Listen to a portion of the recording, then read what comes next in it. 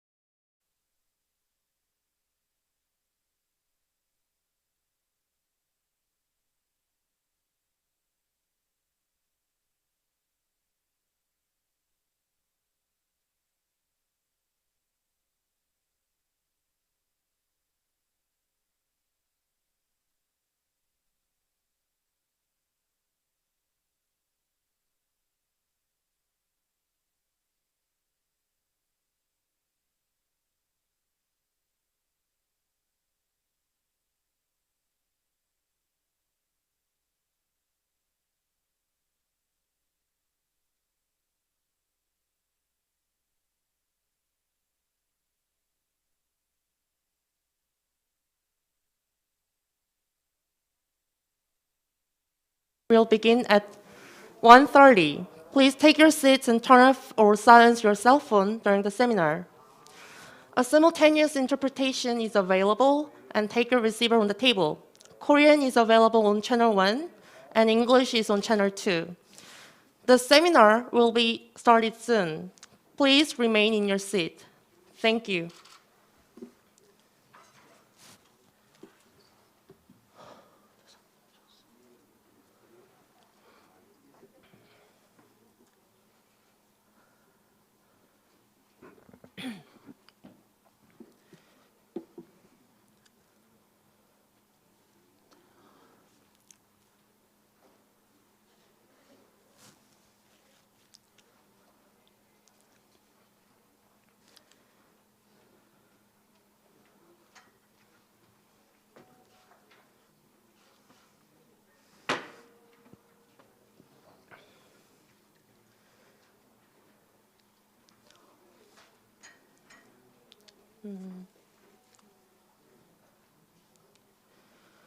May I have your attention, please? One more time. The seminar will begin soon.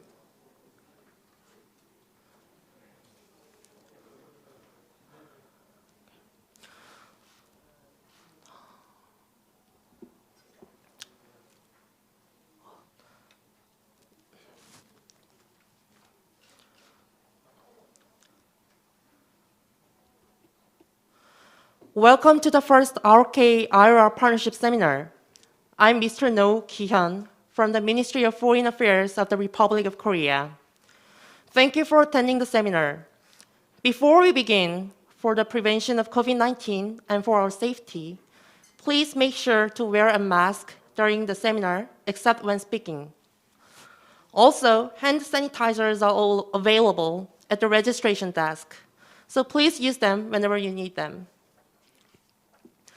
The theme of this seminar is navigating the path to peace and prosperity for the people in the Indian Ocean amid pandemic. Due to the ongoing pandemic, we arranged the seminar with a video from the panelists of IORA countries and IORA Secretariat, and we invited representatives from the related embassies in Seoul, and shared the received videos during the session. Participating representatives from the embassies and Korean representatives will have fruitful discussions on the direction of R.O.K and IORA cooperation. The entire seminar will be recorded and live-streamed for the member states. As for today, we have an opening session and 3 other sessions with different agendas. Also, we will have dinner from 6 to 8. To open the seminar, distinguished participants, please join me welcoming Mr. Kim Chang-hyun, the Deputy Director General of Asian and Pacific Affairs of the Ministry of Foreign Affairs of the Republic of Korea, to the stage for opening remarks. Please give a big round of applause to Mr. Kim Chang-hyun.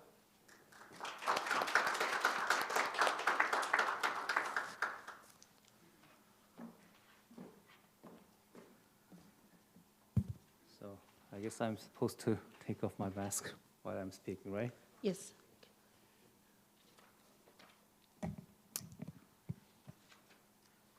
예, 안녕하십니까. 존경하는 내외 귀빈 여러분, 제1차 한국 아이오라 파트너십 세미나에 참석하신 여러분을 환영합니다. 이번 세미나를 내실 있게 준비해 주신 국립외교원, 아세안 인도 연구센터 그리고 한국무역협회에 감사드립니다. 특히 오늘 세미나 참석을 위해 특별히 자리를 빛내주신 아이오라 회원국 및 사무국 참석자 여러분들 모두 반갑습니다.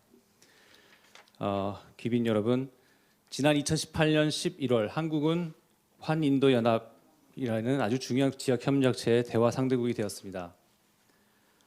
한국은 인도양 지역 국가들과 역사적, 문화적으로는 물론 대무역과 활발한 기업 진출을 통해 밀접한 관계를 맺어왔습니다. 이러한 배경에서 한국의 아이오라 대화 상대국 가입은 아프리카와 남아시아를 아우르는 인도양 공동체의 지속 가능한 성장과 균형 있는 발전에 기여하고 상호 발전을 촉진할 수 있는 방안을 모색하고자 하는 우리 정부의 의지의 발로라고 봅니다.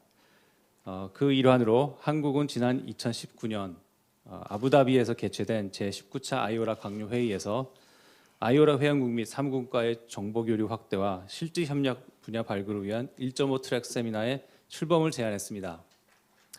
앞으로 이 세미나가 한국과 환인도양 국가 간의 소통과 협의의 장으로서 양 지역 간 미래 협력의 방향에 대한 청사진을 설계하는 소중한 자리가 될 수 있도록 함께 노력해 나가고자 합니다. 비록 코로나19로 인해 회원국 및 사무국 인사들을 직접 만나뵐 수는 없지만 이번 세미나를 위해 귀중한 영상 메시지를 보내주신 각 아이오라 회원국 및 사무국 인사들께도 다시 한번 감사의 말씀을 드립니다. 귀빈 여러분, 이번 제1차 한-IORA 세미나에서는 팬데믹 시대의 인도양과 사람 중심의 평화, 번영을 주제로 환인도양 국가와 한국 간의 실질 협력 방안을 모색해 보고자 합니다. 우리 한국 정부는 그간 미국, 중국, 일본, 러시아 중심의 4강 외교에서 벗어나서 아시아 전체의 평화와 번영을 아우르는 정책을 확대 심화하는 신남방 정책을 적극적으로 추진하고 있습니다. 인적 교류 확대를 통해 사람과 사람을 잇고 호혜적 경제 협력을 통해 상생 번영을 추구하며 안보 협력을 통해 영내의 그 지속 가능한 평화와 안정에 기여한다는 이 신남방 정책의 세 가지 P 정책, 3P 정책을 통해 동남아시아와 남아시아 영내 국가와의 관계 강화와 더불어 외교 다변화를 도모하고 있습니다. 이러한 가운데 한국과 환인도양 연합 간 파트너십 강화는 아세안과 인도뿐만이 아니라 인도양을 아우르는 중동 및 아프리카 지역으로의 협력 확대를 촉진하는 신남방 정책의 촉매제로 작용할 수 있을 것이라고 생각합니다. 이번 세미나에서는 작금의 팬데믹 시대에 신남방 정책의 세 가지 P 기조인 사람, 번영, 평화가 환인도양에서 어떤 방향으로 적용될 수 있는지 그 가능성을 진단하고 미래 협력 방향을 논의하고자 합니다. 아울러 환인도양 연합의 중점 협력 분야 중 하나인 청색 경제, 이른바 블루 이코노미를 중심으로 하는 비전통 안보와 코로나19 이후 주목되고 있는 디지털 무역, 투자 협력 방안 등에 대해서도 심도 있는 논의가 이루어질 수 있기를 기대하겠습니다. 존경하는 내외 귀빈 여러분, 마지막으로 우리 한국에서 자주 쓰이는 한국의 그 사자성어 하나를 소개하면서 마무리 짓고자 합니다. 이게 동주공제라는 말인데요. 이것은 같은 배를 탄 사람들끼리 함께 건너듯 강을 함께 건너듯 어려움 속에서 모든 사람들이 함께 한다는 뜻의 사자성어입니다. 현재 우리는 코로나19라는 유례없는 감염병으로 인해 그 어느 때보다 연대와 협력의 중요성을 더 절실하게 느끼고 있습니다. 이제 환인도양 연합의 22개 회원국 그리고 9개 대화 상대국과 한국은 한 배를 타고 상생과 번영 그리고 평화라는 목적지를 향해 출항하고자 합니다. 이번 제1차 한-IORA 파트너십 세미나를 통해 한국과 환인도양 공동체 지역 국가들이 코로나19라는 경랑에 맞서서 한 배를 타고 헤쳐나가는 계기가 될 수 있기를 기원합니다. 감사합니다.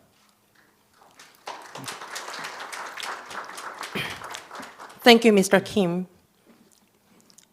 Now we proceed to the congratulatory video message. Please join me welcoming Her Excellency Dr. Nomvyo Nokwek, the Secretary General of Indian Ocean Rim Association.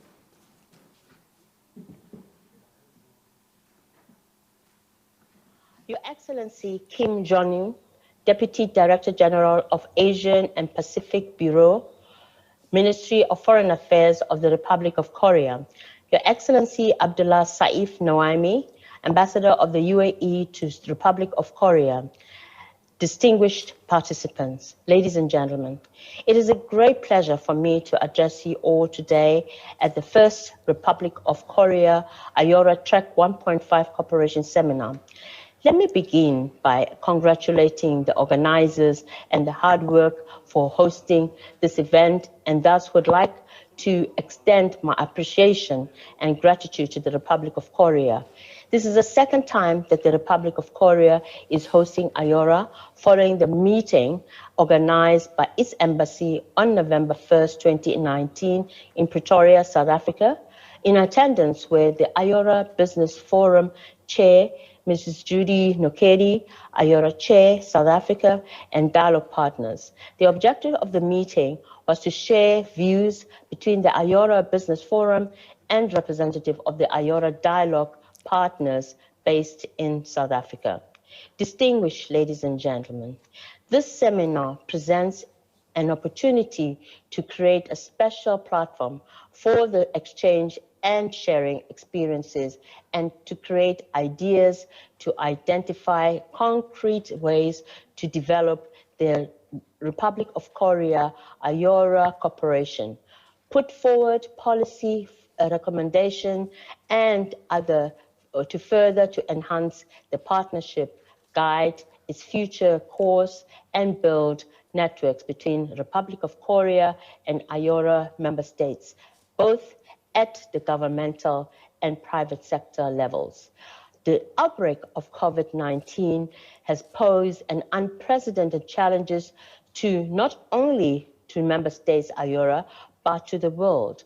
But during this crisis, we believe further cooperation among IORA member states and between dialogue partners is most crucial for an effective and to combat against the COVID-19 induced challenges. Distinguished ladies and gentlemen, first of all, let me take the opportunity to brief you about IORA and its achievements to date. IORA was established on March 7, 1997, with an objective of promoting sustainable development and balanced growth in the Indian Ocean region. The vision originated in 1995 during the state visit of the late President of South Africa, Mr. Nelson Mandela, who said, and I will quote, "The natural urge of the facts of history and geography should broaden itself to include the concept of the Indian Ocean Rim for socio-economic cooperation, and therefore IORA has a 5-year action plan of 2017 to 2021, which was adopted first at the IORA Leaders Summit in Jakarta, Indonesia on the 7th March 2017 to commemorate the 20th anniversary of IORA. It is viewed as a roadmap that sets up concrete actions to be undertaken by the short-term, medium-term, and long-term basis, as well as to charter the future development of the IORA and for promoting cooperation and each priority sectors and focus areas of IORA. On the 20th to the 21st October 2020, a review workshop of the action plan was undertaken on the progress and to develop the new one for 2022 to 2026. The UAE has taken the chairship of IORA in November 2019 under the theme Promoting Shared Destiny and Path to Prosperity in the Indian Ocean, which speaks aptly to our common shared vision of peace and prosperity for the people of the Indian Ocean region. The Abu Dhabi communique in November 2019 acknowledged that cooperation between member states and dialogue partners is essential in order to fulfill the association's goals and to overcome the Indian Ocean region's critical challenges. Distinguished ladies and gentlemen, the reason we are gathered here today is to reaffirm our commitment and to find the means and ways to promoting maritime promotion in a wider range of blue growth sectors to ensure growth in our economies, as well as to develop a common vision in advancing development in IORA priority sectors and across cutting areas. Enhancing maritime cooperation requires collaboration and cooperation among various relevant stakeholders, including academicians, researchers, regional, international organizations, as well as private sectors, among others. Post-COVID-19, blue economy recovery and blue growth, as any other productive economic, environmental, and social sector, will require corrective measures combined with adequate resources, both human and financial, to address challenges of adaptation and mitigation and to navigate safely the perfect storm. There is no denying that the pandemic has negatively impacted at all industries, maritime related, trade, services, tourism, business, and financial institution. However, post-COVID-19, the blue economy will require considerable financial resources to recover, resilience, and adaptation. Consequently, we must rekindle long controversial debate as who should pay when the case is that of benefiting from the access to the resources and services of the ocean, an issue that goes beyond the consequence of the pandemic and in the context of healthy multilateral cooperation for development and sustainability, the very reason of the blue economy. Further to that, IORA also recognizes the crucial role of the private sector, that is public-private partnership. In fact, member states suggested to enhance the involvement of the business sector in various events because they come with resources, especially with modern technology that will be useful for the development of the blue economy. This is also pointed out at the IORA Business Summit report on building partnership for sustainable and equitable business growth, which was held on March 6 in the margins of the IORA Leaders Summit in 2017.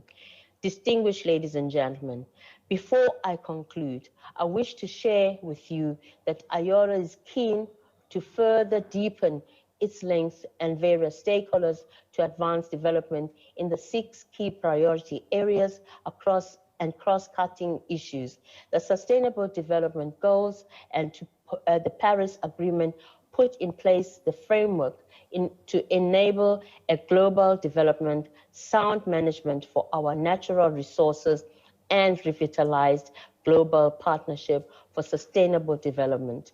The potential of the ocean to meet sustainable development needs and mitigate climate change is enormous, but only if they can be maintained or restored to a healthy and productive state.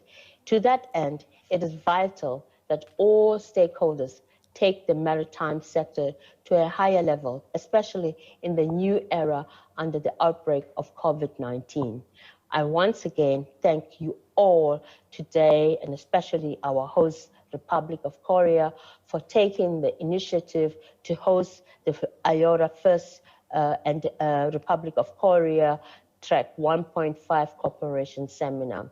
I take the opportunity to again express my appreciation for your participation in this event. I hope that the meeting will provide us with new tangible outcomes for the cooperation between IORA and the Republic of Korea. I thank you. Thank you, Your Excellency. Now we proceed to 2 congratulatory speeches. Please join me welcoming Mr. Jo Ha-ki, the Vice President for International Affairs of Korean International Trade Association. Thank you, and good afternoon. My name is Ha-ki Jo, Vice President for International Affairs at Korea International Trade Association, one of the co-host organizations of today's seminar. I would like to thank Mr. Kim Jang-hyun, Deputy Director General of the Asian and Pacific Affairs Bureau of Ministry of Foreign Affairs, Dr. Nombuyo Nogue, the Secretary General of the Indian Ocean Rim Association, and His Excellency Abdullah Sheikh Al-Nuaimi, the UAE Ambassador to Republic of Korea, for joining us today and opening remarks and video message. I would also like to welcome all the speakers and panelists and the embassy officials who are with us in person and some of the online participants. Currently, we are facing unprecedented crises and challenges stemming from the COVID-19 pandemic.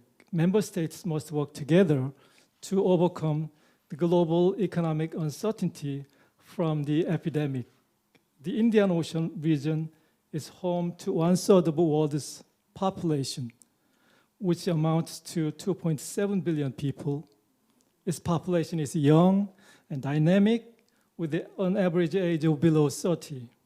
The Indian Ocean is the third largest ocean and one of the fastest growing economic hubs. It is also a major trade route that carries half of the world's container ships and 1/3 of the world's bulk cargo traffic.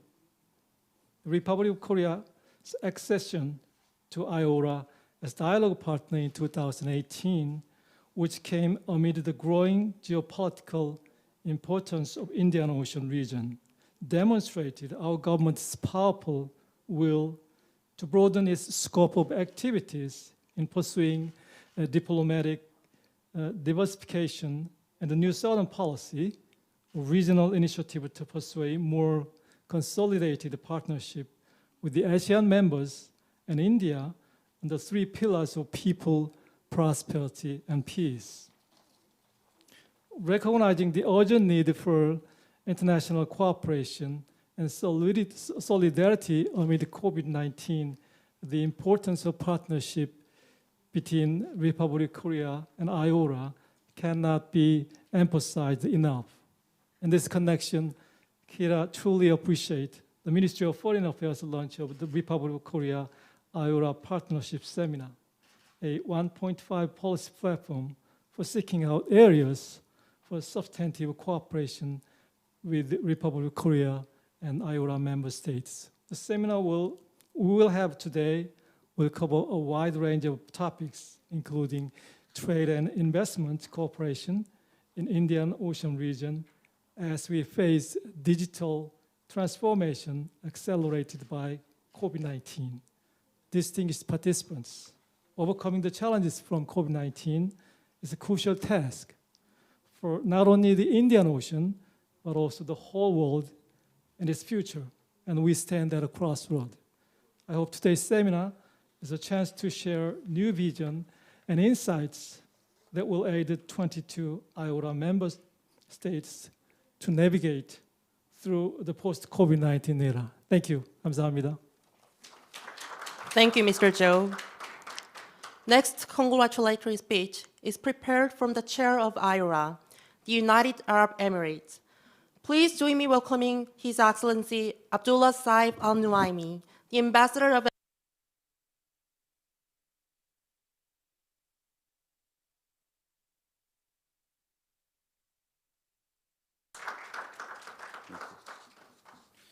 Good afternoon, Your Excellencies, distinguished guests. First, let me to express my sincere thanks to the host of this seminar, the Republic of Korea, which is a special strategic partner of the UAE and an important dialogue partner within the Indian Ocean Rim Association.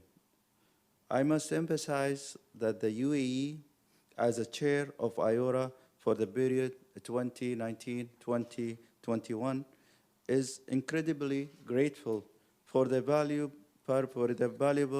positive, and constructive engagement of all dialogue partners during our chairship.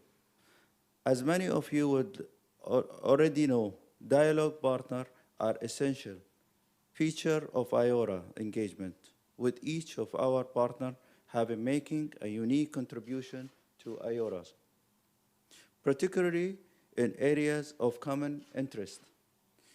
In recent time, I-ORA engagement with the dialogue partner has expanded significantly, especially in response to the COVID-19.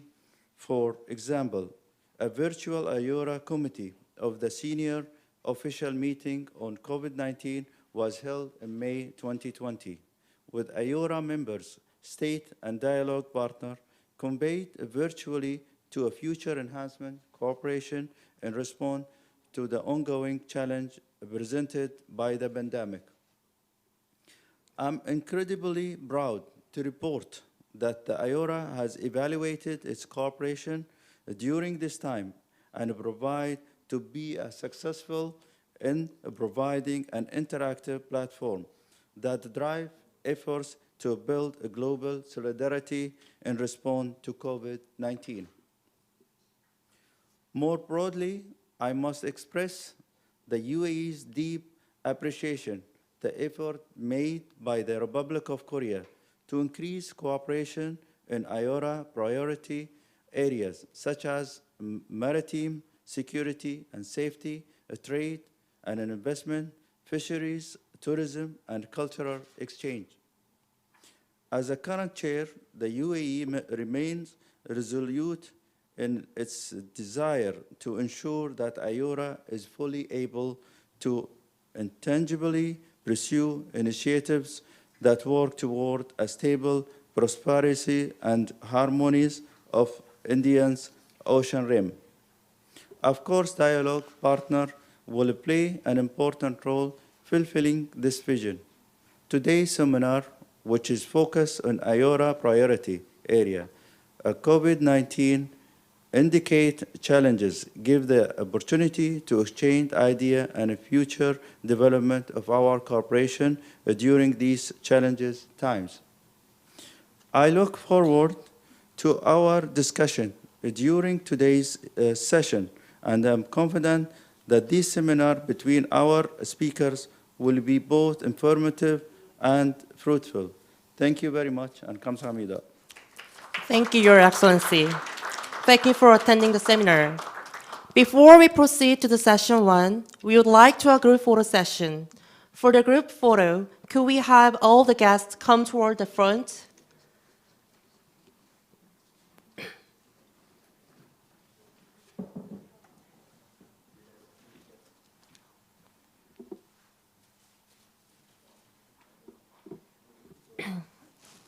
All the guests come toward the front for the group photo. Be appreciated.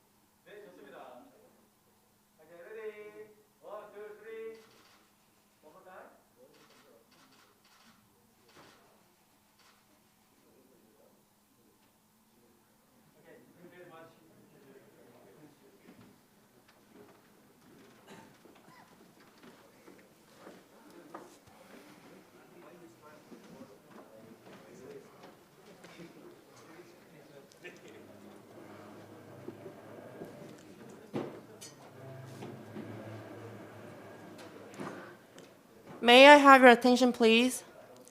Now the session one of the seminar, under the title of Linkage of the Regional Visions, New Southern Policy in IORA, will start. Please take your seats and turn off or silence your mobile phone during the sessions. Thank you.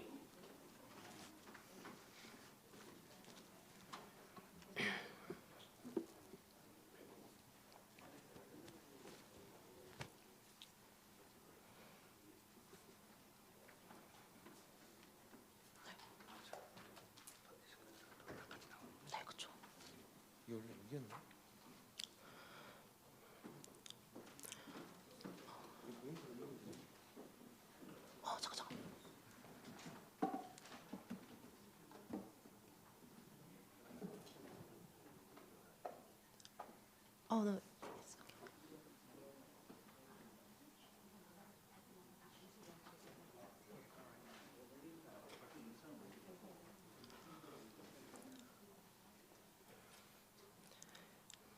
Now we proceed to the session 1, Linkage of the Regional Vision and New Southern Policy in IORA. The session starts with the first presentation under the title of Partnership with IORA, a catalyst for upgrading R.O.K.'s New Southern Policy in IORA by Dr. Jo Won-Deuk. He is a research professor of the Center for ASEAN and Indian Studies of Korean National Diplomatic Academy. Please welcome him with a warm round of applause.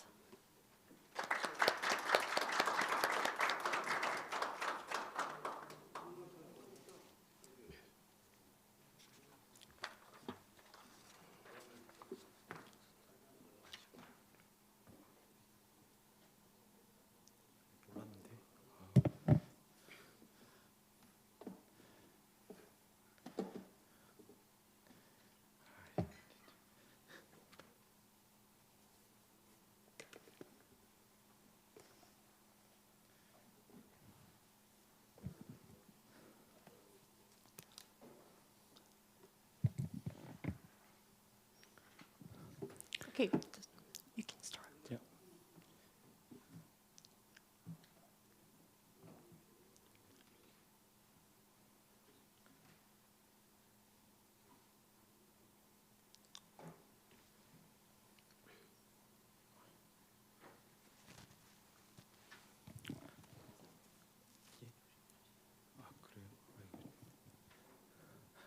Good afternoon, distinguished experts, officials, diplomats from IORA member countries. It is my pleasure and honor to participate in the first R.O.K-IORA seminar. Before getting started, I'd like to make it clear that it is only my personal view, not representing KNDA or MOFA. As Deputy Director General Mr. Kim Jang-hyun mentioned, South Korea became a new dialogue partner in the IORA in 2018.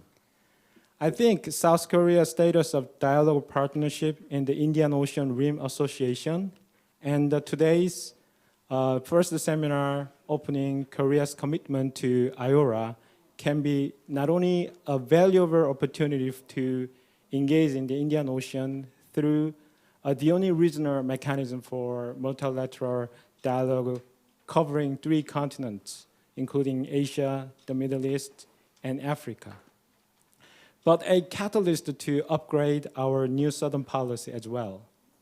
The IORA and South Korea, therefore, will be enjoying consultative relationship down the road in the agreed areas of common interest, including maritime safety and security, economic cooperation, and disaster risk management and blue economy.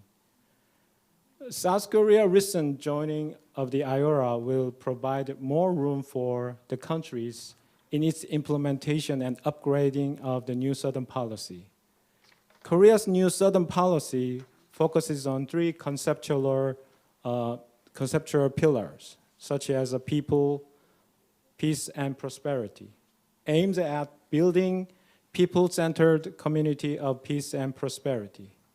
In other words, New Southern Policy also emphasizes an integrated, peaceful, and stable community that enjoys co-prosperity, realized lasting peace and stability, accelerates co-prosperity in the region through joint endeavors, including freer movement of goods and services, enhances mutual understanding, and deepens the friendships. In addition, President Moon puts much emphasis on international cooperation in the post-COVID-19 era and human security, as giving a special address to mark 3 years in office on May this year. The vision of a New Southern Policy is in harmony with preambles and principles in the Charter of the IORA. For instance, in the Charter of the IORA, the preamble part posits that IORA realized that countries watched by the Indian Ocean in their diversity offer vast opportunities to enhance economic interaction and cooperation over a wider spectrum to mutual benefit and in a spirit of equality, I.O.R.A is conscious of their responsibility to promote the welfare of their peoples by improving their standards of living and quality of life. Thus, we can achieve synergy between objectives of I.O.R.A and vision of the new Southern policy by expanding cooperation between I.O.R.A and South Korea. It is also worth to note that the I.O.R.A comprises India, Indonesia, Singapore, Malaysia, and Thailand, key partners in Korea's new Southern policy. Korea can contribute to the achievement of the mutually beneficial economic development in the region, collaborating with the I.O.R.A members, which are also key partners of the new Southern policy. For this, South Korea can also expand the diplomatic diversification and make cooperative partners belonging to the three continents. The I.O.R.A has a great importance recently. The US, Japan, Australia, and India are pushing for the formulation and implementation of Indo-Pacific strategy, and China is increasing its presence in the region with the Belt and Road Initiative. This currently unfolding in international relations will increase the importance of I.O.R.A as a pan-Indian Ocean multilateral mechanism.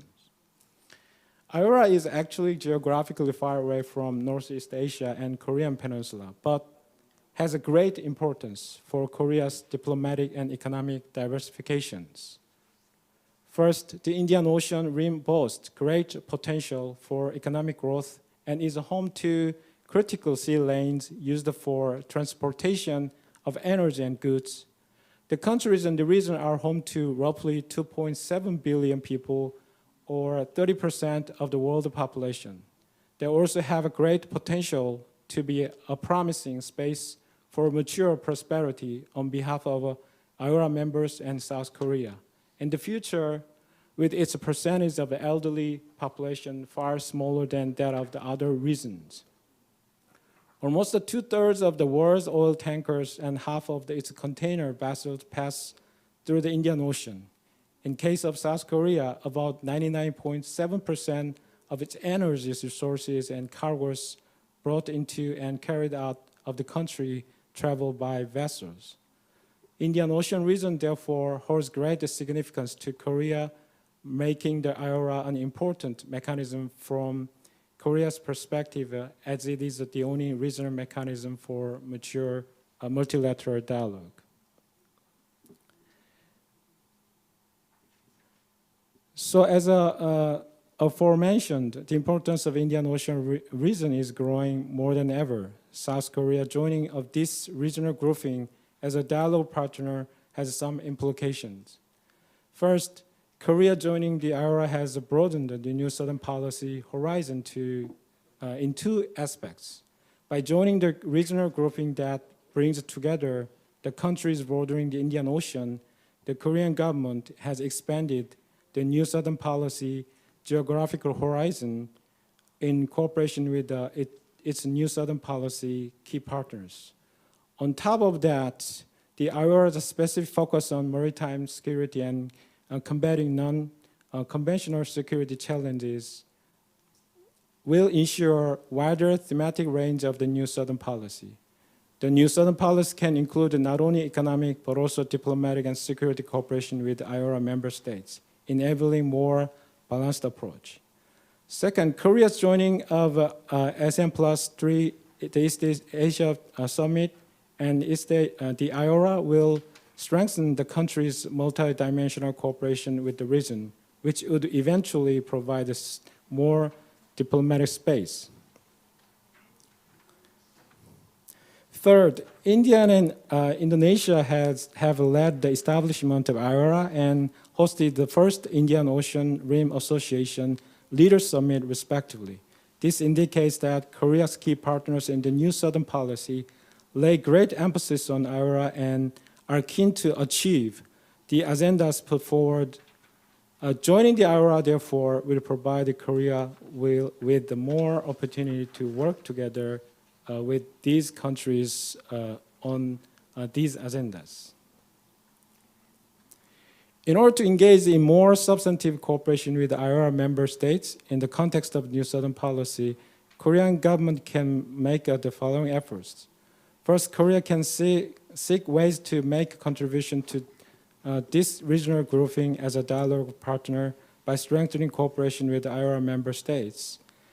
And second, in the COVID-19 pandemic, we have seen an important turning point in realizing the urgent need for a recovery of multilateralism while confirming the weakness of the global governance system. In this situation, all countries should actively cooperate to build economic and political coalition, including health cooperation to overcome the COVID-19 crisis and post-COVID-19 hardships. Thus, IORA opens a window of opportunity for South Korea to contribute to regional cooperation as a responsible middle power and a dialogue partner of IORA regarding public health and economic resilience in the post-COVID-19 era. Lastly, Korea can develop a cooperation initiative related to where the IORA focus lies and engage in bilateral or trilateral cooperation with its key partners in New Southern Policy, including India, Indonesia, Thailand, Malaysia, and Singapore, in order to take an active role as the association as a new dialogue partner. For this purpose, Korea may consider seeking agendas for IORA into issues areas when it is in cooperation with ASEAN and India. Thank you very much. Thank you, Dr. Cho. Next video presentation. Under the title of COVID-19, a momentum to strengthen regional solidarity in IORA, will be presented by Dr. Adriana Elizabeth, a professor from University of Pelita Harapan in Indonesia. During the Indonesian chairmanship of IORA from 2015 to 2017, she was the focal point of Indian Ocean Rim Academic Group. Please welcome her with a big round of applause. Good afternoon, ladies and gentlemen. I'm Adriana from Indonesia. I'm going to present a topic on COVID-19, a momentum to strengthen regional solidarity in IORA.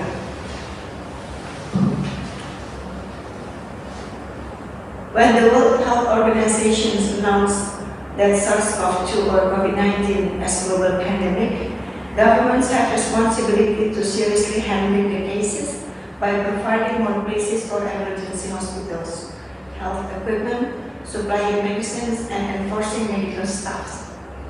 In parallel, government have been struggling to keep social economy stable.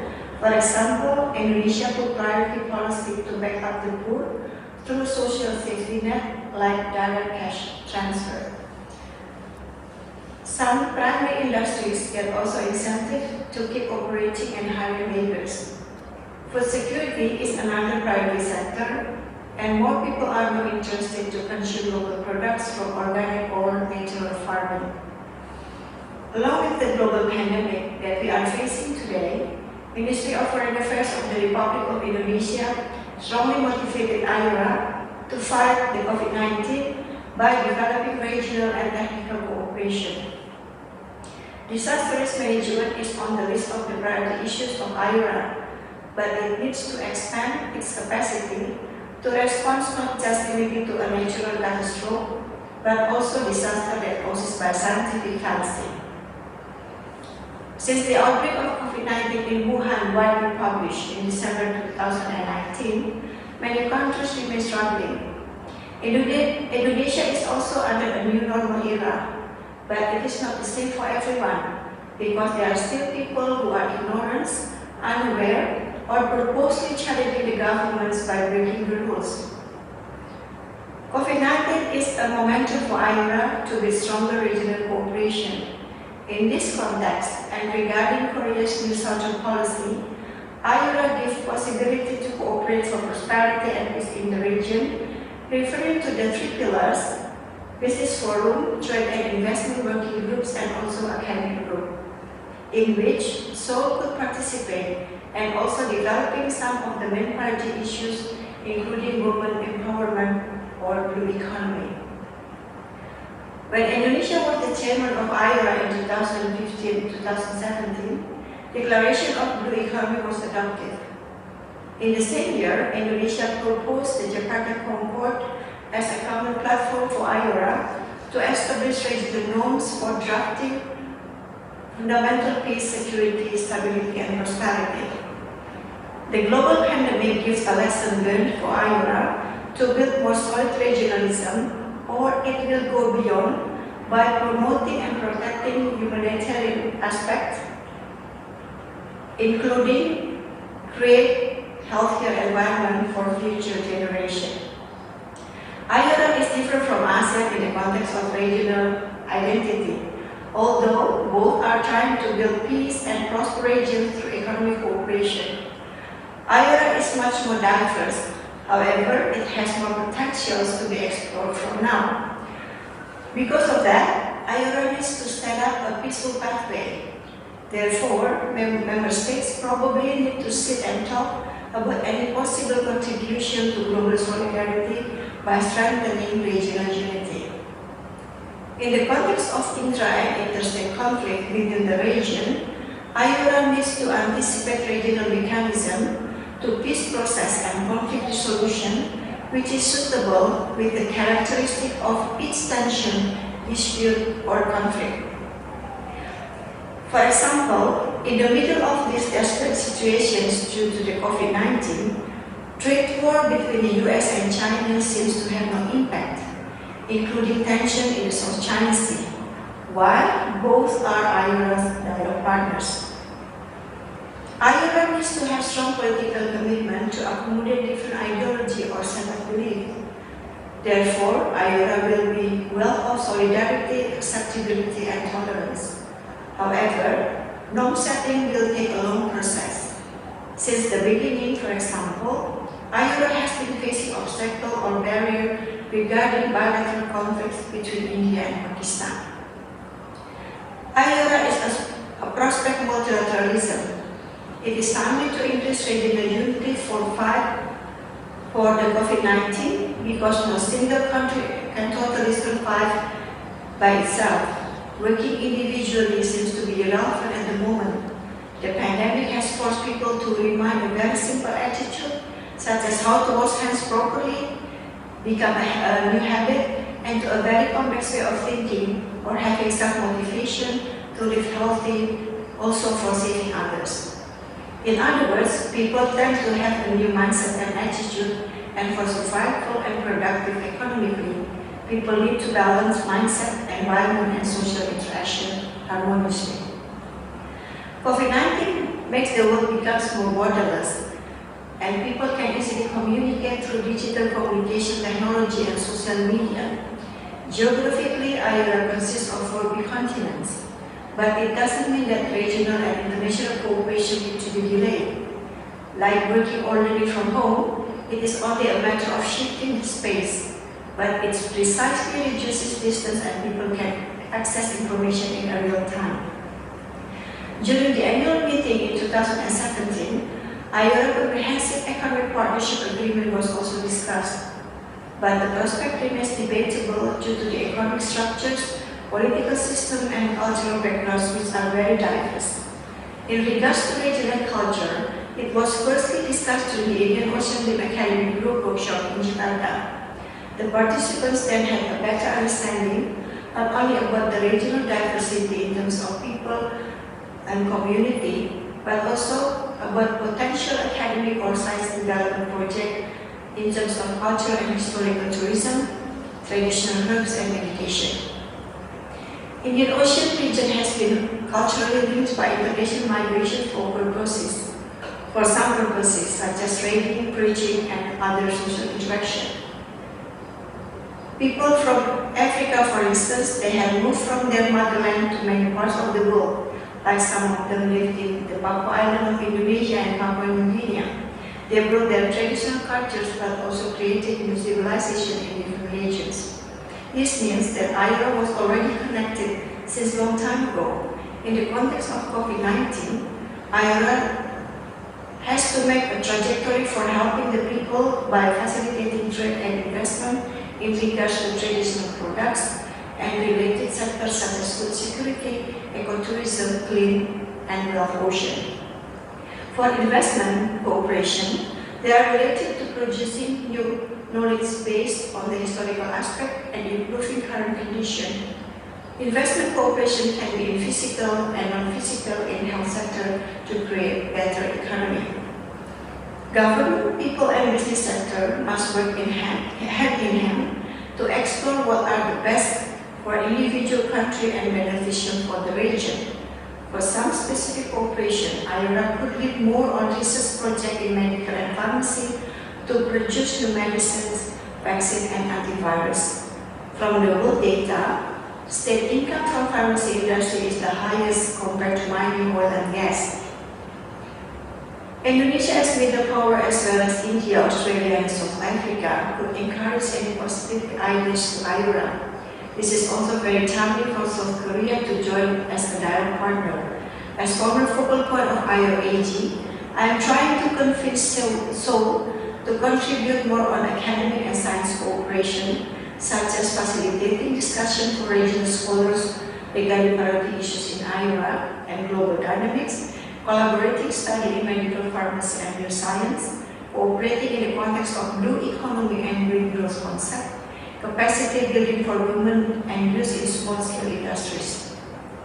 IORA consists of around 2 million people. It is the future region of the world with great market space and natural resources. IORA has to build strong solidarity and its members could give the best contribution. Then IORA will bring advantage for the world. Due to the pandemic, IORA has choices to go beyond regional solidarity or work closer to explore regional potentials. Any positive initiative will be good for IORA and the rest of the world. Thank you very much for your attention. Thank you, Dr. Elizabeth.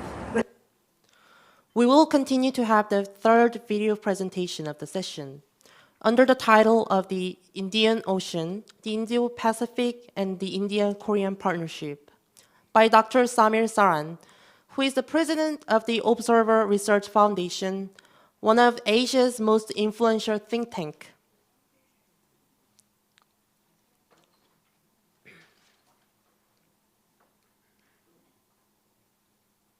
Who you are in the world, and greetings from India. Let me first congratulate the organizers, the Korean National Diplomatic Academy, for organizing this very important discussion. I want to structure my comments today in 3 parts. The first dealing with the political, the second dealing with the geopolitical, and the third finally exploring the role specifically of South Korea and its relationship with India in strengthening both the politics and the geopolitics that are beginning to shape not just the Indian Ocean Rim Association and its associated region, but the wider Indo-Pacific geography. The Indian Ocean Rim Association, which is a platform of 22 member countries and another 10 partner countries, has become one of the most inclusive and open platforms that discuss the most crucial questions for the regions, the communities, and the countries that reside in this particular ocean. This particular region, the Indian Ocean Rim, which is the hub for this particular association to have been created, is now buffeted by 2 distinct political trends. The first, of course, is the rise of the Belt and Road Initiative, scripted by the Chinese, which is beginning to have influence on the geoeconomics and indeed on the political arrangements in the region. The future of the Indian Ocean Rim Association will have to accommodate this Chinese reality. Some of it is useful and contributory. Some of it is creating perverse regimes and collateral difficulties for many who reside here, including some of those who are part of this particular association. The second reality, of course, is the emergence of the Quad. The Quad has the potential to create new technology frameworks. It has the potential to create and sustain new investment architectures. It is certainly going to be a contributor to the security and the wider security agenda of the region.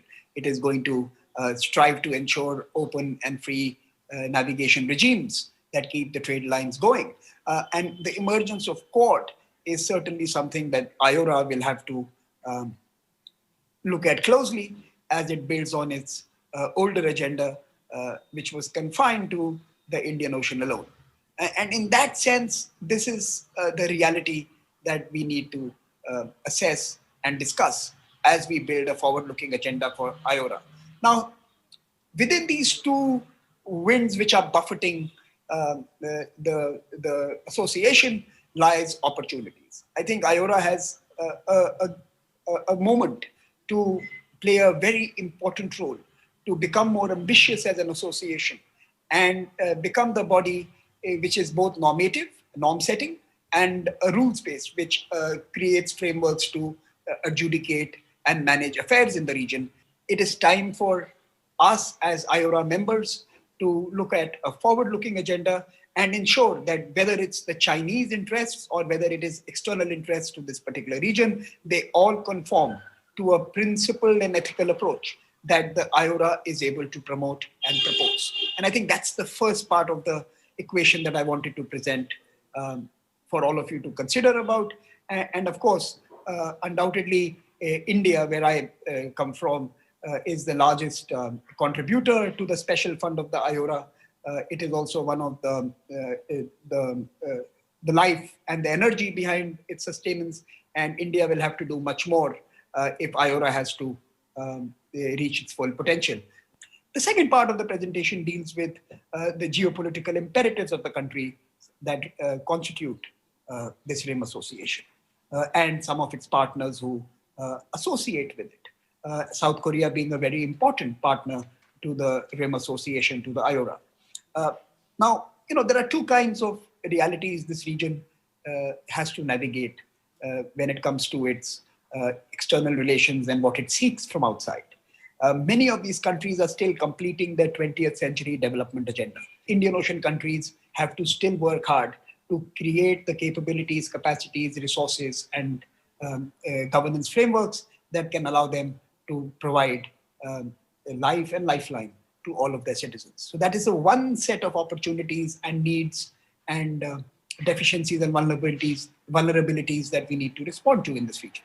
The second set belongs to a 21st century agenda that many of these countries have already embraced. We all realize that we are sitting at the very beginning of the fourth industrial revolution, which is going to be powered by innovation and technology, which is going to be driven by human talent and human ingenuity. And whether it's skilling, whether it's education, whether it's investment in incubation hubs, whether it's building and being part of global value chains, whether it is looking at creating valuations in the gig economy, in the online world, and in the virtual sectors. Most of these countries are at different stages of embracing this new industrial cycle. And for that, we also need to build external partnerships, external relations, and cooperative mechanisms that will allow us to succeed in this new fourth industrial revolution. So clearly, the countries in the Indian Ocean Rim Association and some of their partner countries will have to be focused both on the development agenda of the 20th century and in the growth and prosperity opportunities of the 21st century. And therefore, the geopolitics that is going to emerge from these two distinct projects that are currently underway will shape many of the multilateral, plurilateral, and bilateral approaches and engagements that unfold. And in this regard, I want to move to the third part of my presentation, which is the partnership with South Korea and why it is so important. The partnership South Korea needs to carve with IORA needs to be very ambitious.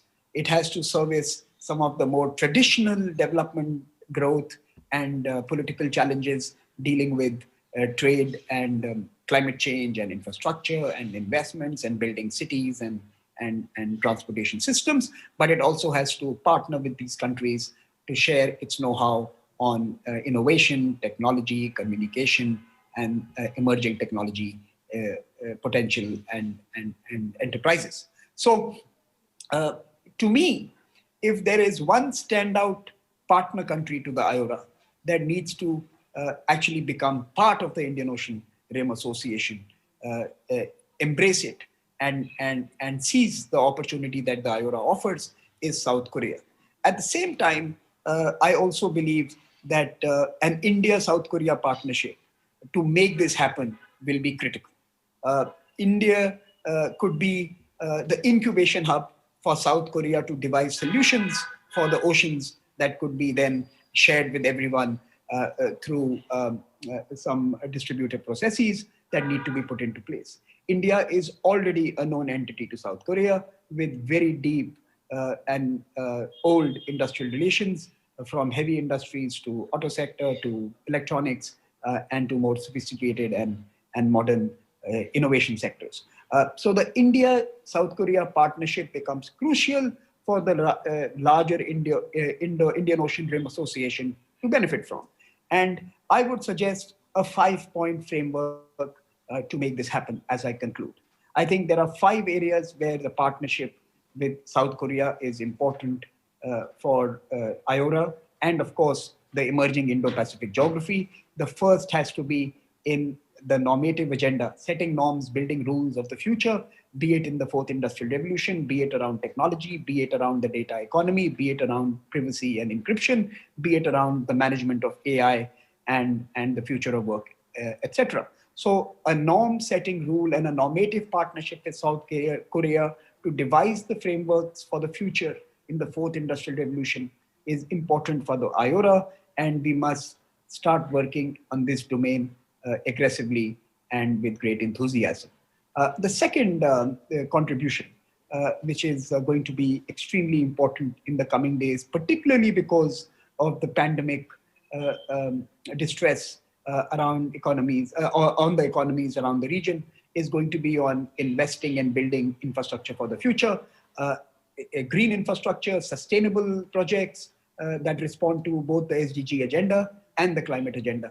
And here again, because of the capabilities that Korea already possesses, and because of its partnership with India in many of these sectors, which are robust and strong, I believe this is another landscape where Korean participation in rebuilding the region or building the region in a sustainable and green manner could be vital and important. And a green transformation partnership with Korea could be a second area for greater collaboration and partnership.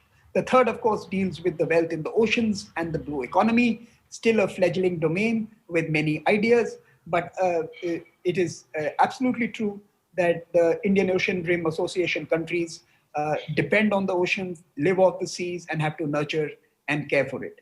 We will have to build very modern blue economy enterprises. We will have to create it in a sustainable manner.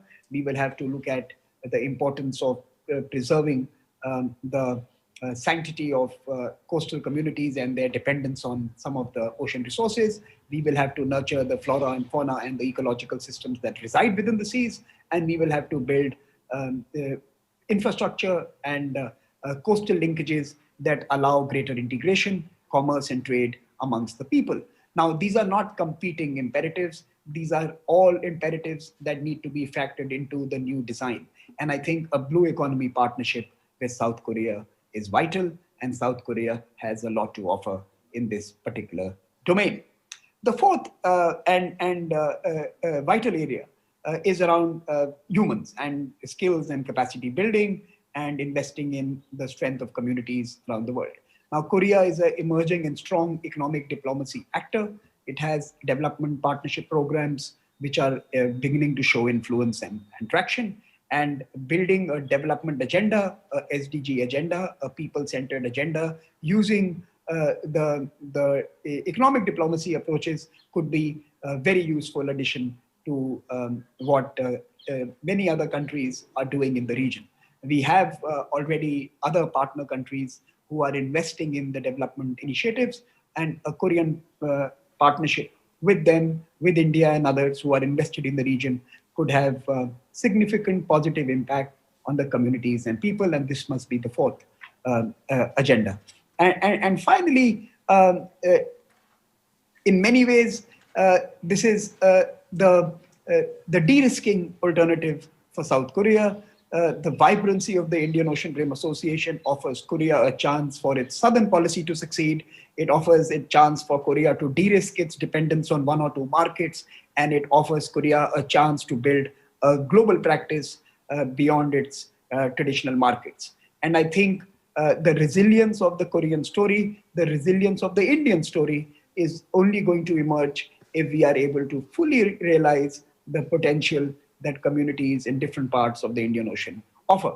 And Indian Ocean-wide market framework or Indian Ocean-wide economy that is able to create livelihoods and jobs for its young populations are all important for countries such as South Korea, such as India and others who will need a productive population for their own growth stories. So investing in the growth of the wider region is an imperative, and the India-Korea partnership in building this wider economic framework in the region will hold us all in good stead. I hope that some of this materializes soon. Indian Ocean Rim Association cannot sit on its haunches. There are other actors who are wanting to shape the region, two of whom I've already mentioned, and some who I haven't. But it's a competitive space for norms, for rules, for laws, and for economic growth. And Indian Ocean Rim Association will have to become an organization that is able to compete. With that, let me thank the organizers again for inviting me, and I wish you all very fruitful discussions, and I hope to host some of you in India on this question very soon. Thank you very much, and my best wishes to the Diplomatic Academy. Good evening or good afternoon. Thank you, Dr. Saran. Last presentation will be presented by Dr. Gatot Hari Gunawan for Blue Economy and Fisheries Management of Indian Ocean Rim Association. The title of the presentation is Navigating R.O.K-IORA Cooperation.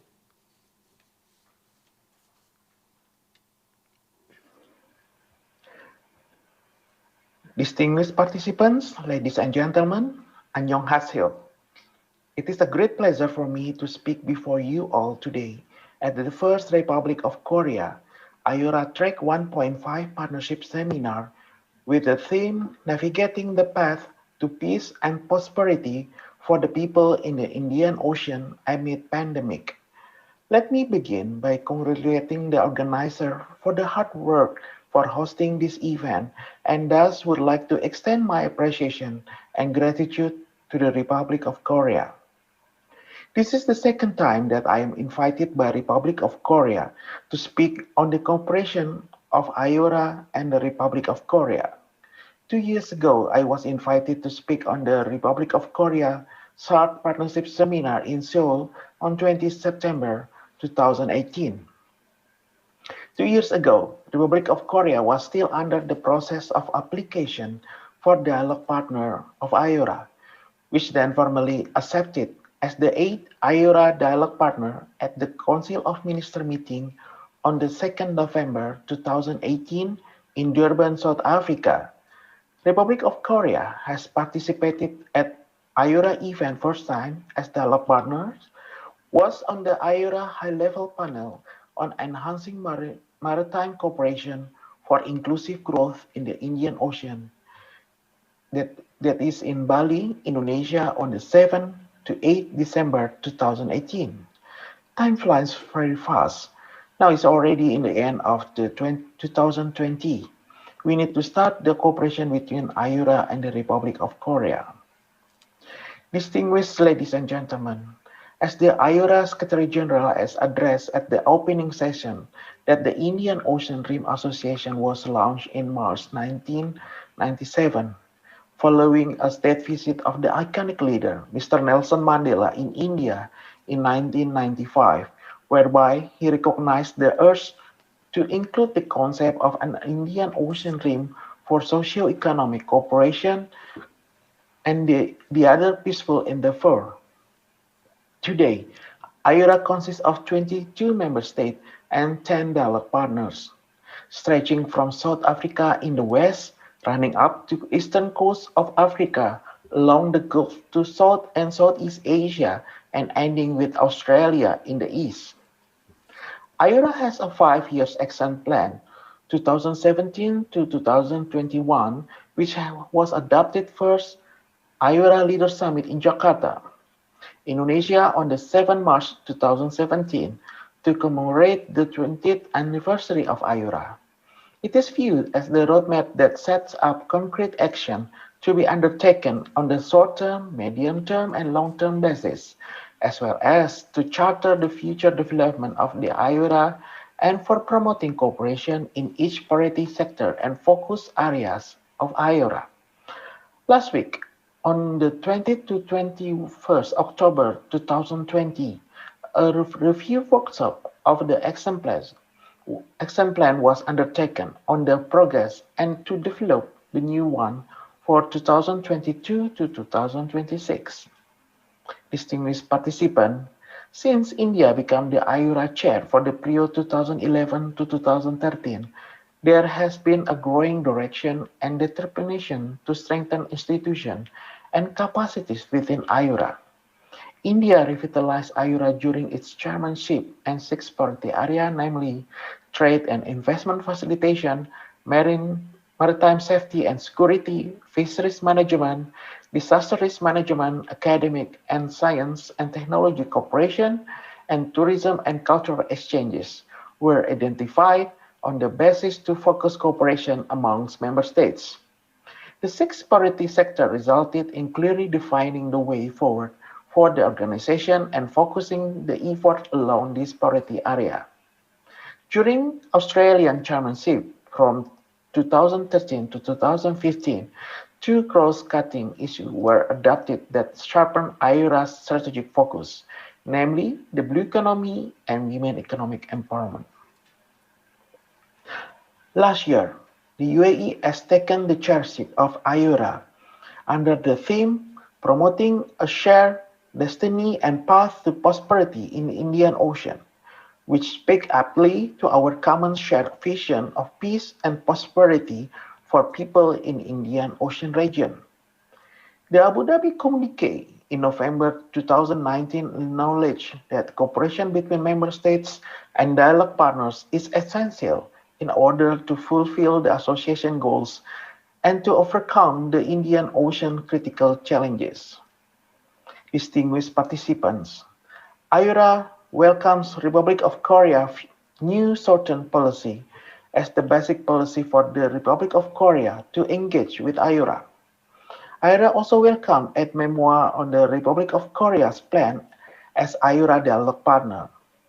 The memoir has mentioned that Republic of Korea will increase cooperation with IORA, especially in IORA priority area of maritime security and safety, the blue economy, trade and investment facilitation, women's economic empowerment, and academic cooperation.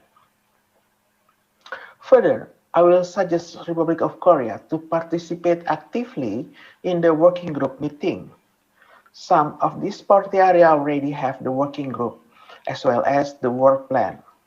Thus, I encourage Republic of Korea to see the work plan and may propose activity which is in line with the work plan. As a developed country which has some expertise, the Republic of Korea may host capacity building training for IORA member states. We, the Secretariat, will assist you to organize the events. Further, regarding the working group meetings, we will have the meeting of the working group of the economy, working group on the women economic empowerment, and working group on the maritime safety and security in the near future. Secretariat will inform you once we got the information from the country coordinator. I would like to say one Korean wisdom word. I wish I can say properly. Mumchuzimako kesok kakana kakiman hantamion nujudo sangwanemda, which means it doesn't matter how slowly you go as long as you do not stop. Therefore, let us start the cooperation between the IORA and the Republic of Korea to achieve our common goals and bring peace and prosperity in the region. Secretariat will facilitate the cooperation between IORA and Republic of Korea. Distinguished participant, before concluding, I wish to share with you that IORA is keen to further deepen its link with various stakeholders to advance development in its 6 priority areas and 2 cross-cutting issues. The potential of the ocean to meet sustainable development needs and mitigate climate change is enormous, but only if they can be maintained in or restored to a healthy and productive state. To that end, it's vital that all stakeholders take the maritime sector to the higher level, especially in the new era under the outbreak of COVID-19. I once again thank our host, Republic of Korea, for taking the initiative to host the first Republic of Korea IORA Track 1.5 Partnership Seminar. I take this opportunity to again express my appreciation to your participation in this event. I hope that the meeting provides us with some tangible outcomes for the cooperation between IORA and Republic of Korea. I thank you. Dandanyi 감사합니다. Thank you, Dr. Gunawan. Now we proceed to the open discussion. Please come to the stage when the name is called. Please give a big round of applause to the presenters. Professor Choi Won-ki and the panelist Dr. Cho Won-duk, Mr. Riza Hera Wardhana, the Counselor for Political Affairs of the Embassy of the Republic of Indonesia, and Mr. Kriti Das Tokchom, a second secretary from the Embassy of the Republic of India, Mr. Muhammad Haidas, first secretary of the Embassy of Malaysia, and Mr. Adrian Lee, the deputy chief of mission of the Republic of Singapore. Once again, please give a big round of applause to the panelists.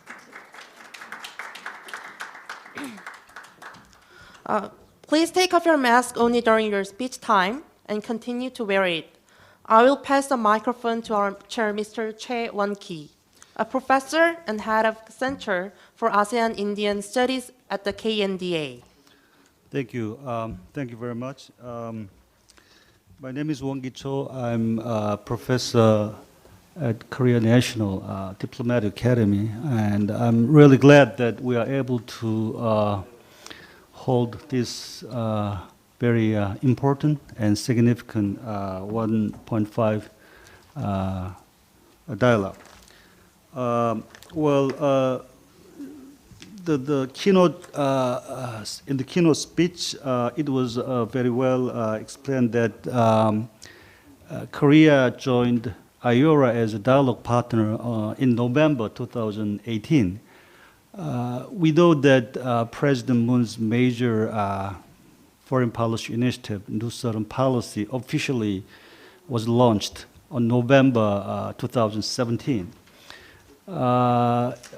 In support of the government foreign policy, Korea National Diplomatic Academy, which is a major foreign policy think tank supporting the foreign ministry,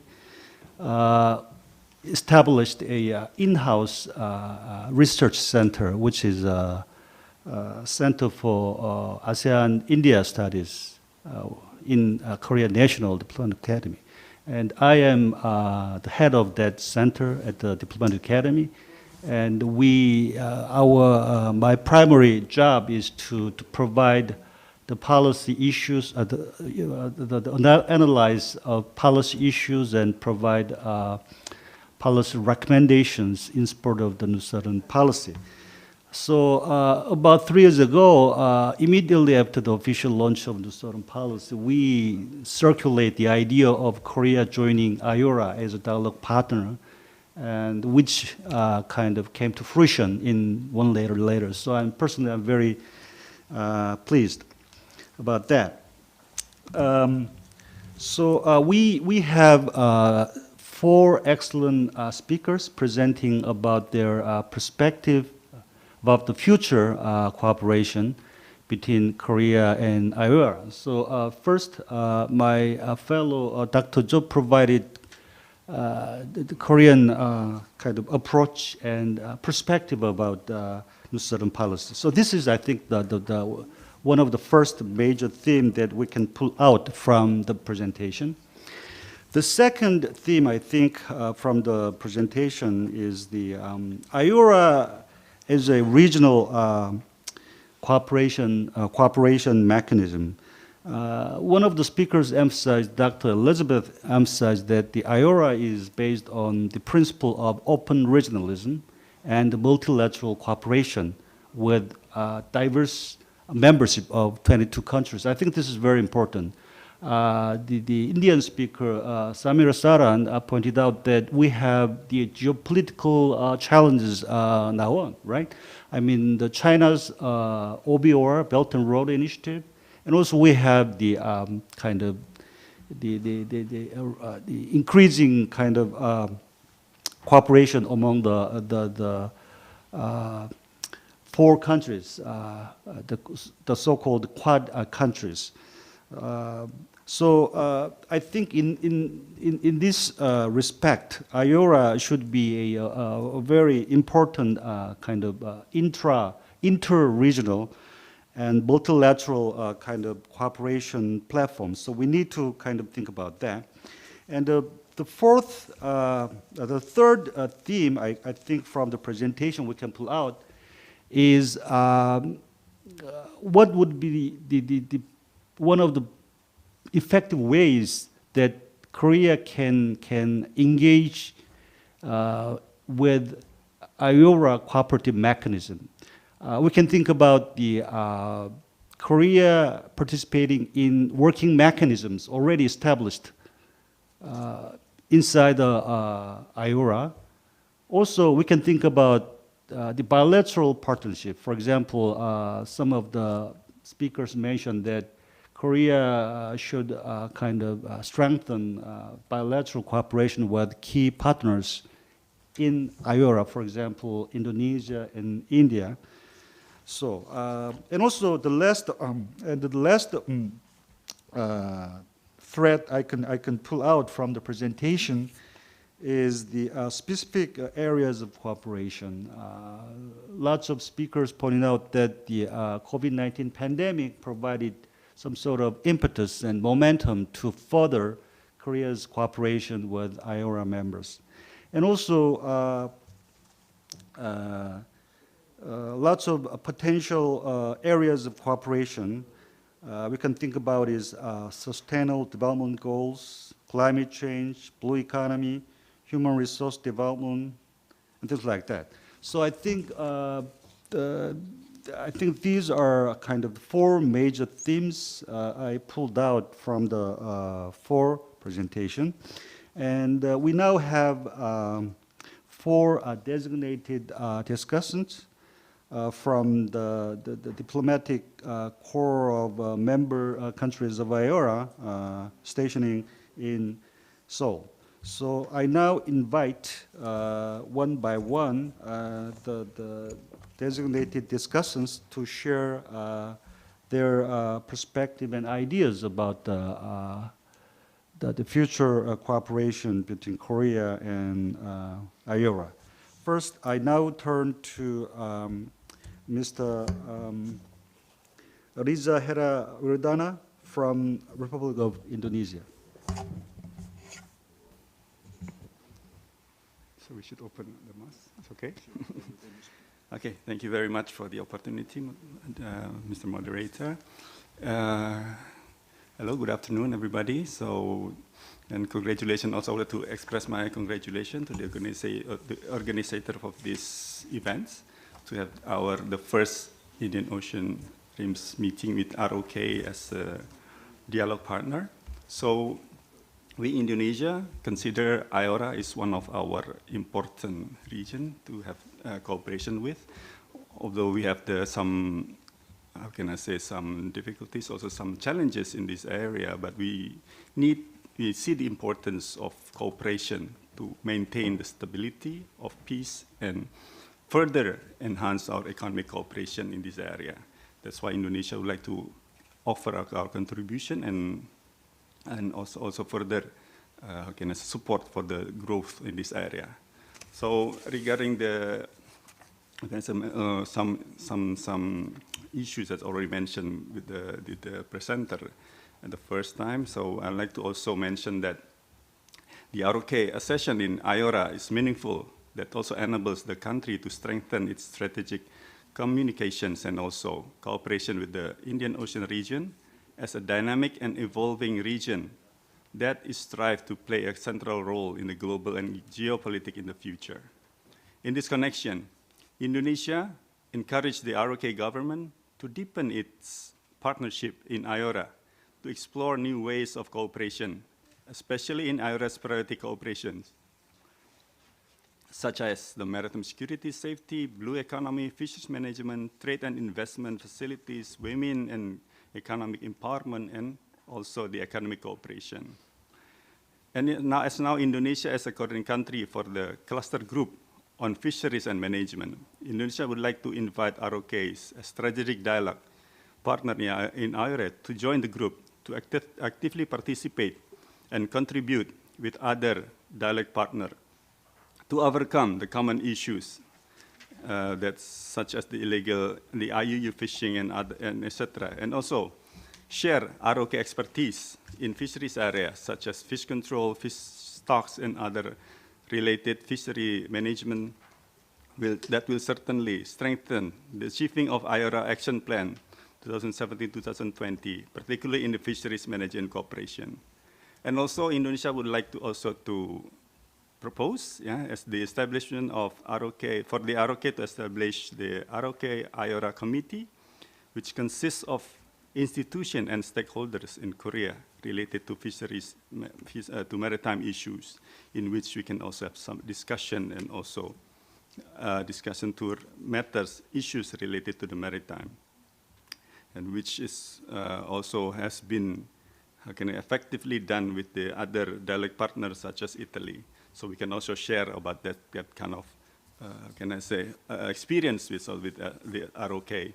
And related to the New Southern Policy, we Indonesia also, as one of the major partner of Korea in this New Southern Policy, we see that last year the commemorative summit, R.O.K. and ASEAN commemorative, has gained some momentum for the New Southern Policy to further develop, but also as we are well aware of that because of the COVID-19, the cooperation, and also the everybody in the world has affected by this pandemic. That's why maybe we would like to also seek the possibility for the future that maybe in the next 10 years we might be dealing with the new technology, new advancement, new digitalization, and a new way of life. That's why the cooperation during the pandemic and also the post-COVID era, the word post-COVID era, this is also something important that we should also become one of the main cooperation, specifically in the health and biopharmaceutical industry, and food security, green development, and also in the digitalization. Maybe in this regard, maybe South Korea could also put more emphasis on how NSP partners could tap into deeper cooperation with the country on these 4 important areas. New Southern Policy should provide strong platform for its partner to work together with South Korea in creating new innovation and new technology that would benefit the peoples.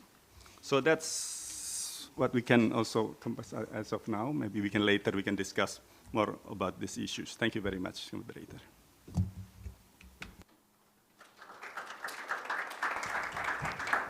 Thank you. Now the next speaker is Mr. Christy Chokson from Republic of India. Please. Good afternoon, everyone. Thank you, Moderator Professor Wang Choi, my dear colleagues, those in the panelists, and all the distinguished guests. We consider IORA as an important platform for regional cooperation in the Indo-Pacific region. It is a preeminent and the largest regional grouping in the Indian Ocean region, with 22 members and the 10 dialogue partners from various regions. IORA brings together diverse viewpoints and novel ideas for the progress of the IORA. Being a founding member of IORA, India is strongly committed to the strengthening of the IORA, whose identified cooperation areas can bring peace, security, and prosperity to the Indian Ocean region states. India, as the lead country on the IORA priority areas of disaster relief management and academic science and technology, is working to strengthen the capacities of IORA member states and to encourage research and innovation in the Indian Ocean region.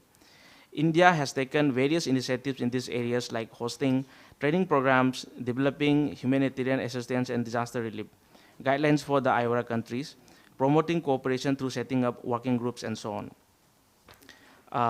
With R.O.K. being a dialogue partner with IORA, there are many areas of cooperation which can be done, which would also fall under R.O.K.'s New Southern policy. A few of our former speakers had also mentioned the areas of such cooperation. One area which we can focus more now because of the prevailing condition is the pandemic-related cooperation. R.O.K. has come out quite strong from this current pandemic. They can provide the guidelines and the ways for many other countries how to come out of this pandemic situation. Now we can think about cooperation in the vaccines, because it would be an area in which the whole of the region, the countries in the region, would be needing help from each other. And another area in which R.O.K. had started is starting the movement of the people, especially the business people, in order to keep the economy going, in order to keep the trade going on, such as introduction of the fast track with few of the countries, both with the ASEAN countries as well. So this is something which R.O.K. can take a lead, and from which the other countries can also learn. So these are few of the areas as a start, and other areas in which we can focus is on the disaster relief and the resilient. In fact, India had started a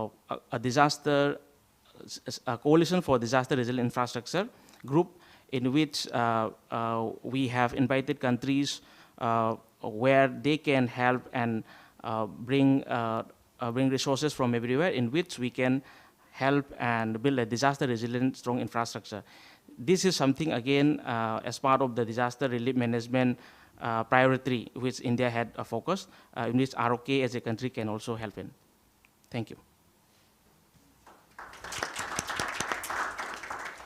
Thank you for your very brief and succinct presentation. Now I turn to Mr. Muhammad Haidas from Embassy of Malaysia. Thank you, Professor. First and foremost, allow me to express Malaysian appreciation towards R.O.K. for organizing the first R.O.K-IORA Partnership Seminar under the theme of navigating the path to peace and prosperity for the people in the Indian Ocean and pandemic. So when we talk about New Southern policy and IORA, there's such a linkage between these both policies, as mentioned earlier by the speaker's presentation.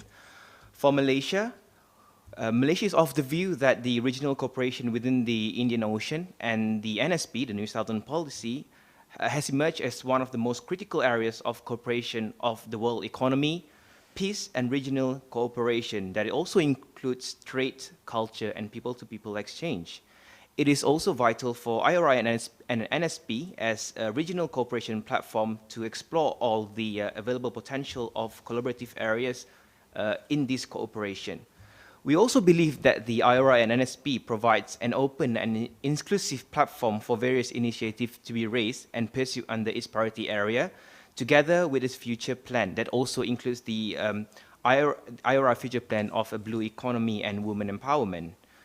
Malaysia has placed importance in working closely together to explore further and potential of various tangible areas of cooperation, namely trade, tourism, economy, peace, and energy. In this regard, Malaysia is committed and will continue to play an active role in IORA and NSP as well, and to give support to its activities and projects given the rich geographical and social culture and diversity of the IORA and NSP member states. So moving forward, among the issues, as mentioned earlier by my colleagues from Indonesia and India, among the potential areas that R.O.K. could further explore in this further cooperation in IORA includes health, for us it's including healthcare and medical. So as we address the issue of COVID-19 pandemic, we are of the view that the healthcare and medical, especially medical science, is very important to be addressed, especially as we are going through this hard pandemic time. We also believe that the health and medical science is very important to reduce, especially cooperation in this area is very important to reduce the likelihood of future pandemics. So with this cooperation, we believe that we could further deter the future pandemics with such cooperation between countries of IORA and NSP. We also hope, secondly, we also hope that the R.O.K. will continue to work together with IORA member state as well as NSP members in post-COVID-19 pandemic, especially to help in rebuilding efforts and continue to play a role in global economic open. Moving forward, the launch of the NSP and also the timely join of the R.O.K. inside the IORA is important given the fact that ASEAN is a potential partner for R.O.K. to diversify its foreign policy. So we hope that continuous cooperation could further be enhanced between IORA in the framework of IORA and NSP for the R.O.K. Thank you.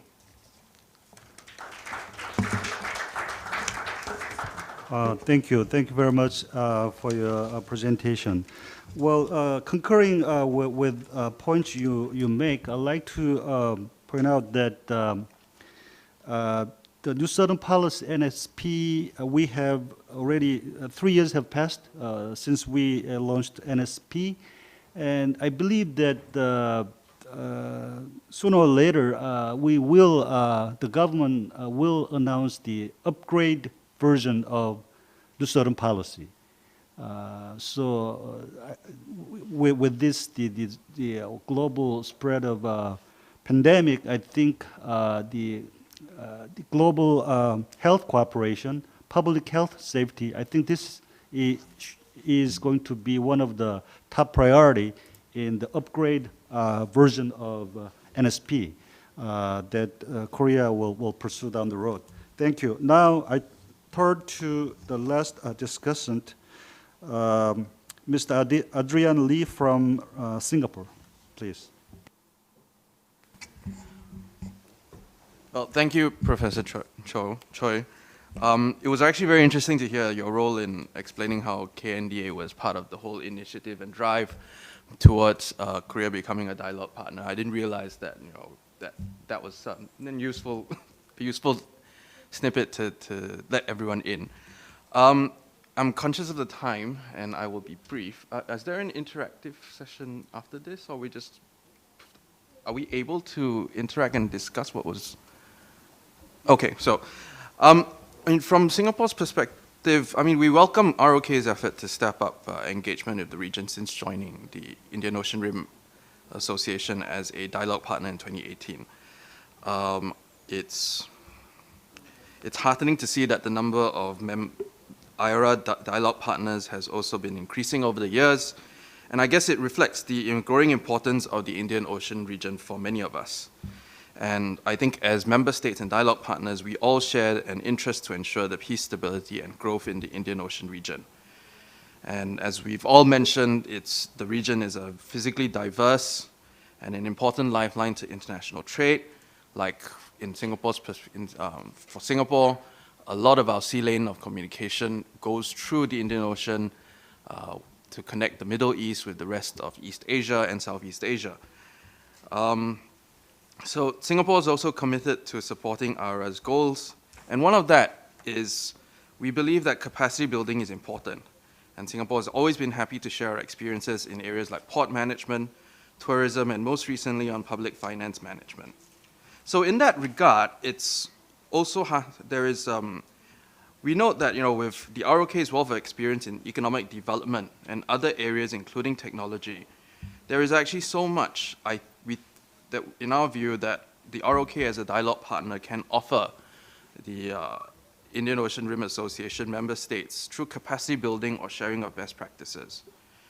And at this point, I also point out that as Singapore is a member of the Cluster Group on Trade and Investment Facilitation, we also look forward to the ROK's ideas in this area, given that that was one of the 6 areas in which Korea said it would focus on as part of its dialogue partnership as well. And we are happy to work closely with Korea to find new ways to enhance the partnership and cooperation. And I would, taking reference to what Dr. Saran mentioned about describing the context of IORA member states having both 20th century and 21st century development agendas to deal with, I think that also speaks again to the whole, one of the areas of the importance of which dialogue partners like Korea can help with development capacity building initiatives.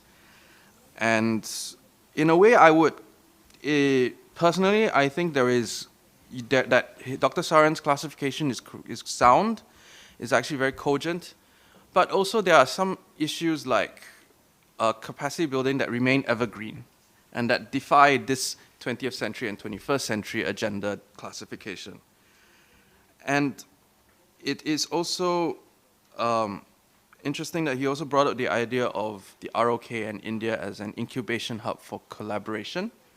I think when it comes, since we are talking about the New Southern Policy and IORA, New Southern Policy countries also can, in a way, bilaterally work with the R.O.K. to see how we could bilaterally work to bring more value to the rest of this organization. So on that, I'd hand the floor back to Professor Choi. Thank you. Thank you very much. I think we are already behind the schedule, but for the purpose of discussion, I'd like to extend until 3:15 or 20. So I'd like to invite Dr. Cho, my colleague from the Korea National Academy, Diplomat Academy, to briefly respond to some of the points made by the discussion, please. Thank you, Professor Che. After listening to what the official and panels and diplomats from IORA member countries regarding the R.O.K. the IORA relationship and it's relating to New Southern Policy. Actually, at the beginning of my presentation, I think that the partnership with the IORA can be a catalyst to upgrade New Southern Policy. But now I think that in return, the strengthening cooperation with the major key partners of New Southern Policy, which also are member of IORA, can be a great basement or catalyst to deepening R.O.K.-IORA relationship in the future. Thank you very much. Thank you. I'd like to open the floor and take 1 or 2 questions or comments if you have any.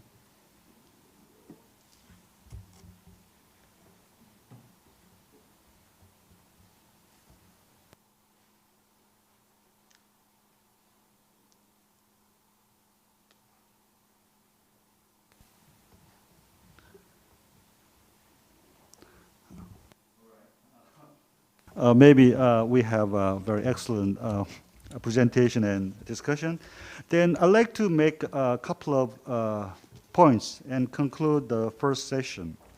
I'd like to reiterate some of the significance of the New Southern Policy. You know that New Southern in Korea, every 5 years you have a new president and new administration comes and come up with a new brand name or policy and like that. So some people make complaints about that. What is this sort of brand new kind of policy? But I mean, if you look at the contents and substance, right, we have a strong element of continuity of different policy initiatives of different administration, and New Southern Policy is no different in that respect. I think New Southern Policy has a kind of a continuation of Korea's engagement with Southeast Asia and other countries in South Asia and Indian Ocean region as well.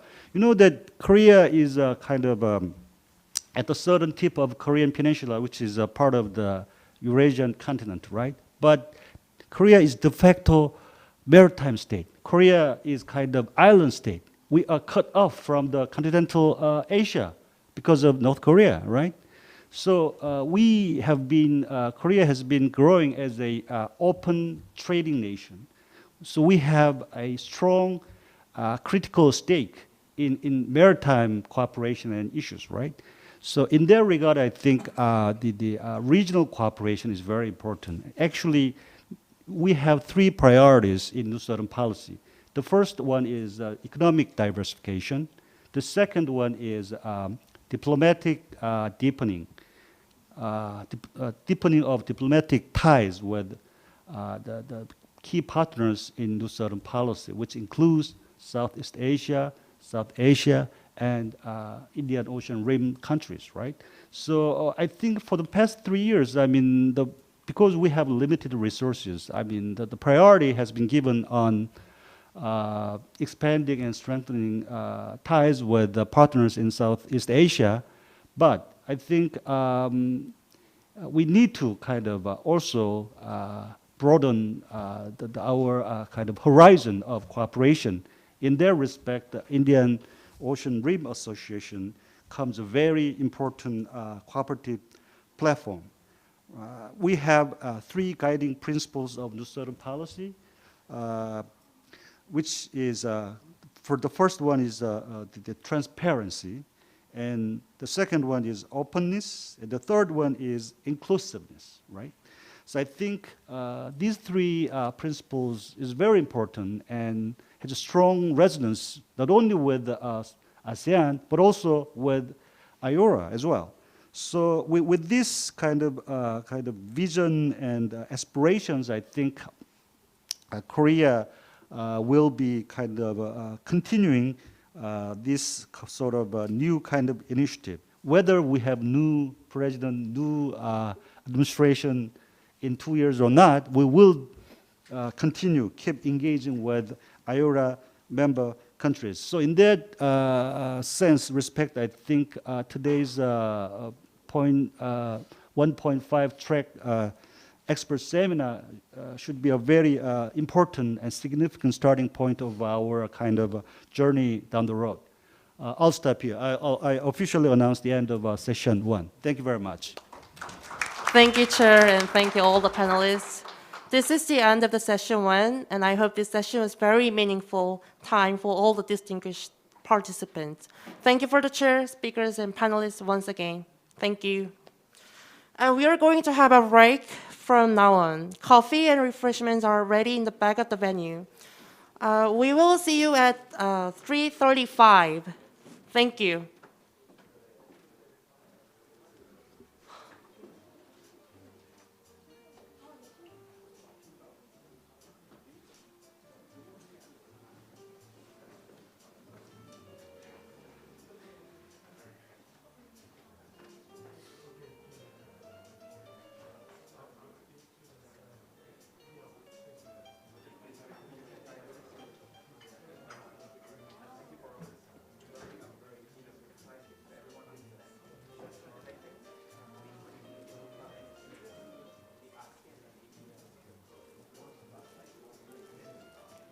이거 왜요?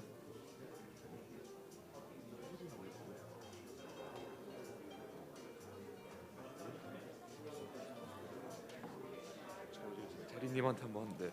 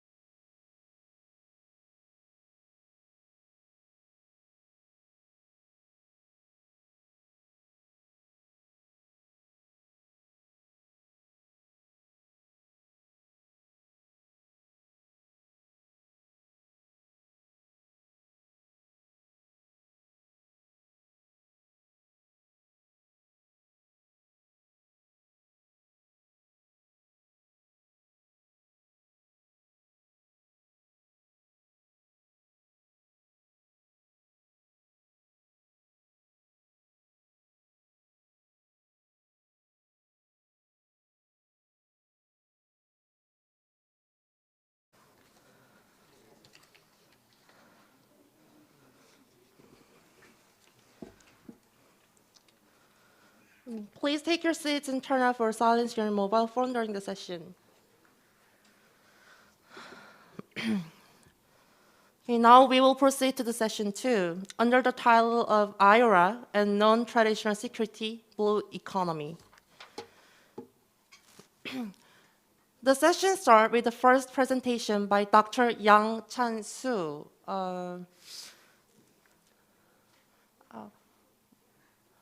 The presenters is not here right now.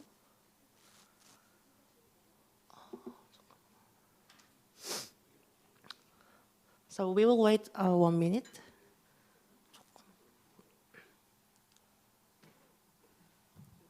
Okay. Oh, thank you. Dr. Yang Chan-Soo is a principal research scientist of Korea Institute of Ocean Science and Technology. His main research projects are focused on monitoring illegal, unreported, and unregulated fishing activities. And today, he will explore the potential application of the IUU projects in Indian Ocean region. Please give him a big round of applause.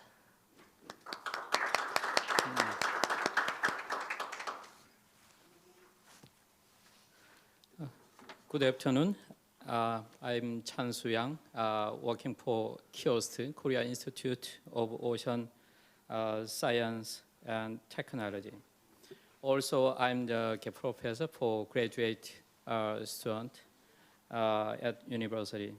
So today, I'd like to introduce our experience on the satellite application for controlling IUU fishing activities in the Pacific region, island region.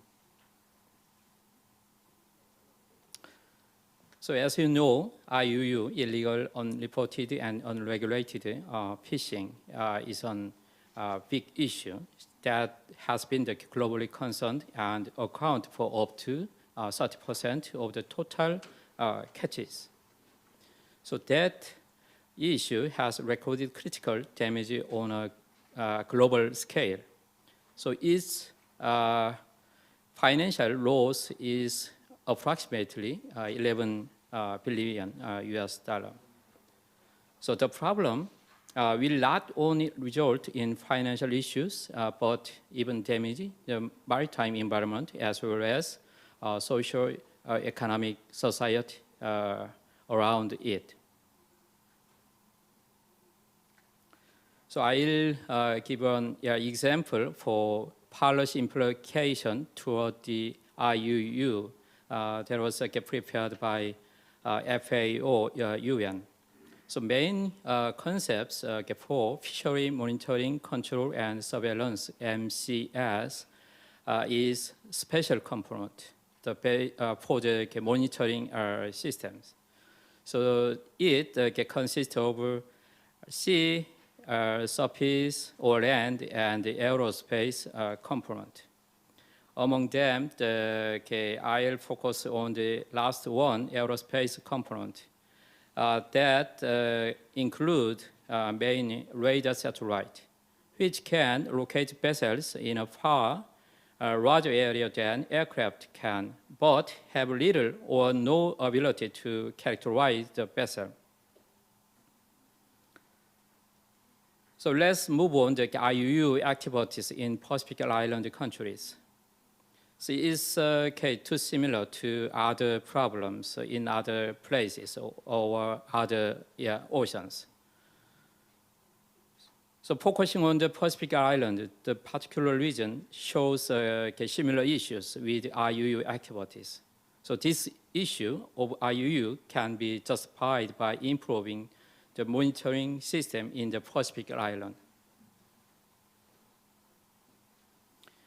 Over the region, FFA, Pacific Island Forum Fisheries Agents, has a role for the controlling IUU fishing activities in the Pacific Island region. As shown in the last part here, the vision of FFA is that our people will enjoy the highest level of social and economic benefit through the sustainable use of our offshore fisheries resources. As mentioned here, So most of people are relying on the oceans resources, but the limited resources are there, like FFA, VMS center, and just 2 airplanes, and 23 patrol boats. It's very too small, right, to control the whole areas. So the current system in FFA was laid down in the control and is not enough to completely prevent IUU activities. So for the efficient and effective monitoring of IUU, remote sensing technology, especially using satellite, is necessary. So that's why we started a joint project several years ago. The project period was 2016 to 2019. The title was that a pilot study of satellite remote sensing technology for ship monitoring using satellite-based SAR and ARS. So for that project, we adopted European satellite because it is open for the public. The name is Sentinel-1, so which carry on a radar system on a satellite. So we used both data, Satellite 1A, Sentinel 1A, and 1B. So it is very powerful, but this was a pilot study. So in the right panel, this is an example for the IUU surveillance system. Finally, we demonstrate our joint result to combine both data, so to find IUU activities. AI's related information was from FFA, and the SAR-based information was provided by KIOST. This is a simple concept for IUU surveillance system.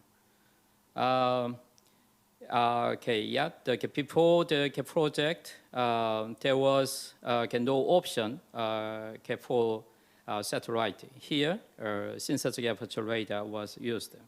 So during the project, we tried to give our experiences for education purpose.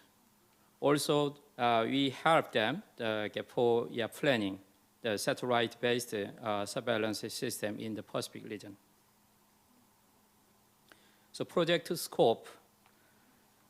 So we used basically the Sentinel-1 data. Also, we applied the satellite radar set 2, that is the Canadian satellite. It is provided by the ODA program by Canada. So at the time also we helped how to use that satellite data.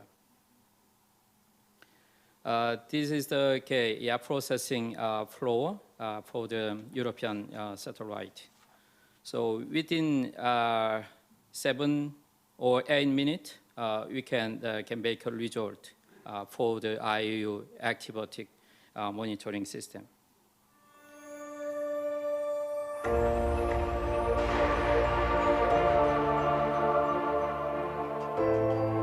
In FFA Report 2016, about 306,440 ton of tuna is involved IUU activity in Pacific region, which worth is about $616.11 million US. Since easy of Pacific Island countries is broad, remote sensing capability is required to monitor fishery activity. Sentinel-1 will be able to see through clouds and rain during day and night. Sentinel-1A will be joined by his brother Sentinel-1B, mapping the entire world at unprecedented speed and resolution. To support the monitoring of suspicious activity in IUU in the South Pacific region, this project aims to develop ship detection system using Sentinel-1. And this is the result of monitoring the Fiji and Samoa areas with the ship detection system developed in the project. For testing and verification of ship detection systems, KIOST used AIS data of Korea area to verify the results. The yellow circle is the vessel detected by the ship detection system and the yellow line is the trace of the AIS vessel. KIOST is also researching the use of optical satellites for monitoring purpose. This is the example of AIS and optical satellite matching. Next images explain how the ship detection system extracts vessels from Sentinel-1 data. Ship detection using Sentinel-1 starts from the satellite's original data. The original data has errors such as geometric errors as shown. First, perform radiometric and geometric corrections to correct Sentinel-1 errors. After that, remove the land and find for images with the characteristics of ships. This is a report of the Sentinel-1 ship detection results. Of the 145 AIS data, 125 AIS data match the Sentinel-1 detection results. It means that about 86% AIS vessels are found by ship detection system. KIOST and FFA plan to use various satellites to support sustainable fishing and environment conservation.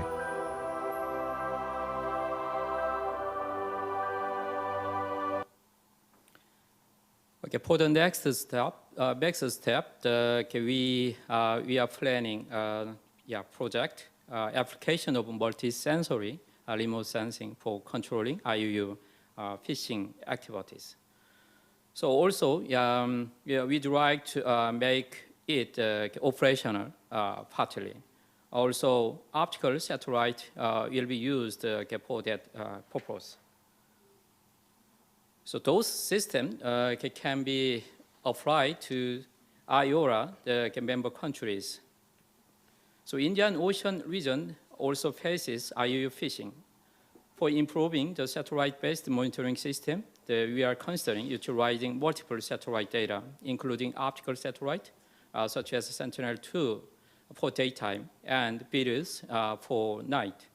Also, as a method to improve detection performance, we'll be comparing or combining using methods such as neural networks, it's like AI, statistics, and big data techniques.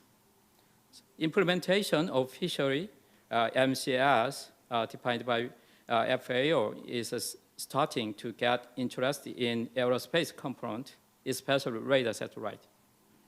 So it is expected that IORA member countries use non-commercial satellite to control IUU fishing activities in the future. Thank you very much. Thank you.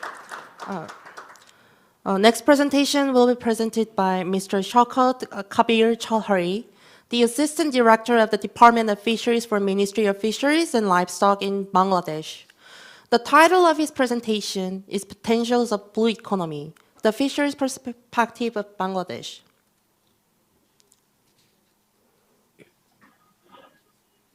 Honorable Chair, distinguished host, distinguished guests, ladies and gentlemen. It is my great pleasure and privilege to represent Bangladesh in the first Republic of Korea IORA Cooperation Seminar. Good afternoon. This is Shaukat Kabir Chaudhary, Department of Fisheries, Ministry of Fisheries and Livestock of Bangladesh. I am welcoming you all to my presentation. The title of my presentation is Potentials of Blue Economy, Fisheries Perspective of Bangladesh. The outline of my presentation, general overview, blue economy as a new window for economic growth, challenges and issues, and area of cooperation. Bangladesh is a South Asian country located beside Bay of Bengal. Total area is 147,000 square kilometer, EEZ 118,000 square kilometer, and the population is 160 million. Almost half of Bangladesh national area is ocean. Bangladesh Delta and the Bay of Bengal supports millions living along the coast, and the blue spaces of Bangladesh is considered as a potential area for future economy. Bangladesh in global fish production, despite of our limited resources, according to the State of World Fisheries and Aquaculture report of FAO in 2020, Bangladesh ranked third in inland capture fisheries production, as well as ranked in fifth in aquaculture production in the world. Fisheries sector contribution in Bangladesh.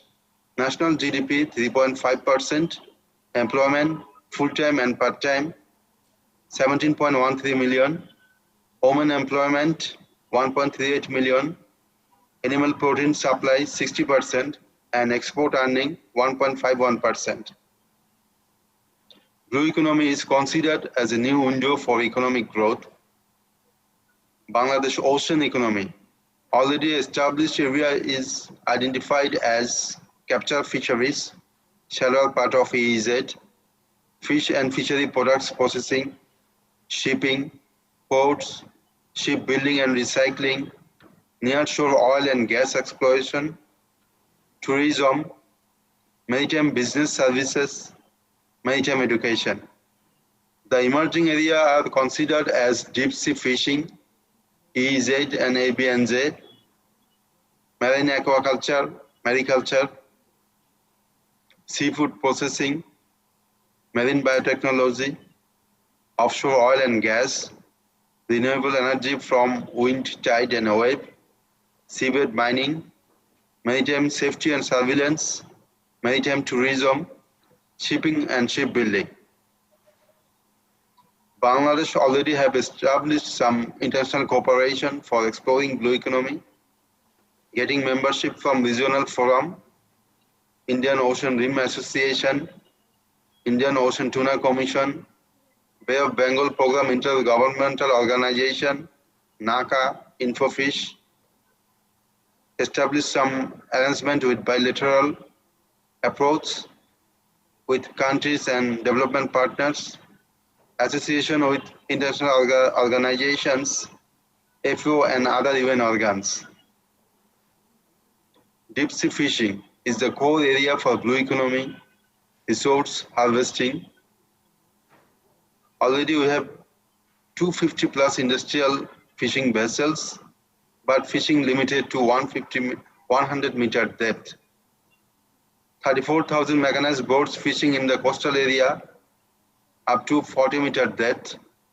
So deep sea zone of EEZ is still unutilized. A stock assessment is going on by our own research vessel Albimin Sondani and a cooperation program with research vessel Dr. Fritjof of Nansen of FAO NORAD IMR program.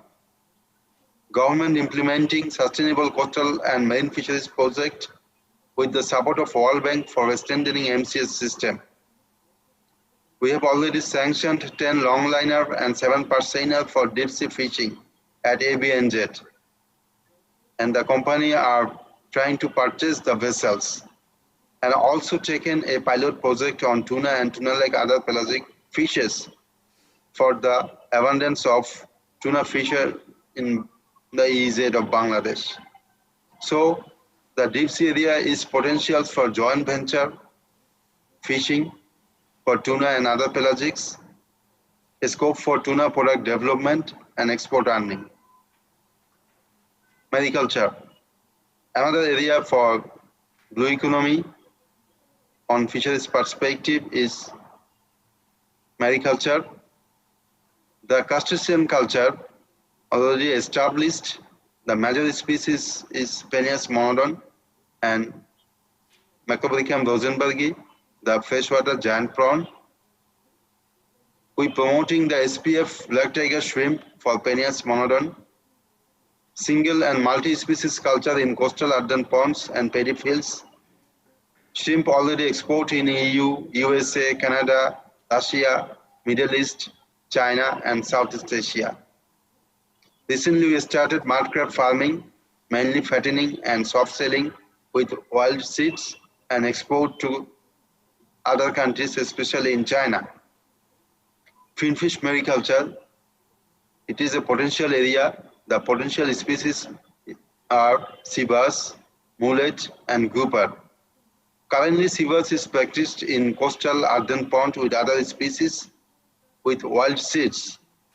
Research going on for domestication and seed production. Macroalgal culture. Already 215 species of seaweed identified, but a small-scale commercial culture is started. Local ethnic community used seafood as food, already export to China, South Korea as dried item. Shellfish culture, oyster culture, with the help of Indian Ocean Rim Association in 2017, a pilot project is established on introduction of oyster culture. The shellfish is a non-traditional food in Bangladesh. So we are trying to establish the oyster culture like green mussel culture for the development of mariculture. So the mariculture area is also potential for culture, value-added product development and export earning. Another important area is biotechnology development. Fishery wastes like skin and scales, bone, viscera, etc. are available in Bangladesh. We have already exported to China as raw item, so it can be used for valuable product development. Functional foods, medicine and cosmetics can be developed. So the area is potential for high-tech product development and export earning. The area of challenges and issues. We face some challenges for development of blue economy. That is resource identification, stock assessment, and zoning and mapping of resources. Adoption of mariculture, utilization of harvested resources, that means value-added product development, monitoring, control and surveillance for deep-sea fishing, marine and coastal water pollution, shift in climate change paradigm. So the area of cooperation, rapid assessment of fish stocks and resource mapping, institutional capacity building, transfer of technology, knowledge and expertise sharing, joint research and innovation, promote mariculture, capacity building, identification of suitable species, domestication, seed and feed development. Value-added product development from harvested resources, strengthening the MCS system for deep-sea fishing, development of marine spatial planning for the proper utilization of blue economy, and last but not least is regional cooperation and partnership. Thank you all for your kind attention, and that's all from my side. Thank you very much. Thank you, Mr. Chaudhary. We would like to continue to have the third presentation of this session by introducing Dr. Andrew David Leslie Stevens' presentation. He is a research director of coastal research in Commonwealth Scientific and Industrial Research Organization based in Australia. Please give him a big round of applause. Distinguished guests, ladies and gentlemen, hello, I'm Andy Stephen. I'm from Australia, from the CSIRO, the Australia's National Research Organisation. I want to thank the organisers today for inviting me to speak about the blue economy in the Indian Ocean. I'm just going to share my screen. Hopefully you can see that. So my talk today is navigating a sustainable and equitable blue economy for the Indian Ocean region. The blue economy is a significant macro component of the national economies of many I-ORA nations and key to their future prosperity. Regionally, 80% of the world's oil shipments and 40% of the world's cargo passes through the Indian Ocean. The region also has significant natural resources, including 40% of the world's mangroves and fish stocks that contribute 13% to the global wild caught fish. The contribution of the blue economy to national economies within I-ORA vary, and the data is sketchy at best. Generally, the contributions to the economies of I-ORA nations are higher than in other parts of the world, where they're typically less than 10%. For example, in Indonesia, the proportion of the blue economy contributing to GDP is about 20% in 2009, and this has increased in 2013 to 26%.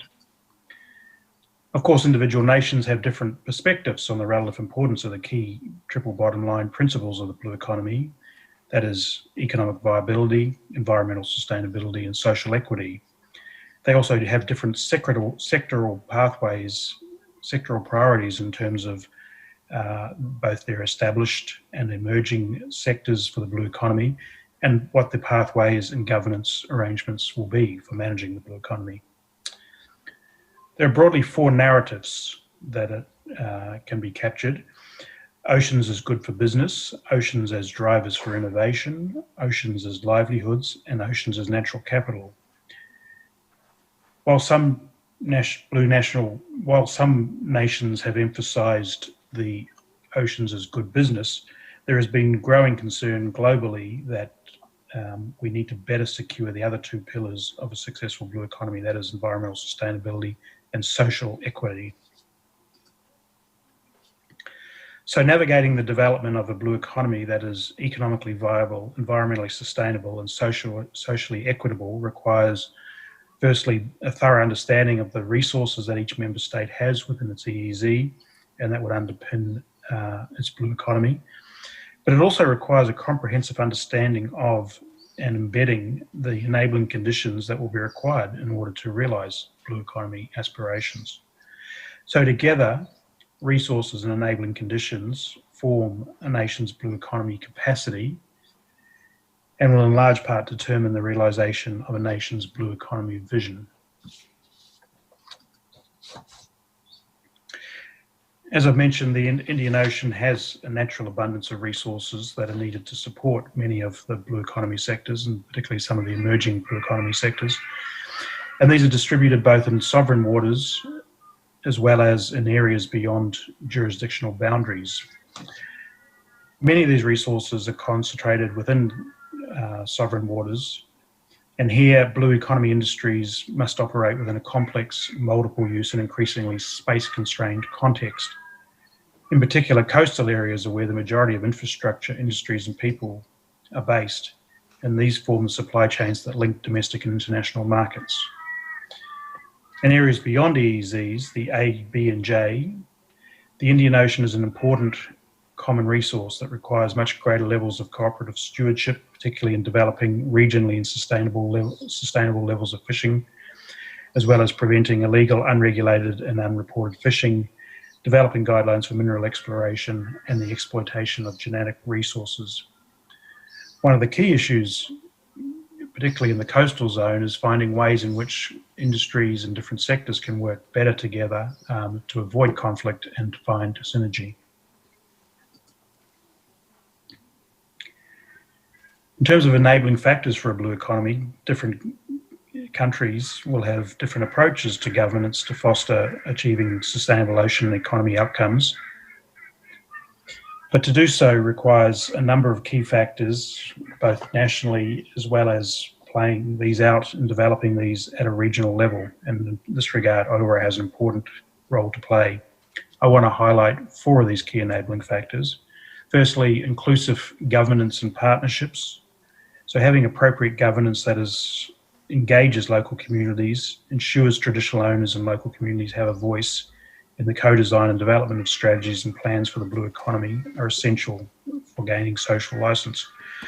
It also provides a role, they can play a role in stewardship and day-to-day management of activities for coastal and ocean assets, and the creation of alternative livelihood opportunities should be a priority. We also need to develop better ways of valuing and accounting for some of the non-market assets and services that the blue economies provide. So particularly blue carbon ecosystem services is one example.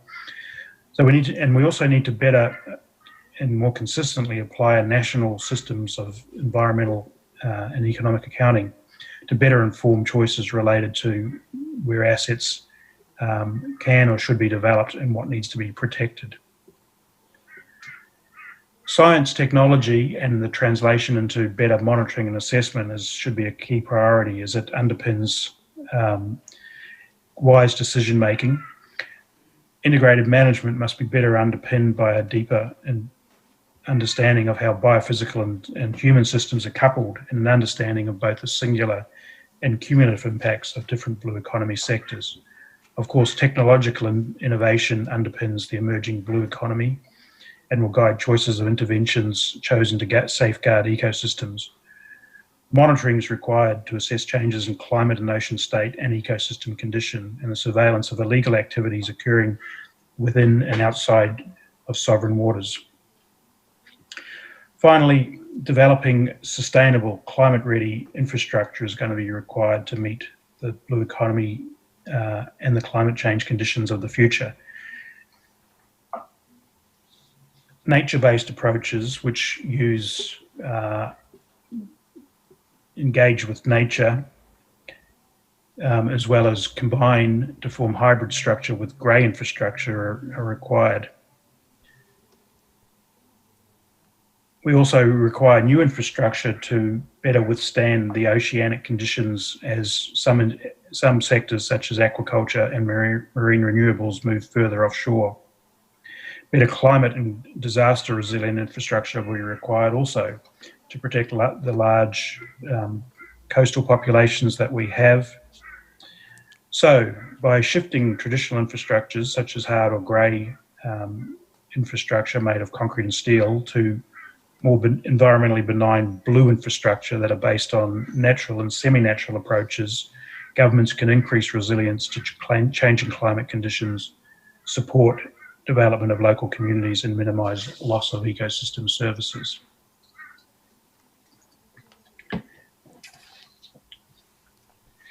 Of course, the diverse and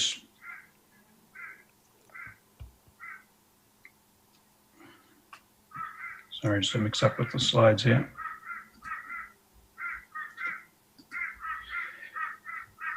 Just in terms of the diverse tropical and high latitude ecosystems that occur through the Indian Ocean, they're undergoing profound changes as they are challenged by climate change, are threatened by urbanisation, and particularly from poor upstream agricultural practices, increasing sprawl of coastal infrastructure and overexploitation of resources. The Indian Ocean is also one of the regions that is most prone to natural disasters. The frequency and severity of these events, which include routine coastal flooding, severe storms and cyclones and tsunamis, has increased in the last 20 years relative to the previous 20. And the Indian Ocean region is disproportionately affected, with countries including India, the Philippines and Indonesia ranking in the top 10 most vulnerable countries. The recent oil spill in Mauritius is an urgent reminder that we also need to develop better maritime disaster preparedness across the region. COVID-19 is having serious and significant impacts on national trajectories of economic growth, including many blue economy sectors. I would note particularly tourism, a mainstay for many countries, especially in small island states, where it can comprise more than 25% GDP has been particularly affected. This slide here highlights a number of the other consequences of COVID impacts across the blue economy. So we must all learn to live to adapt to a COVID normal world, and as a result there is a need to reset and recalibrate both national and regional visions and roadmaps for a sustainable blue economy. Foresighting and scenario modelling is an approach that we've used within CIRO to help us better navigate what those worlds might look like and what the right pathway is to achieve a sustainable ocean economy. So the foresighting considers externalities that will shape both our visions of the blue economies and what the options are played out through the development of scenarios that look at some of these externalities. So these scenarios identify vulnerabilities both across the socio-ecological system, as well as looking at some of the interacting effects and anticipated consequences. The other one I want to highlight in terms of navigating a new approaches to the blue economy is looking at the way in which COVID stimulus funds will be directed to nation building. I believe there's a unique opportunity to engage and influence policy and investment decisions and to ensure sustainable ocean economic pathways. So using the opportunities of funding from COVID to rebuild national infrastructure and jobs? Can we also use this opportunity to better align that with sustainability narratives around, particularly around the SDGs, but also in terms of how we address climate change challenges?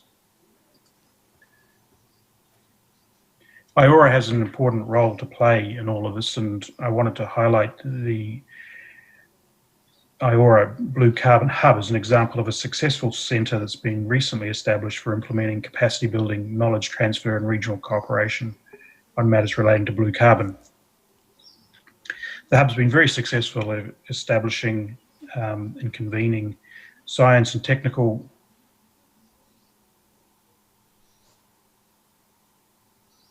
cooperation and planning on matters such as increasing financial literacy, and is planning another workshop on approaches to adopting nature-based solutions to reduce coastal risk reduction with Bangladesh.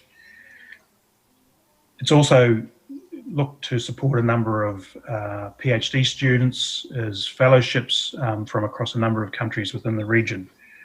I believe it may be timely to consider whether we expand such a centre or indeed create a new centre that looks at the broader blue economy mandate that enables technical experts to build on diplomatic efforts to advance regional and national blue economy efforts to build sustainable blue economy strategies.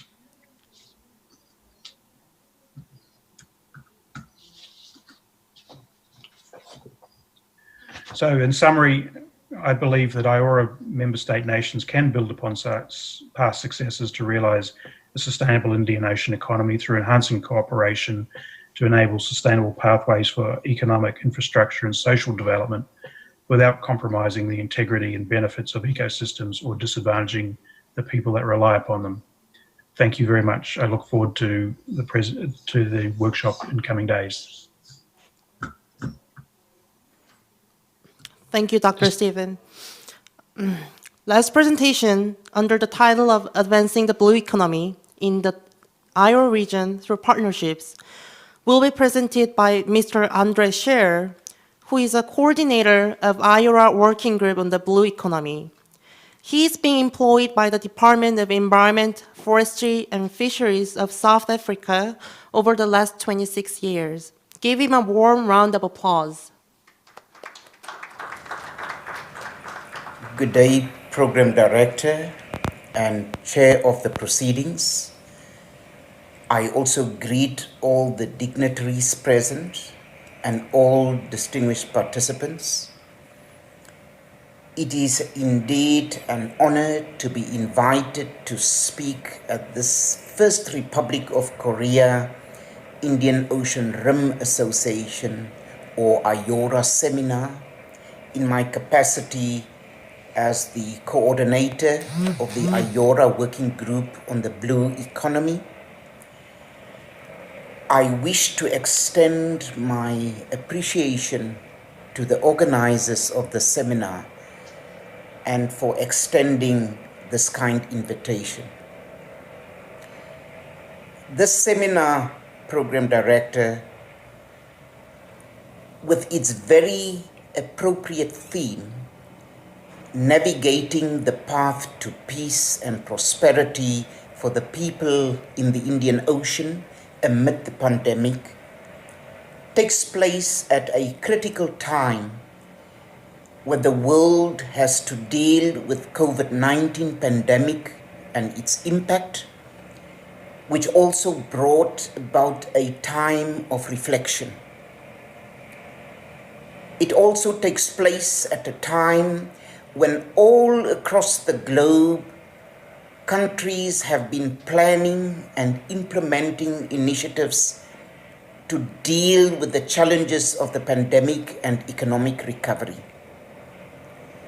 This crisis also brought about new opportunities for advancement, in our case, the advancement of the blue economy under a new normal.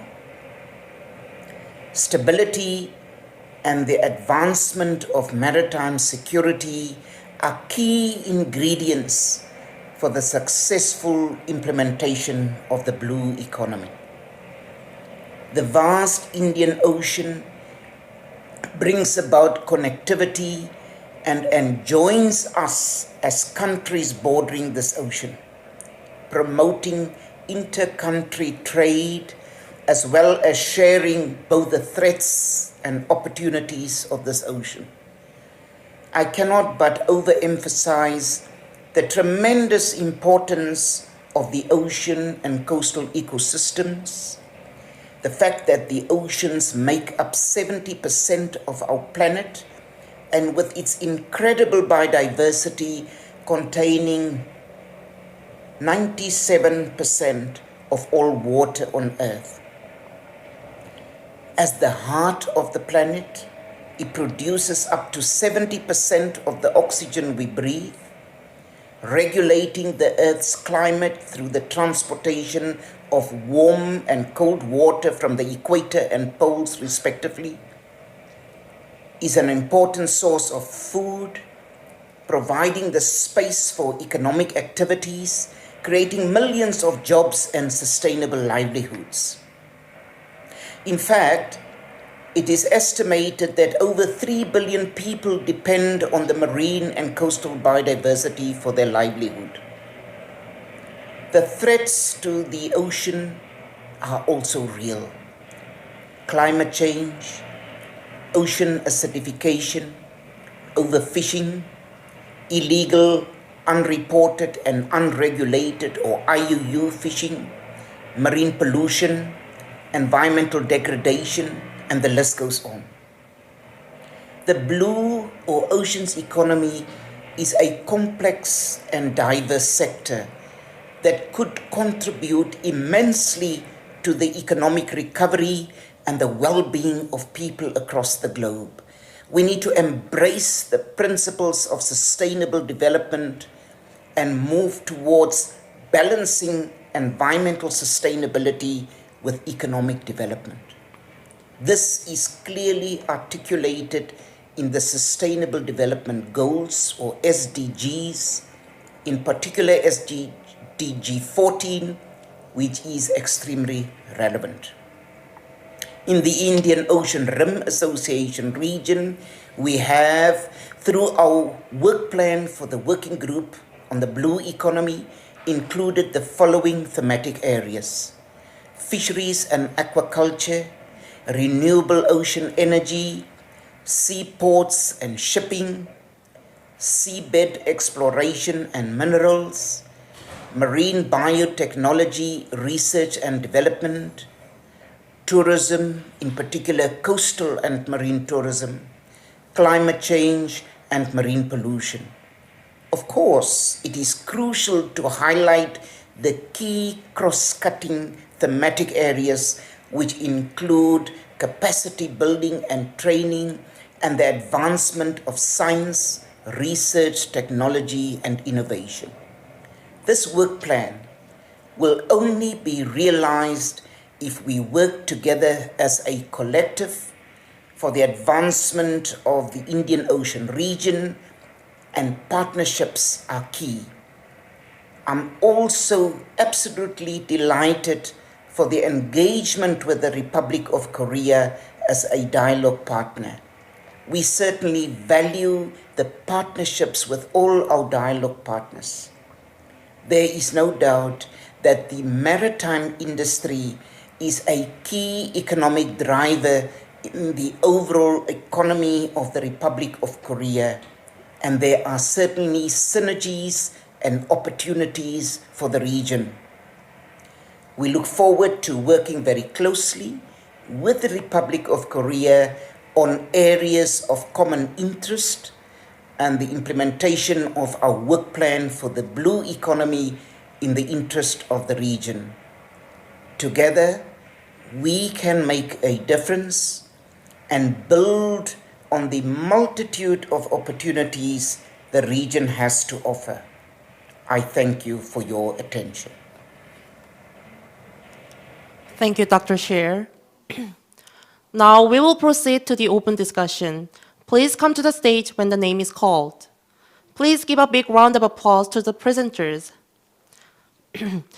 Dr. Lee Seo-hang, Vice Chairman of the Korean Council on Foreign Relations. Dr. Yang Chan-soo, a principal research scientist from Korean Institute of Ocean Science and Technology. Mr. Samir Mormu, a first secretary of the Embassy of the People's Republic of Bangladesh. Mr. James Barn, a second secretary from the embassies of Australia.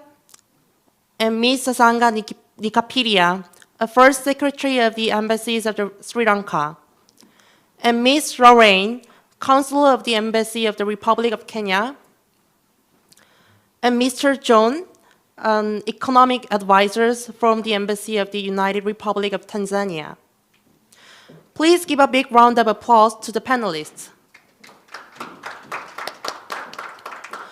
Please take off your mask only during your speech time and continue to wear it. I will pass the microphone to our chair in session 2, Mr. Lee Seo-hang. He is the vice chairman of the Korean Council on Foreign Relations. Before joining the KCFR in 2020, Dr. Lee served as president at the Korean Institute for Maritime Strategy from 2015 to 2019. Thank you very much. Well, good afternoon. I am Seo-hang Lee, Vice Chairman at the Korea Council on Foreign Relations. Before joining the Korean Council on Foreign Relations, I used to be a professor and Dean of Research at the Korean National Diplomatic Academy for more than 20 years. And I once served as a Korean Consul General in Mumbai, India from 2010 to 2011. I also served as a chairman at the Convention for the Conservation of Antarctic Marine Living Resources in 2005 and 2006. And recently, in the past 5 years, I have served as a president at the Korea Institute for Maritime Strategy between 2015 to until last year. Well, as a longtime professor, my major is maritime security, traditional and non-traditional one. And this is the reason why I am serving as this second session of today's Korea-IORA Track 1.5 Cooperation Seminar titled IORA and Non-Traditional Security, Blue Economy. And it is great honor for me to moderate this second session at the very important conference between Korea and IORA. Well, in the previous session, we have examined the cooperative relationship between Korea's new Southern policy and IORA's major activities, exploring the linkage, the regional vision of the two units. In this second session, we will focus on one of IORA's priority areas, in particular, maritime non-traditional security and blue economy, to find an opportunity to create a special platform for the exchange of experience to develop R.O.K-IORA cooperation. As all of you know very well, blue economy has been one of the top of IORA's agenda, and we will have a very constructive and lively discussion in this session on the subject. And in the first part of this session, we have enjoyed for excellent presentations, and I will not summarize the contents of each presentation, but to provide the basis of discussion on the subject, I would like to suggest the key points that the presenters made in their presentations. The first speaker, Mr. Chowdhury the first speaker, Dr. Yang of Korea from KIOST, he touched upon the problem of IUU fishing activities and introduced experience of a satellite application for controlling IUU activities in the Pacific Island region. And the second speaker, Mr. Chowdhury of Bangladesh, he touched upon the fisheries as a potential element to promote blue economy based on experiences of Bangladesh. And third speaker, Dr. Andrew Stephen of Australia suggested 7 enabling conditions or factors to achieve environmentally sustainable and socially equitable blue economy for Indian Ocean region. And lastly, the fourth panelist, the fourth speaker, Dr. Andrea Scher from the IORA Working Group on Blue Economy, he touched upon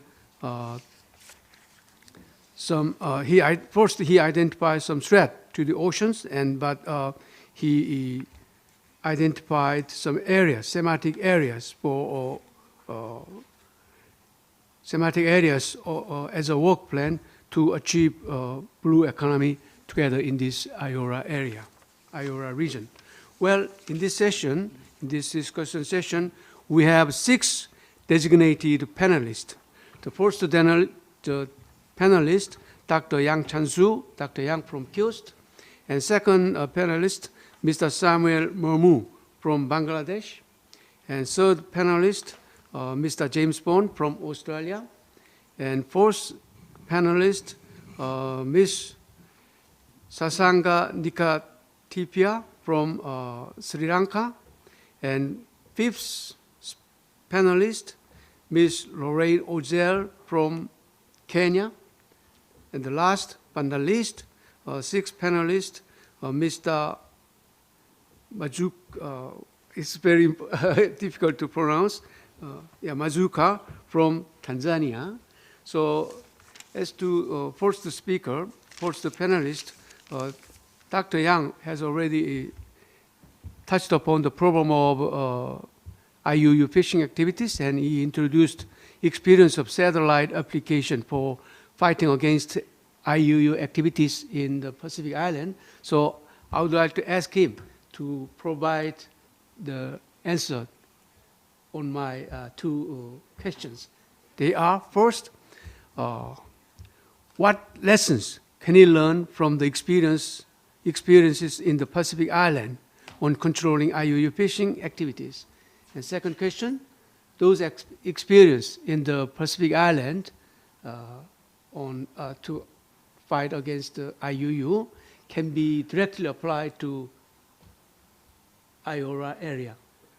So I hope you answer to those questions first for 3 or 4 minutes. So I would like to, first I would like to invite Dr. Yang to reply to my questions. Are you ready? Okay, Dr. Yang, you have the floor first. Thank you, Chairman. I learned a lot of things through the cooperation project. At the first time, I knew what IUU means and how it affects economy or social environment for those countries. I'll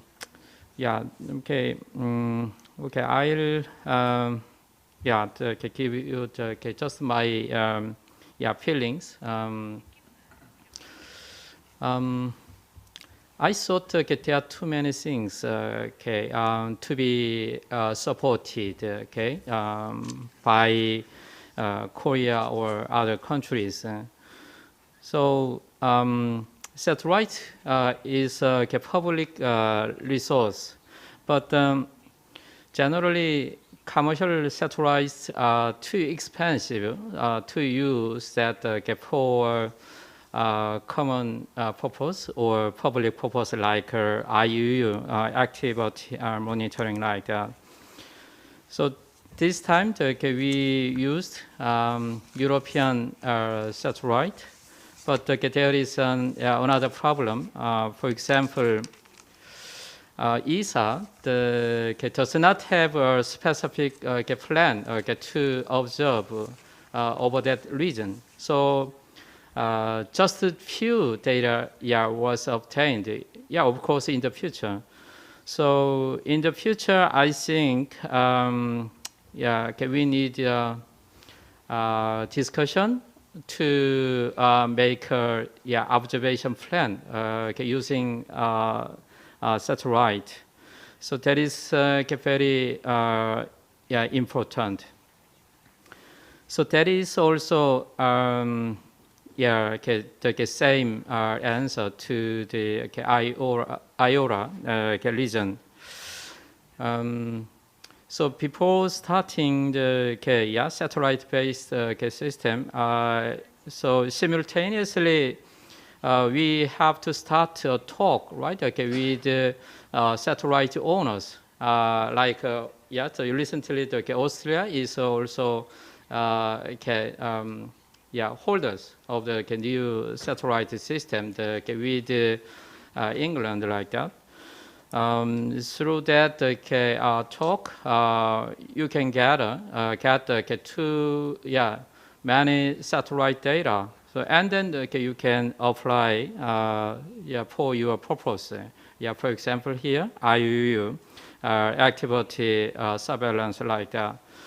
So Korea has several satellites. Canada, Japan, or other countries. So that's why there is not just IUU problem. So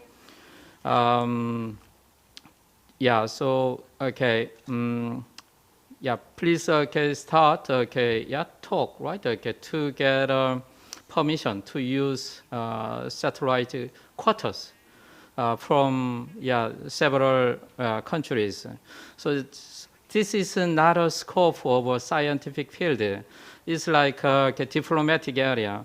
So that was a big issue. So in the future, I think satellite-based system is very, very important. So that's why I hope you all keep interested on that area. Thank you very much.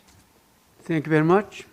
Well, from now on, since the major agenda in this session is the blue economy and its ingredients, I would like to ask each panelist to make remarks his or her country's perception or position on blue economy and its ingredients, such as fisheries.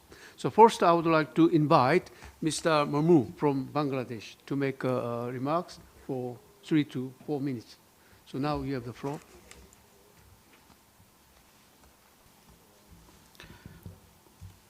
Thank you, Honorable Moderator, for giving me a chance to speak on the issue. Distinguished dignitaries, colleagues, ladies and gentlemen, good afternoon to all. So at the outset, I would like to extend our sincere thanks to the organizers, Ministry of Foreign Affairs and Korean National Diplomatic Academy, for arranging the 2020, the first R.O.K-IORA Partnership Seminar, with the theme Navigating Peace and Prosperity for the people in the Indian Ocean amid pandemic. Bangladesh sees the Indian Ocean Rim Association as a natural habitat for our efforts to project our aspirations jointly with the nations of the region and beyond. Indian Ocean is of paramount significance to us for security, connectivity, peace, and prosperity. Bangladesh will assume the charge of chair of IORA in 2021 for 2 years.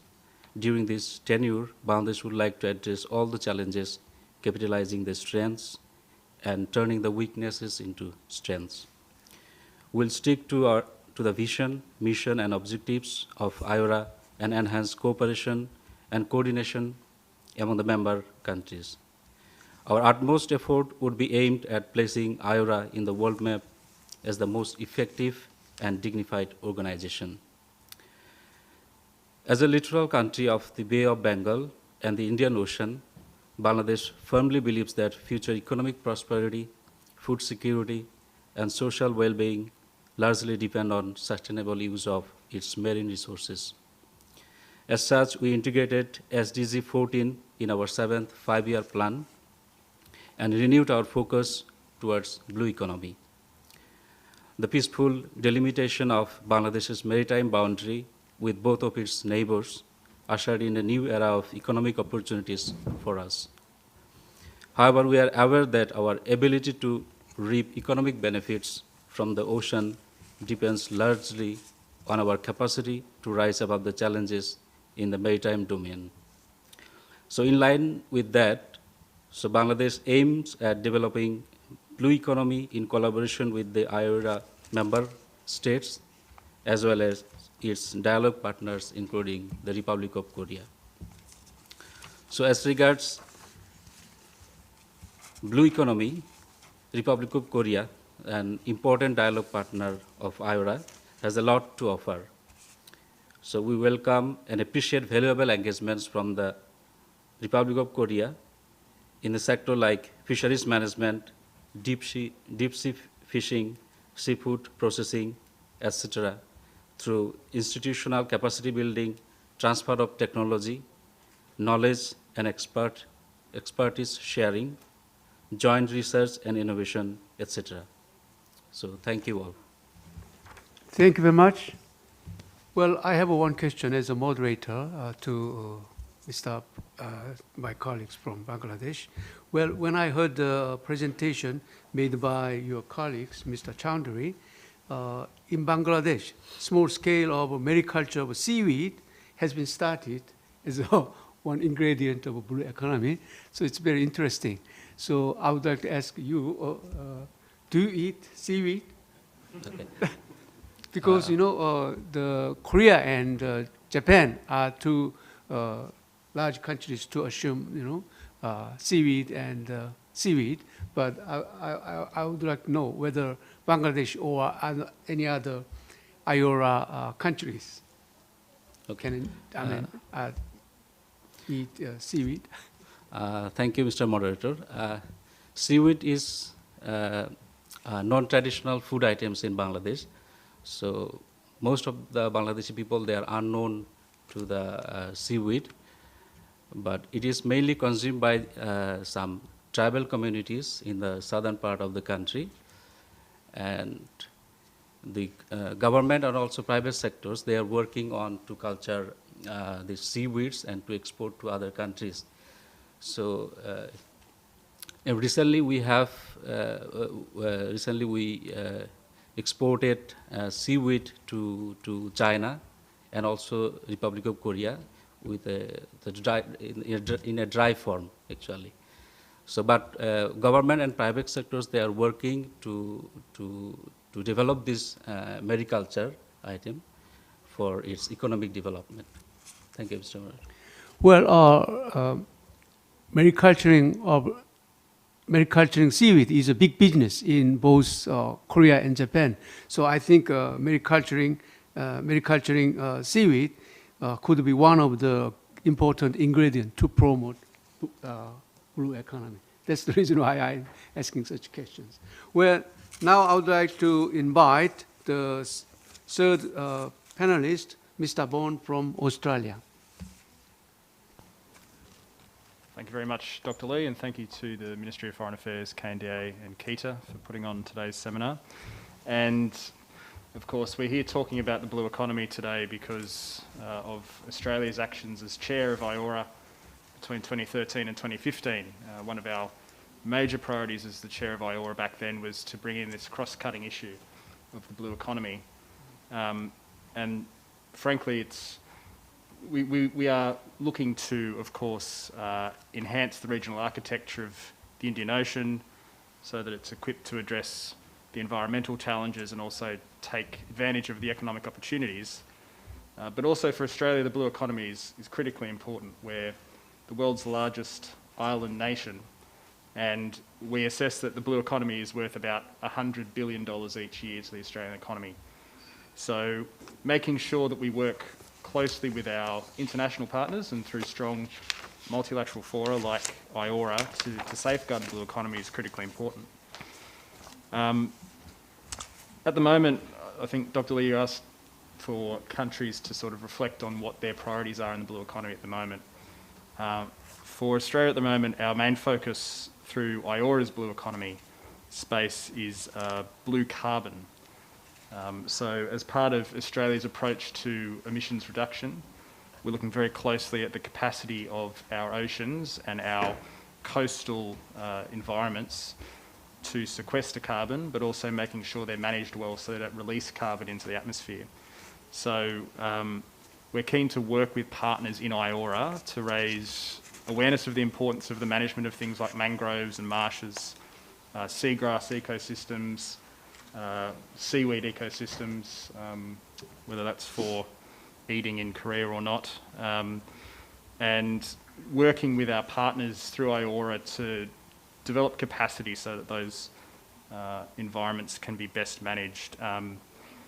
And we're keen to promote regional initiatives that can protect those ecosystems and help them play a role in climate change adaptation and resilience. But also, if we manage those ecosystems well, you promote opportunities for more jobs in economies in the Indian Ocean region. And if you can manage your ecosystems properly, you build the confidence of investors who might come from outside of IORA or within it, even dialogue partners like Korea, to come into the region and make the most of the economic opportunities that are there. And I'll finish on a point, because this is a Foreign Affairs, a Ministry of Foreign Affairs event, and I'm here as an Australian Embassy representative, so I won't waste an opportunity to make a pitch to the Republic of Korea.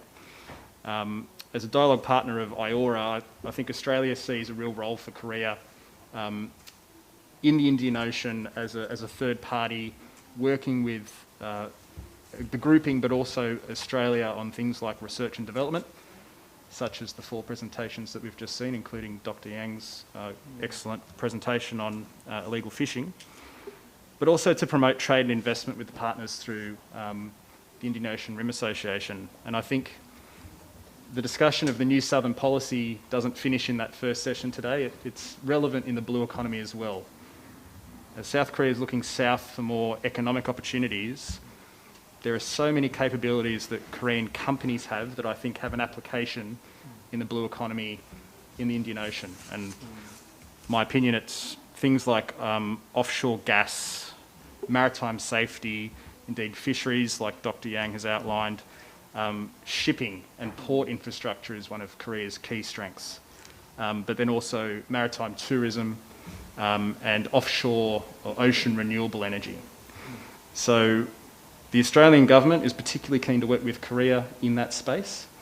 So I hope some of the Weigilbull individuals here are taking note today.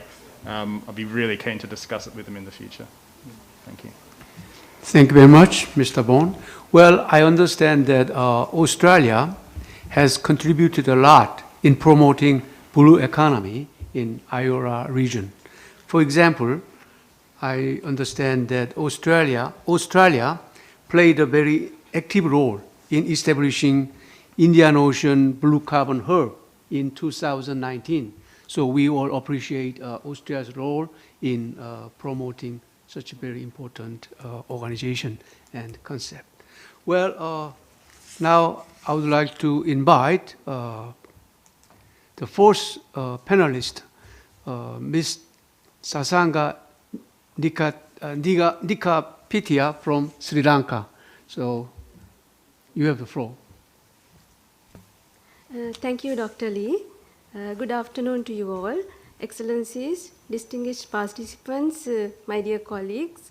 First of all, I would like to extend my gratitude to the Ministry of Foreign Affairs for organizing today's session. So, being citizens of an island nation, Sri Lankans are well cognizant of our dependence on the Indian Ocean. Sri Lanka is strategically positioned in the Indian Ocean amidst of major commercial and trade routes, having a sea which is approximately 8 times larger than the land area. The Indian Ocean economy amounts to approximately 14% of the global economy, and it is expected to rise 16% by 2025. With this rising importance, bigger threats are inevitable. So if we consider Sri Lanka's contribution as IORA member, Sri Lanka has been the coordinator of IORA's working group on maritime safety and security since 2018. Subsequent to the workshop hosted in Colombo, establishing the working group in September 2018, The first meeting was held in August 2019. At the meeting, it was discussed evolving maritime challenges, including global fisheries industry. So, as sustainable development of fisheries and aquaculture industry is the main focus area of today's session, I would like to say that Sri Lanka is in the process of developing fisheries management measures in order to sustainably employing ocean resources. Accordingly, establishment of a robust fisheries information system, installation of vessel monitoring devices in all vessels operating in high seas, incorporation and implementation of Indian Ocean Tuna Commission resolution into the national legislation are some of voluntary commitments made by Sri Lanka in the fisheries sector. Moreover, legal provisions to combat IUU fishing is incorporated into the Sri Lanka's Fisheries and Aquatic Resources Act and also into the action plan. Sri Lanka has implemented a verification program to identify IUU fishing violations to ensure IUU fish are not processed or re-exported. As well aware of the importance of marine and coastal ecosystem for biodiversity conservation and socio-economic development, Sri Lanka is also the lead of action group on mangrove ecosystems and livelihood under the Commonwealth Blue Charter.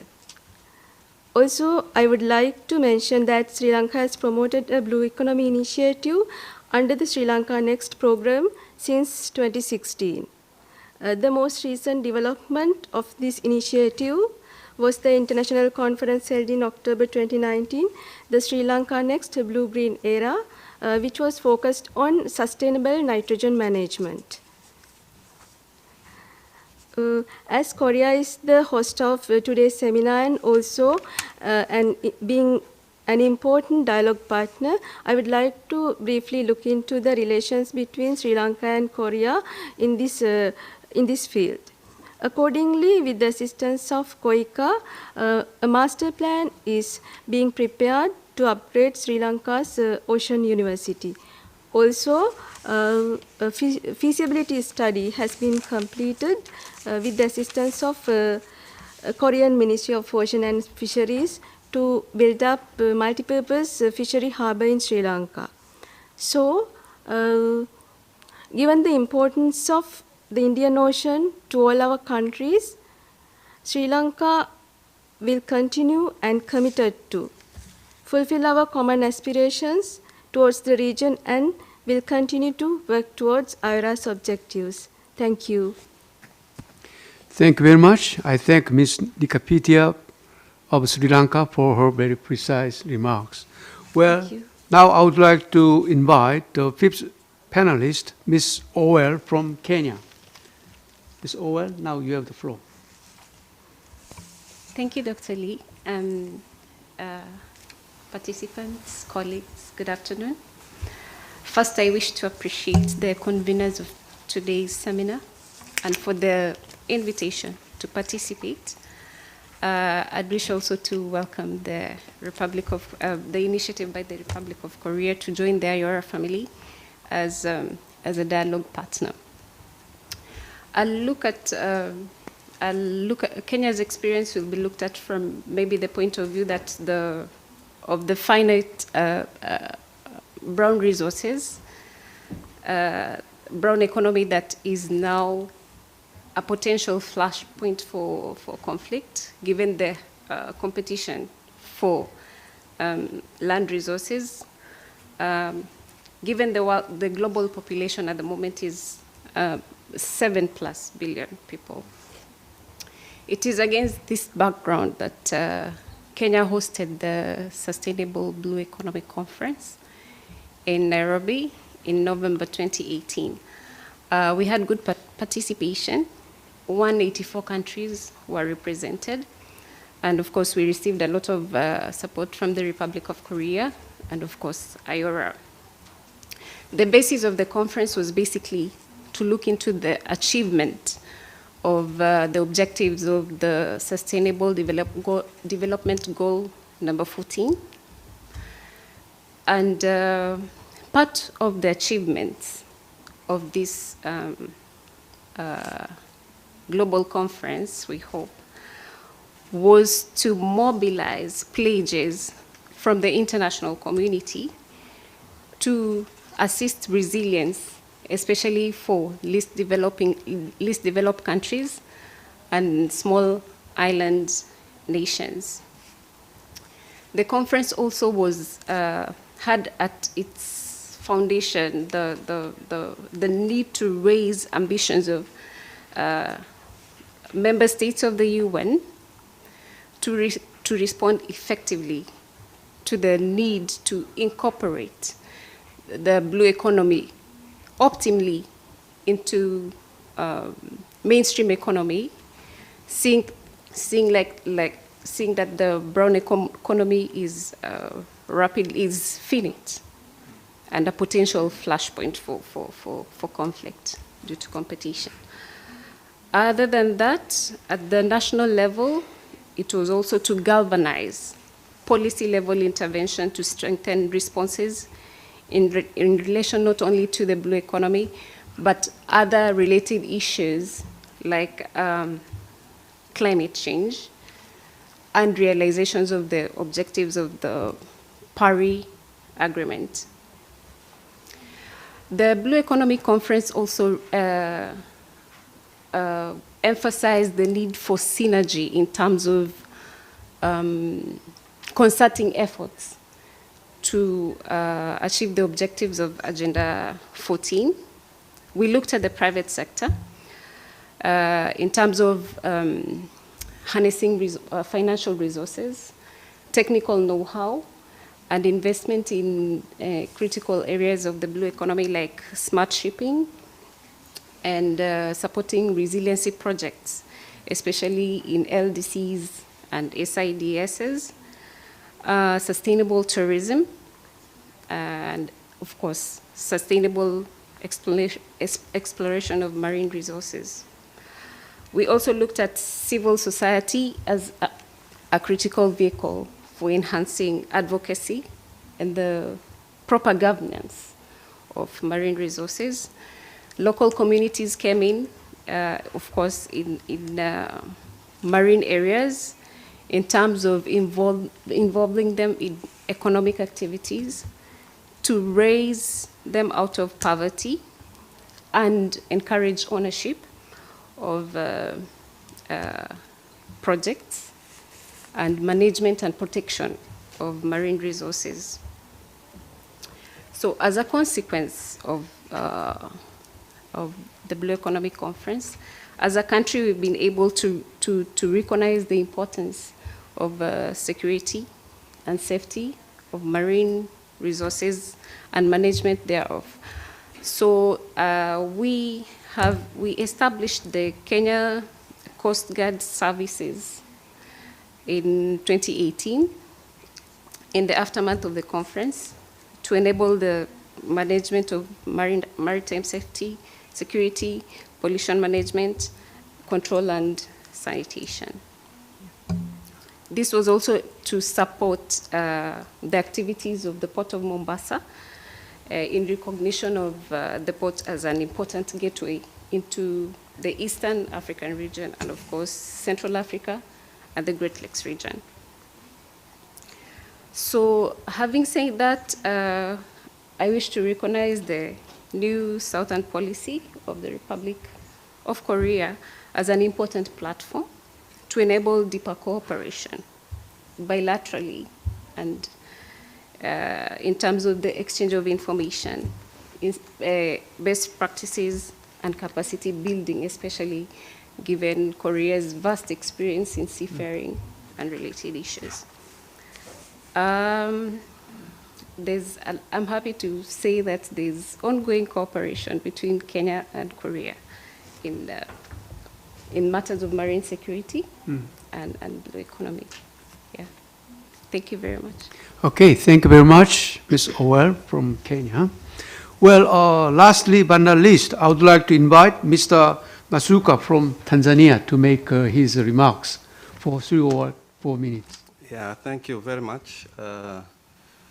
First of all, I would like to thank the organizers for organizing this seminar. And as for Tanzania, the ocean or the blue economy, for that matter, is one of the important areas that we recognize, given the importance of the ocean, and as well as you might know, Tanzania is surrounded by a number of landlocked countries. And as we are facing this situation, the pandemic, COVID-19, in addition to the existing problems, as we know, we have pollution, we have climate change, and as well as we have problems like illegal fishing. So Tanzania welcomes the Republic of Korea as a dialogue partner, as we all know that Korea has done quite well in economic development, but also in marine sector and other related sectors.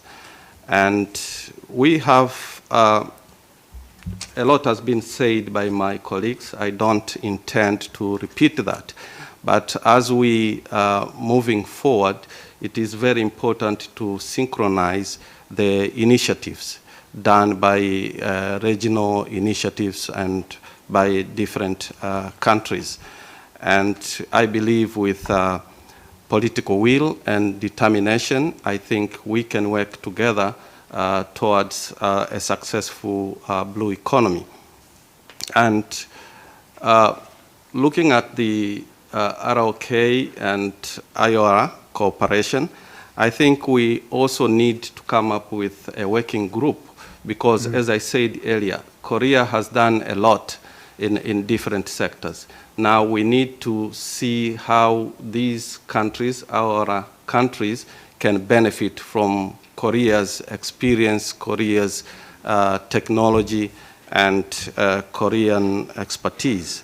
And as for Tanzania is now doing a lot in infrastructure development to make sure that we have extensive benefits of the blue economy.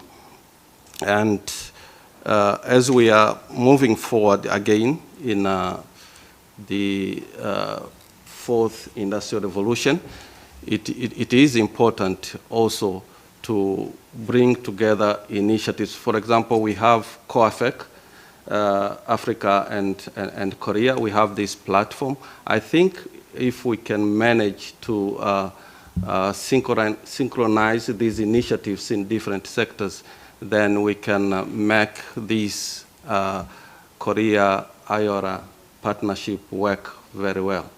Thank you. Oh, thank you very much, Mr. Masuka.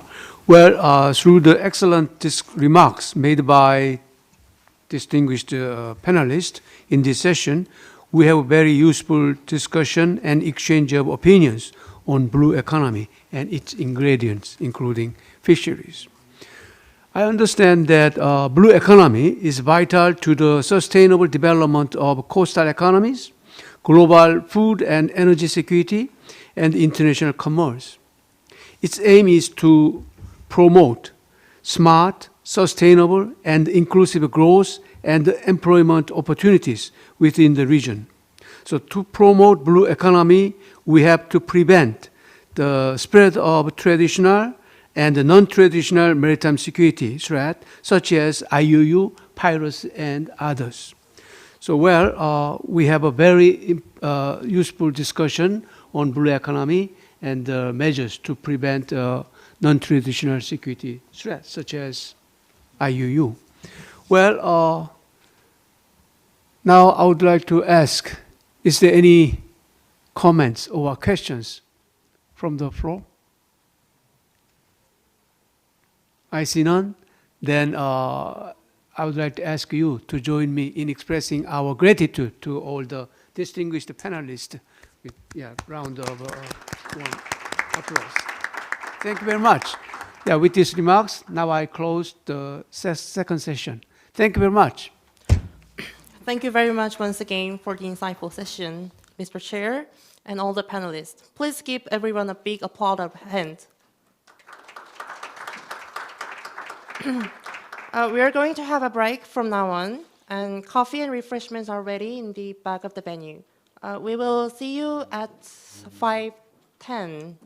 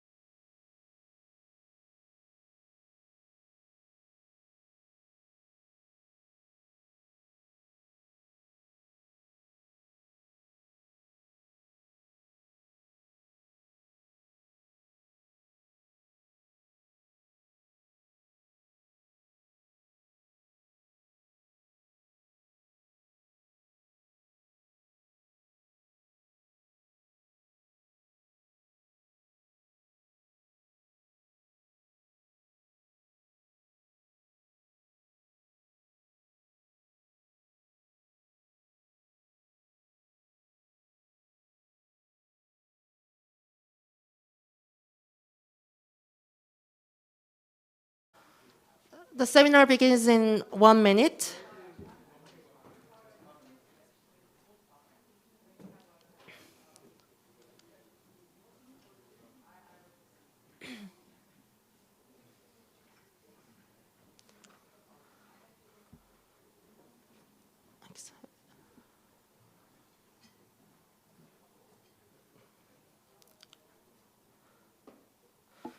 Okay, now we proceed to the session 3 of the seminar.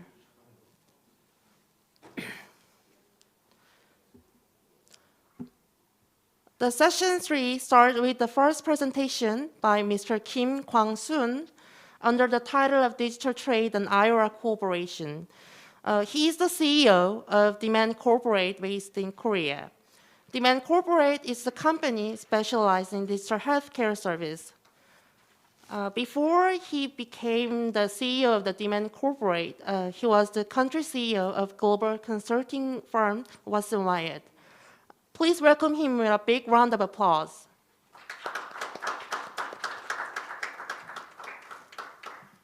Okay, I will make my presentation in Korean, so please understand. I want to make a very clear communication with you, so I'm speaking in Korean.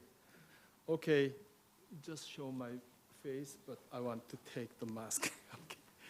Okay, 저는 그 디맨드라는 회사의 대표고요. 오늘 이런 발표를 하게 된 것을 아주 영광스럽게 생각하고, 제가 어떻게 이 디지털 트레이드 이 분야의 발표자와 그다음에 토론 자장을 맡게 됐는가 이런 생각을 해보면, 제가 그 한국에서는 이제 디지털 헬스케어, 디지털이라고 하는 부분이 이 소셜 프로블럼, 사회적 문제를 어떻게 해결할 것인가에 대한 그런 고민들을 많이 하고, 그 분야에서 제가 같이 정부의 이제 책임자로서 이제 이 4차 산업적 기술들이 어떻게 우리 사회가 직면하고 있는 사회적 문제를 해결할 수 있느냐, 이런 프로젝트를 제가 운영하는 책임자였습니다. 그 중에서도 특히 그 고령화, 에이징 소사이어티에 있어서의 이 ICT 기술이 어떻게 도움을 줄 것인가, 이런 부분에 대한 관련이 있어서 제가 한 것 같습니다.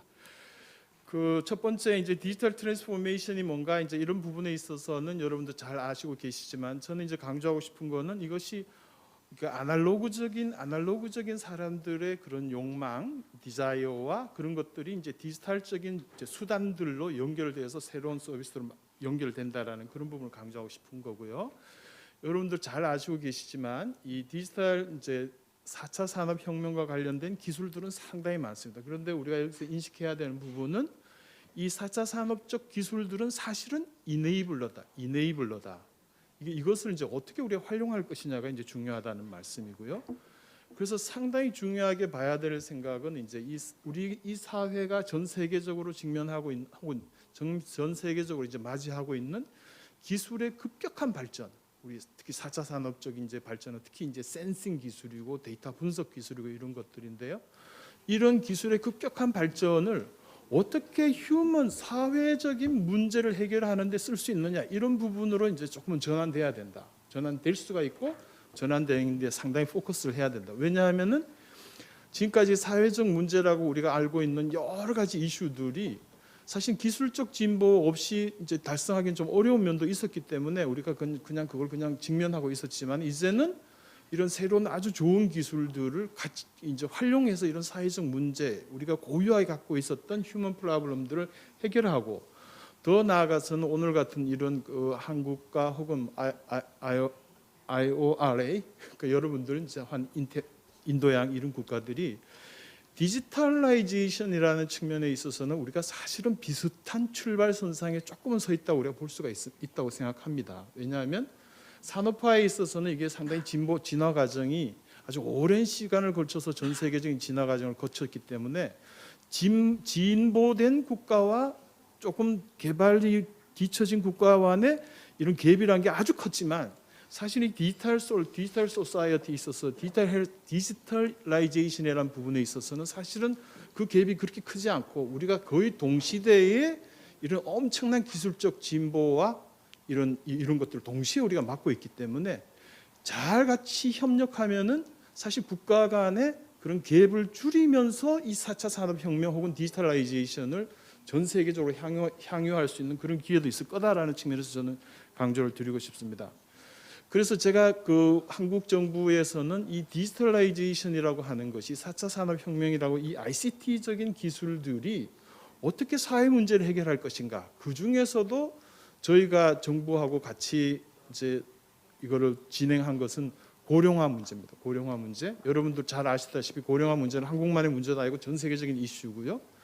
그러면 이제 가장 중요한 부분은 고령화 사회에 있어서 시니어들의 그 에이징 그 뭐 인플레이스라는 표현까지 써서 시니어들이 자립생활, 자기 집에서 자립생활을 하는 데 있어서 문제가 뭔가, 뭐를 가장 페인 포인트로 알고 있는가라는 부분들을 저희들은 이제 연구해서 그걸 해결하는 것에 초점을 뒀었습니다. 그래서 상당히 중요한 부분이 그림에서 보는 것처럼 소셜 아이솔레이션, 이제 소셜리 아이솔레이트 되는 문제, 그다음에 멘탈리 이제 디멘시아에 대한 공포, 포비아, 디멘시아에 대한 공포, 그다음에 나아가서는 이제 피지컬리 이제 폴링, 신체적 이런 낙상이나 이런 문제 나오면 이런 부분들을 어떻게 해결할 것인가.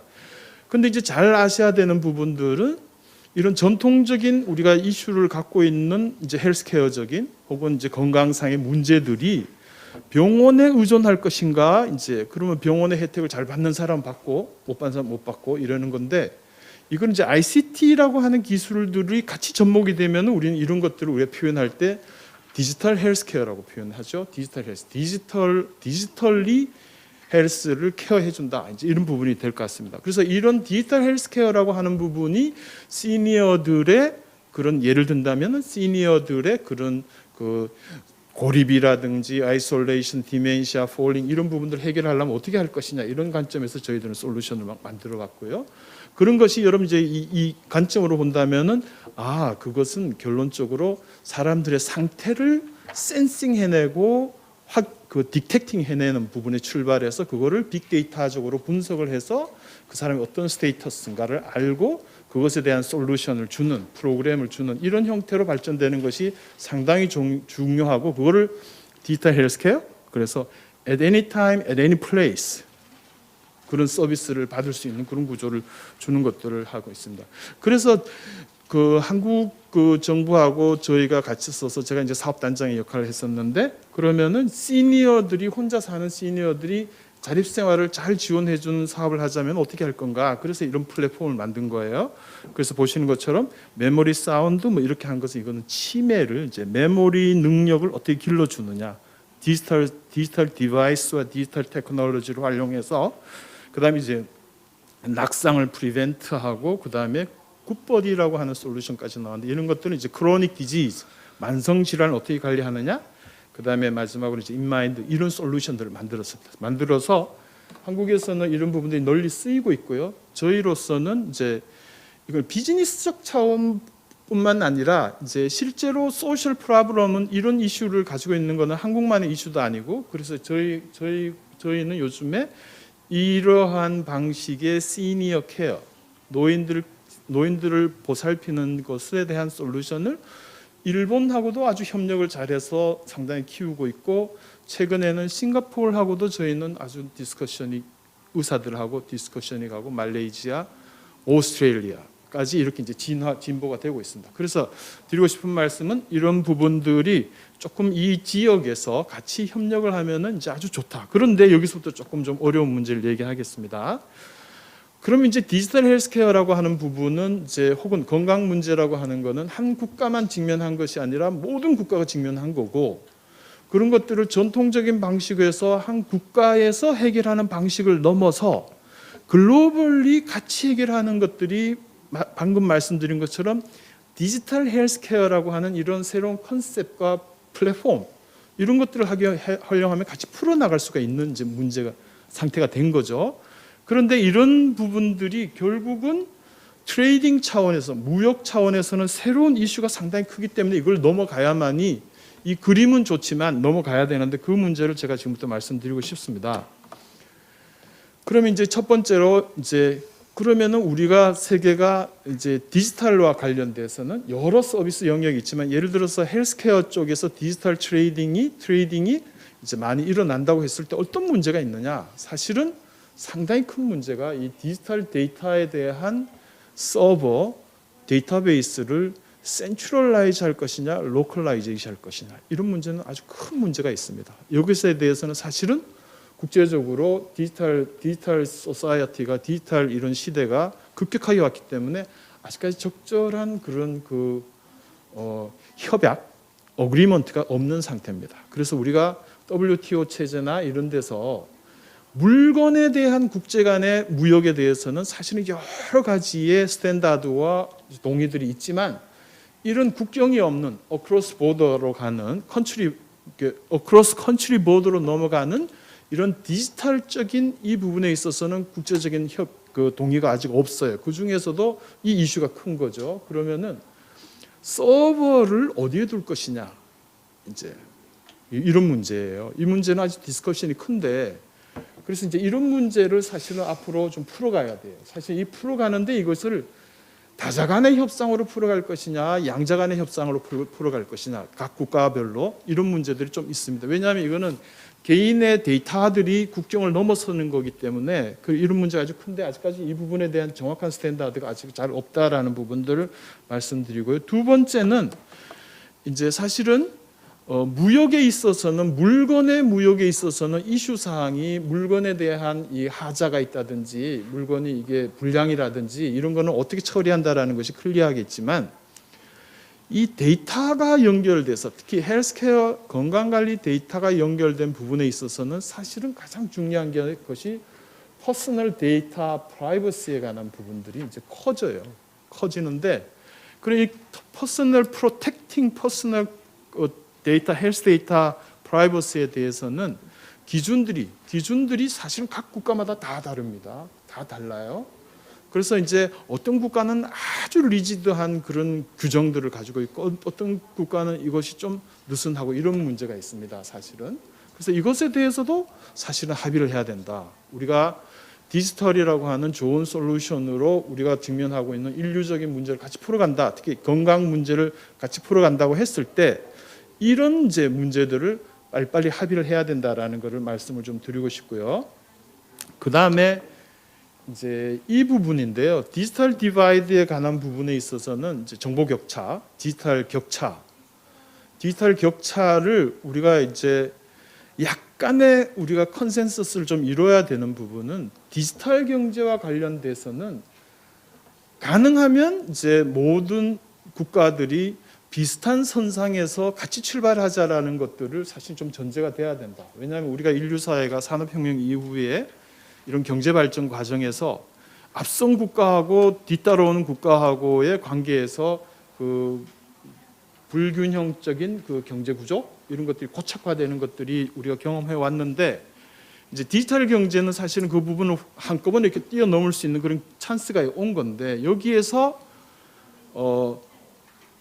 똑같은 기회를 출발선상으로 가져가자면은 디지털 디바이드, 이 디지털 격차에 대한 부분들을 같이 한번 해결할 필요가 있다. 그래서 저는 제가 정부 관료도 아니지만은 그래서 이제 이러한 한 R.O.K 한국과 이 I.O.R.A 같이 협력한다라고 하면은 한국도 어떤 것에서는 잘할 수 있는 것도 있고 혹은 I.O.R.A에서 잘한 것도 있지만 서로 협력을 해서 디지털 디바이드를 같이 좀 해결을 해서 이 지역에 있는 국가들이 디지털 관련된 케이퍼빌리티에 있어서 스탠다드를 같이 좀 올리는 노력들을 같이 엄청난 협력 사업으로 할 필요가 있다는 걸 제가 마지막으로 제안합니다. 그래서 전체적인 디지털 케이퍼빌리티를 올리는 작업들도 있고요. 그거는 교육이 주로 아마 많이 될 것 같은데요.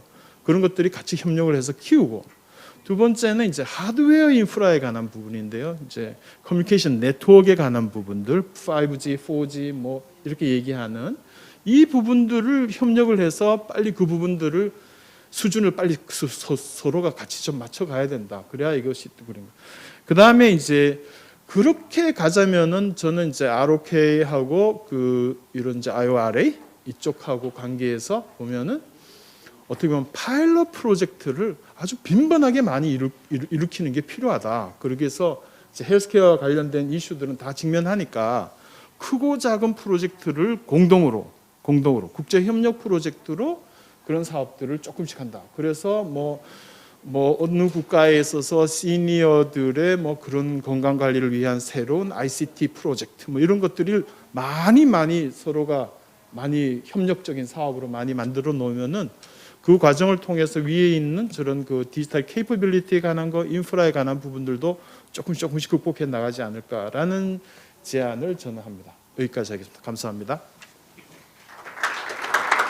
Thank you, Mr. Kim.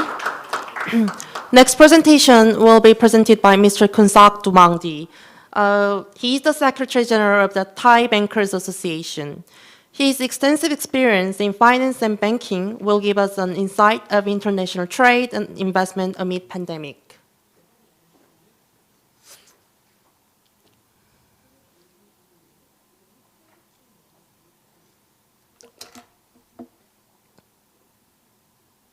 Distinguished participants, good afternoon.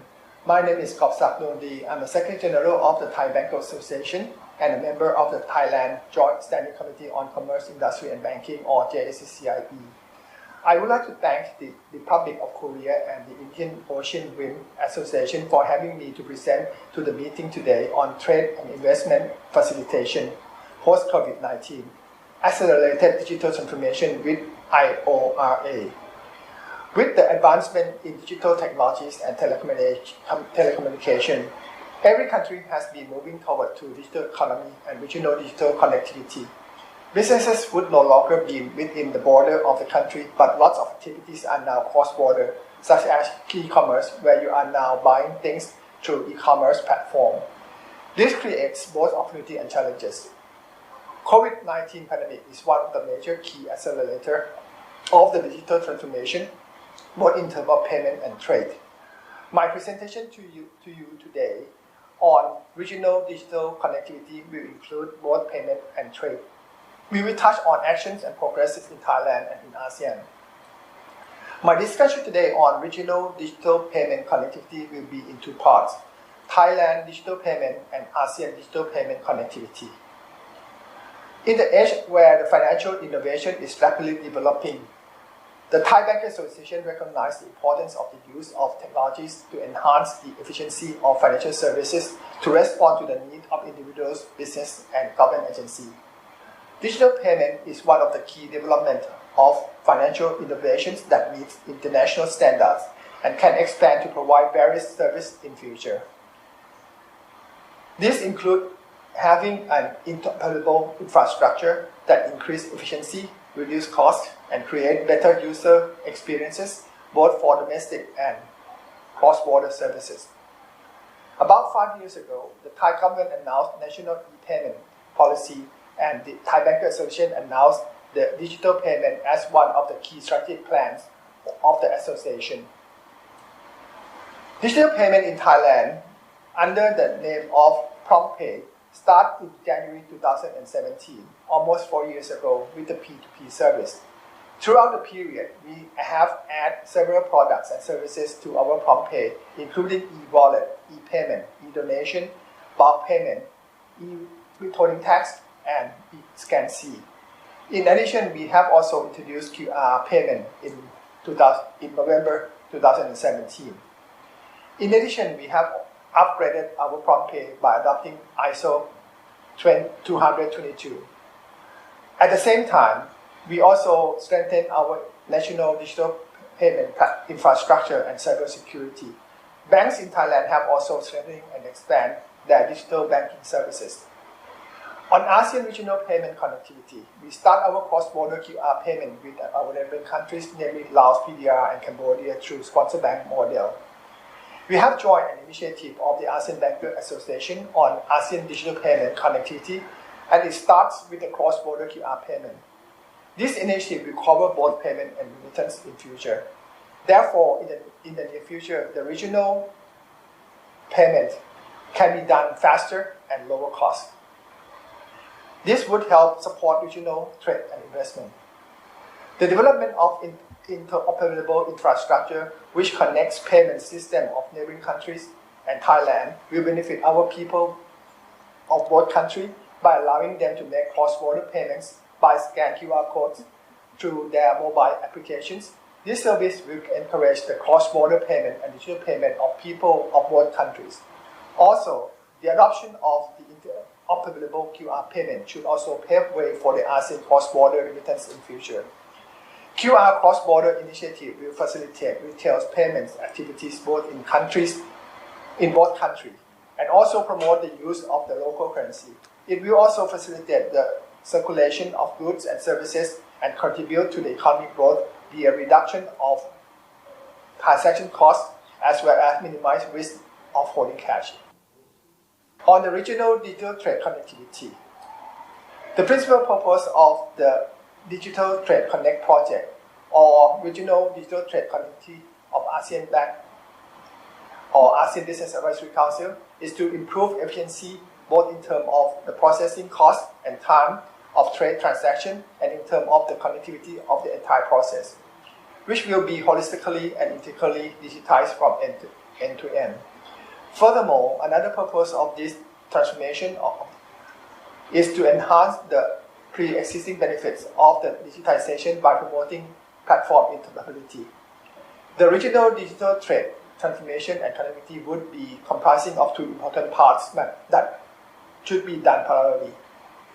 One, at the national level, is to create a national digital trade platform to connect all activities in international business together through digital processes and connectivity, and to connect with national singularity of the government and to the similar platform of other countries and businesses in the network. It is the project that would be done by each country. Two, at the regional level, is to agree on the regional guidelines and standardized and harmonized rule, practices, and documentation, and to have different digital platforms of various countries and businesses to be interoperable. This is the area where ASEAN Bank is focusing on at present.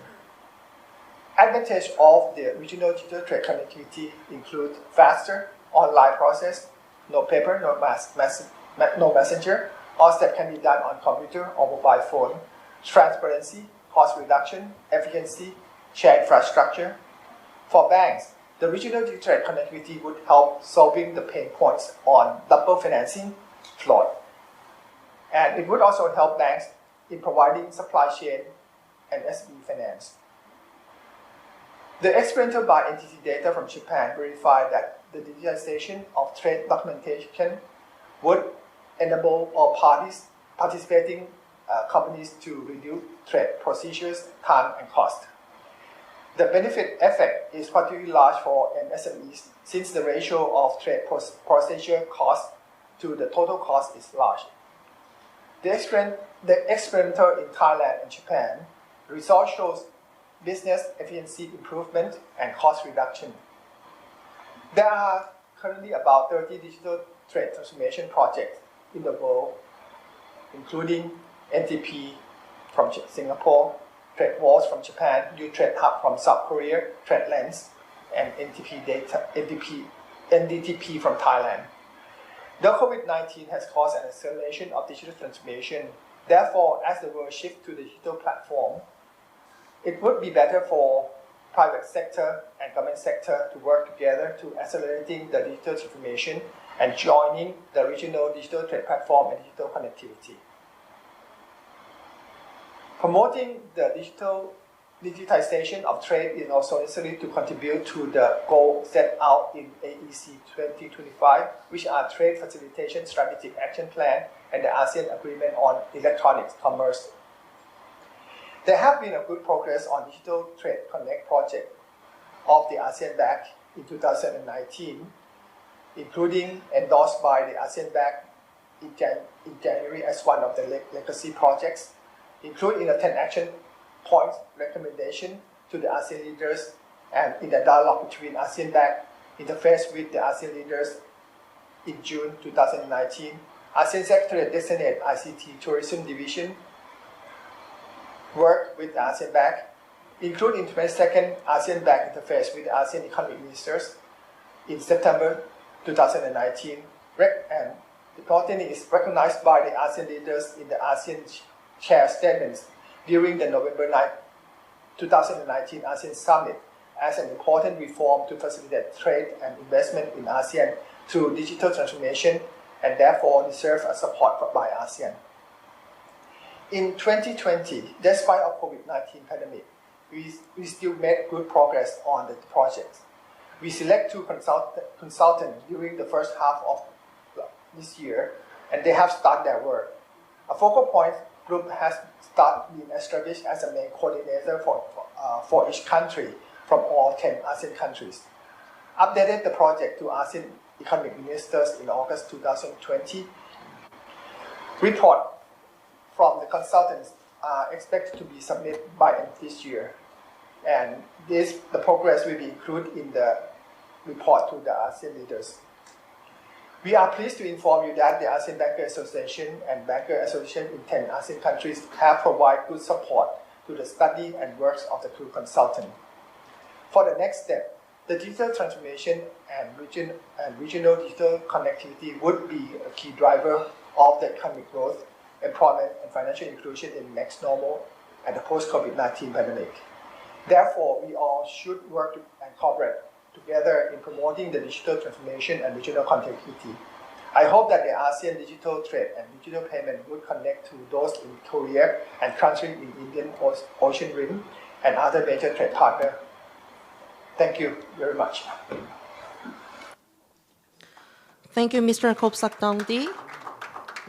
Next presentation will be presented by Ms. Judy R.O.K-IORA under the title of Mandela's Vision. History and geography should include the concept of an Indian Ocean Rim Association.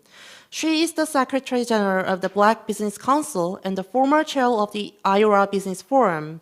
Her extensive experience as top-level executive company director and businesswoman would give us insights and advices based gender perspectives in cooperation with IORA. Warm greetings from Johannesburg, a great African city here in South Africa. My name is Judy R.O.K-IORA and I am the Secretary General of the Black Business Council and the outgoing chair of the Indian Ocean Rim Association Business Forum. I have worked in many sectors ranging from energy, telecommunications, broadcasting and tourism, and I'm most humbled and delighted to be part of this trade and investment seminar. President Mandela once said that history and geography should include the concept of an Indian Ocean Rim. And so here we are today in his honor and living his legacy. As a participant in the program for distinguished guests hosted by the Korea Foundation and numerous visits to KEPCO and KOTRA when I was the Senior Vice President at the nuclear entity Areva, I've always felt very at home in the Republic of Korea. And I thank you for your hospitality and generosity. South Africa's Mandla Lange, an award-winning writer, in a very powerful and important book called The Lost Colors of the Chameleon, he set the book in the fictitious island of Bangola in the Indian Ocean. Here, the people live under the twin shadow of an impending cyclone and the blood plague. It reminds me, and must remind all of us who have read the book, and I encourage you to read it, about the stage and the phase we are in right now in the world. In his book, he creates a world of good and evil, and community having to make decisions to preserve their humanity. Now, not even in the wildest nightmares of any award-winning science fiction screenwriter could we have imagined nor anticipated that 2020 would have started with such drama and suffering, economies collapsing, unemployment rising, and gender-based violence increasing.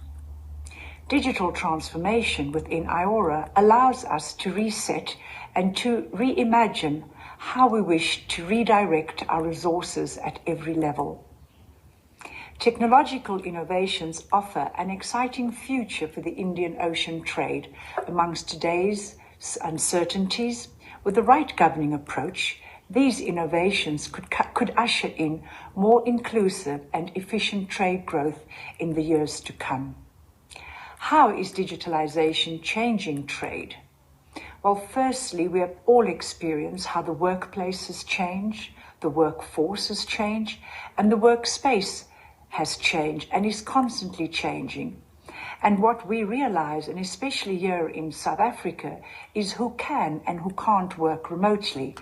Because in order to work remotely, you need the tools. And we have seen the fault lines deepen all over the world. Not only managing issues arising from digital disruption, but also ensuring that the opportunities and benefits from digital trade can be realized and shared inclusively. How is digitalization changing trade then, you ask? Digital transformation can reduce the costs of engaging in trade, facilitate the coordination of global value chains, help diffuse ideas and technologies, and connect greater number of businesses and consumers globally, especially amongst cooperatives, SMMEs, and rural and female traders. But even though it has never been easier to engage in international trade, the adoption of new business models have given rise to more complex international trade transactions and policy issues, coupled with the slow rollout of 5G, and in some instances, governments who are reluctant to change legacy and archaic systems. This places their economies and their businesses at distinct disadvantages. Trade facilitation in a digital ecosystem is underpinned by the movement of data. Data is not only a means of production, data is also an asset that can itself be traded and a means through which supply chains are organized and services delivered. Data is also at the core of new and rapidly growing service supply models, such as cloud computing, and maybe cloud computing is not so new anymore, and the Internet of Things and additive manufacturing. My visit to Korea Telecoms last year was a mental revolution. That network and the service offerings are enviable. We do hope to continue discussions with KT as the spectrum allocation process is now fully underway in South Africa, finally. To trade digitally, what are the building blocks? It is quite simple. You need speed of your connectivity, the cost needs to be right, and you need access to networks. And of course, energy, because if devices and systems fail because there is no electricity, then all falls apart. The rise in the use of digital platforms does not reduce the need for traditional means of delivery. Trade logistics still matter for digital trade. Poor quality roads and inefficient custom procedures tend to lengthen the time for delivery and increases shipping costs, which in turn influences purchasing decisions and the ease and the cost of doing business. Many of the cheapest countries in which to buy mobile data fall roughly into one of two categories. Some have excellent mobile and fixed broadband infrastructure, and so providers are able to offer large amounts of data, which brings down the price per gigabyte. Others with less advanced broadband networks are heavily reliant on mobile data, and the economy dictates that prices must be low, as that is what people can afford. India, in the top 10 places where data is cheapest, India tops the list, Somalia, the only African country that makes it into the top 10, and Vietnam closes the list. Now, 5 of the 10 most expensive countries to buy mobile data are in the region of the world where I come from, sub-Saharan Africa. Now, we are posed with a tremendous opportunity with the African Continental Free Trade Agreement. And this is an opportunity not only for the countries where the Indian Ocean laps our shores, but for all countries that are land-linked with the countries on the coast. So the African Continental Free Trade Agreement is going to revolutionize trade in the world for Africa, out of Africa and into Africa. The African Continental Free Trade Agreement will offer duty-free access for 90% of goods traded amongst African countries. The African continent offers growth opportunities that are perhaps only matched by our BRICS partners. The future for demand when it comes to consumer goods such as food, clothing, furniture, electronics, and construction materials for housing will all grow along with the population boom in Africa. The advent of megacities will create nodes of growth from which to expand more broadly into emerging markets. And an emergent young middle class will create a dynamic environment for entrepreneurship and the digital economy. Digital trade should also be truly inclusive in order to increase economic development in Africa. This requires African countries to build local capability, eliminate the digital divide, and develop homegrown skills. Digital trade is essentially skills biased and relies on an adequate supply of labor that is equipped with the right expertise, the right levels of literacy and creativity to perform high-level digital tasks. Digital trade also requires consumers and firms who are comfortable to use digital platforms and technology. If African countries do not embrace digital trade and begin to implement strategies to equip themselves to engage and compete with other digital economies, then these economies will be left behind. With this in mind, the strategy going forward should be to place a strong focus on building capabilities on a regional level in Africa. These considerations need to be addressed as we conclude negotiations to implement the free trade agreement. In conclusion, may I leave you with the single biggest game changer that accelerated digital transformation can deliver. Are you ready for the game changer? And it is this. It is the opportunity to change women's economic power forever, to put women and girls at the epicenter and at the center and at the heart of digital transformation. We must exploit this opportunity, and now is the time. And we have to apply the gender sensitivity lens in everything we do. We need women in the trading portals and women at the tables, defining and determining their own destinies. Economic justice for women is non-negotiable, and IORA can and must drive this gender agenda as part of generation equality. I therefore conclude and say that I have no doubt that when this crisis is over, and I'm positive that it will be over soon, we will work very hard to restore balance and be sure that we emerge wiser and stronger and better human beings. Let's not make the same mistakes that have been made repeatedly in the past. And I'd like to use the profound quote by Harari, and he says the following: "In a world in which everything is interconnected, the supreme moral imperative becomes the imperative to know." The greatest crimes in modern history resulted not just from hatred and greed, but even more so from ignorance and indifference. Charming English ladies financed the Atlantic slave trade by buying shares and bonds in the London Stock Exchange without ever setting foot either in Africa or the Caribbean. They then sweetened their 4 o'clock tea with snow-white sugar cubes produced in hellish plantations about which they knew nothing. May we all learn. I thank you. Thank you, Ms. Judy. We will continue to have the last presentation of this session by Professor Rahmin Dahouri Ismail under the title of Strengthening a Win-Win Economic Cooperation between R.O.K. and IORA member states in the Industry 4.0 era. He is the advisor coordinator of the Ministry of Marine Affairs and Fisheries in Indonesia. He was an honorary ambassador of Jeju Island since 2020 and Busan Metropolitan City since 2019. Please welcome him with a big round of applause. Excellencies, distinguished speakers, ladies and gentlemen. Assalamualaikum warahmatullahi wabarakatuh. May God peace and blessing be upon all of us. Good morning.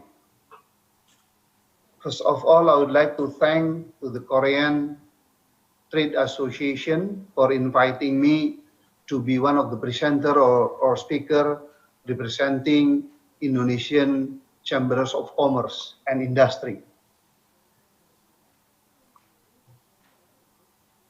The topic of my presentation is strengthening win-win cooperation between Republic of Korea and IORA member states in the Industry 4.0 era. Let me present some of my slide presentation to you.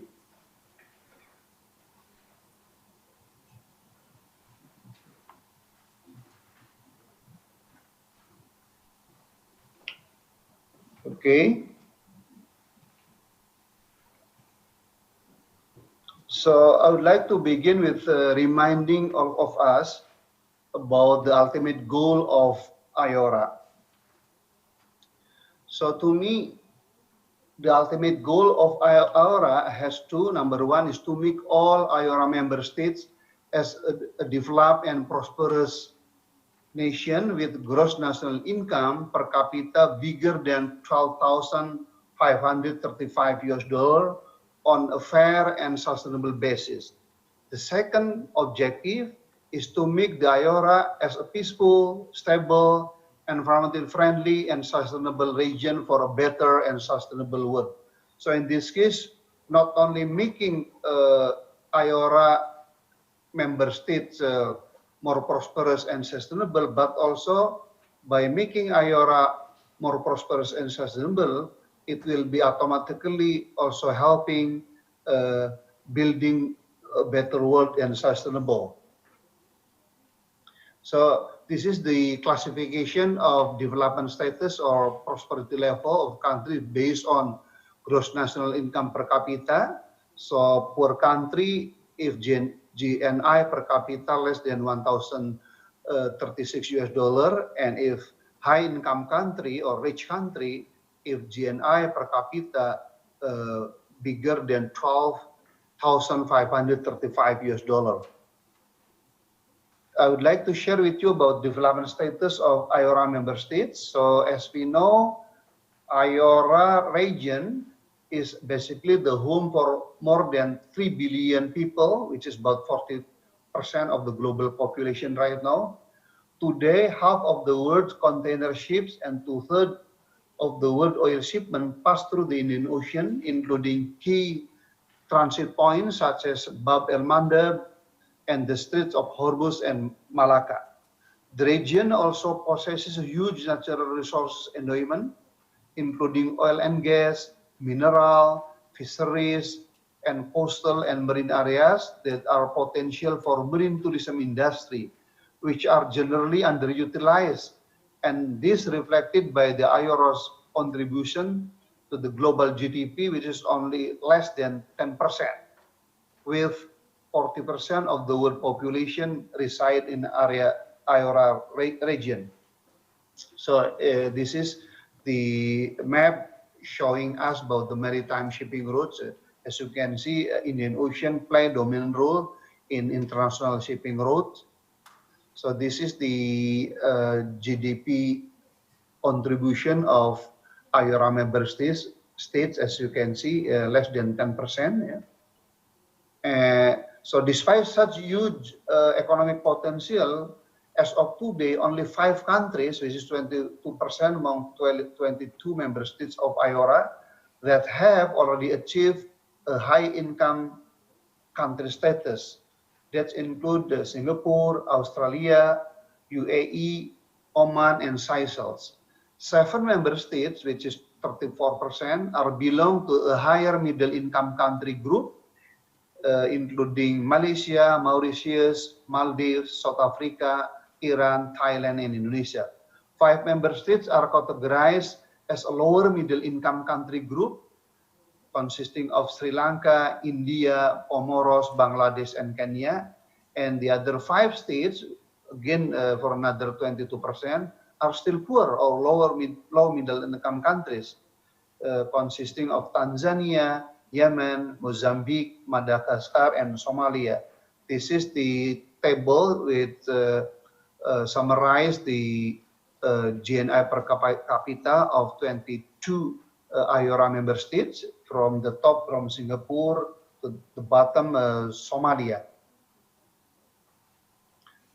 So my suggestion how to develop women cooperation between Republic of Korea and IORA member states in sustainable economic development and digital transformation. Yeah.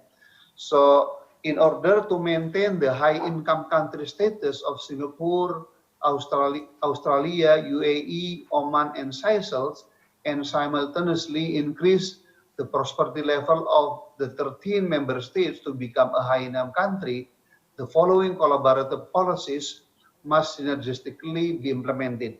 Number one, the rich member states should maintain its economic development and prosperity level on a sustainable basis. Number two, the 17 member states must increase economic development by applying for Industry 4.0 technology and digital transformation in all development sectors, including agriculture, maritime and fisheries, manufacturing industries, services, and the government, to reach a high-income country status on an environmentally and socially sustainable fashion. The third recommendation is to strengthen and deepen a win-win cooperation among IORA member states, as well as between IORA member states and dialogue partner countries, especially Republic of Korea, in investment, trade, infrastructure development, transfer of technology, and human resource development. Since Republic of Korea is one of the leading nations in the world with respect to Industry 4.0 and digital transformation, it would be beneficial and appropriate if IORA member states develop a win-win cooperation with Republic of Korea on such a subject. In addition, Republic of Korea has been an important and long-term partner with majority of IORA member states, especially in investment and trade, as you can see from table 3 below.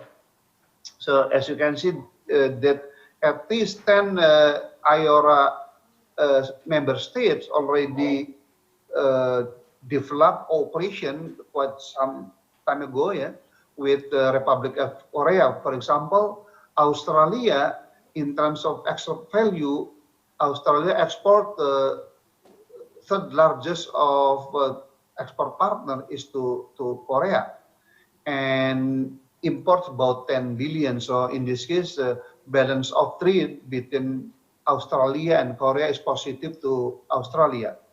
Bangladesh also the same. Indonesia, my country, we export about 8 billion US dollar. In the meantime, we import from South Korea is about 6 billion. So again, Indonesia also balance of trade positive with respect to South Korea. So South Korea is the 7th largest importer, yeah, from Indonesian goods and commodities. So this is 15 of Indonesia's top trading partners. Number 1, China. Number 2, Japan. Number 3, United States, and South Korea. In this case, rank number 6 with 9.5 billion US dollar, which is about 7.2% of total Indonesian export. So the status of the Indonesia digital transformation right now, so recognizing the importance of Industry 4.0 for advancement and prosperity of nation, Indonesian government already launched Making Indonesia 4.0 in April 17, 2018. Making Industry 4.0 focuses on 5 priority sectors, which is food and beverages, textile, electronics, automobiles, and chemicals. So this is the stages of industrial revolution from Industry 1.0 up to Industry 4.0. So making Indonesia 4.0, actually the target is how to increase our economic growth and the prosperity of our nation. So as you can see, in 2016, Indonesia GDP ranked number 16. Yeah, we expect by 2030 our GDP, Indonesian GDP will be reaching as a fourth rank in the world. Yeah. So this is our expectation. Yeah, for example, the 10% of net export, and then productivity also will be increasing, and also the as consequence, our spending for research and development also will be increasing. This is 10 national priorities for making Indonesia 4.0, from reform material flow up to optimizing regulation and policies.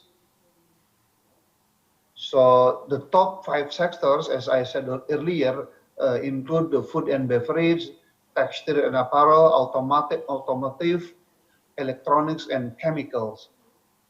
So this is the target by applying making Indonesia 4.0. Our GDP growth will be adding by 1 to 2%, and then the additional job or employment opportunity will be adding by 10 million people, and then the contribution of our manufacturing sector will increase from right now 19% to become 25% by 2030.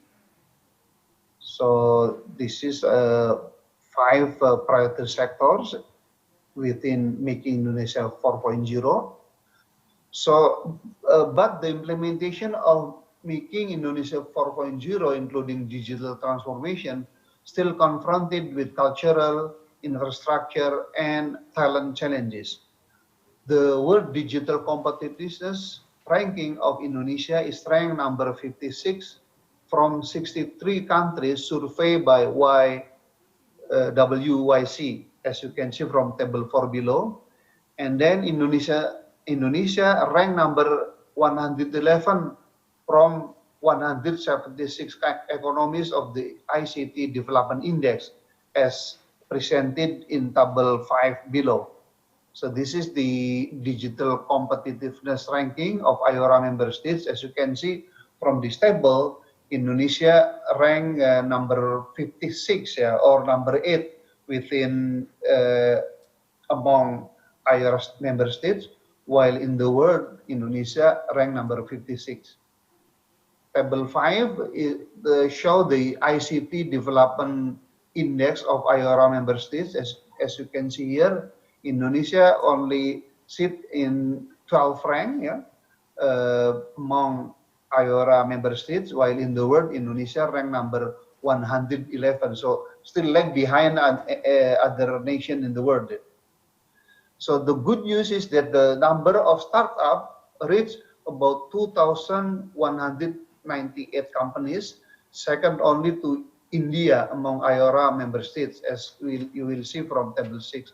Mobile phone, internet, and social media user also very big and growing. So this is the table that show you about the number of startups in IORA member states. As you can see, Indonesia ranked number 2 after India. This is the top 10 startup Indonesia, from Bukalapak, Traveloka, Mojo, Ruang Guru, Halo Dokter, Cilabola, up to Malibird. This is the what we call Indonesia unicorn startup by valuation. The biggest one is Gojek. Second biggest is Tokopedia, followed by Traveloka, Bukalapak, OVO, and so on and so on. So this is the Indonesia internet users, mobile phone connection, and active social media. As you can see, even bigger than the number of Indonesian population with respect to the ownership of mobile phone connection. So our suggestion will be to strengthen member states' connectivity to make up the cultural bond among member states of Indian Ocean. Number 2 is to strengthen diaspora. Diaspora would play an important role as a cultural glue of the diverse region by considering the comfort level of the respective member states, by encouraging the dialogue partner to engage more in digital transformation activities. The role of government and private sector is to strengthen the Indian Ocean Rim Academic Group, strengthen regional center for science and technology transfer, institutionalize the Indian Ocean Dialogue as an annual mechanism for multi-sector and 1.5-track engagement, create a database of higher educational institutes recognized by IORA member states, strengthen cooperation with universities in the Indian Ocean, including student mobility in the Indonesian region, support RCSTT to promote science and technology, strengthen the Indian Ocean Rim Academic Group through the sharing of information and knowledge, implementing training and capacity building programs, conduct a feasibility study of Indian Ocean Technical and Vocational University in Bangladesh, and last but not least, we have to explore cooperation project with the International Solar Alliance and IRENA. I would like to thank for your patience in listening my presentation. Thank you so much. Kamsahamnida. Good morning, good afternoon, or good evening. Bye-bye. Now we will proceed to the open discussion. Please come to the stage when the name is called. Please give a big round of applause to the presentators again. Mr. Kim Kwang-soon, the CEO of Demand Corporate, and Ms. Kanjana Soon, a secretary from the embassies of Thailand, and Ms. Gert Dupries, a consul of the Embassy of the Republic of South Africa, and Mr. Riza, Counselor of the Republic of Indonesia, and Mr. Hassan Zafari, a first Counselor of the Embassy of the Islamic Republic of Iran. Please give a big round of applause to the panelists. Okay, since we are running out of time, we would like to have a brief and short conversation and dialogue. Okay, I will pass my microphone to the chair. 네, 오늘 토론 자장을 맡은 김광순입니다. 저는 원래 산업계에 있는 사람이고 이런 외교 계통에 있는 분들의 토론에 참여한 건 처음인데요. 오늘 이렇게 진지하게 아주 실무적인 내용들로 이렇게 토론이 된 거에 대해서 아주 감명 깊게 생각합니다. 발표가 되고 토론된 감명 깊게 생각합니다.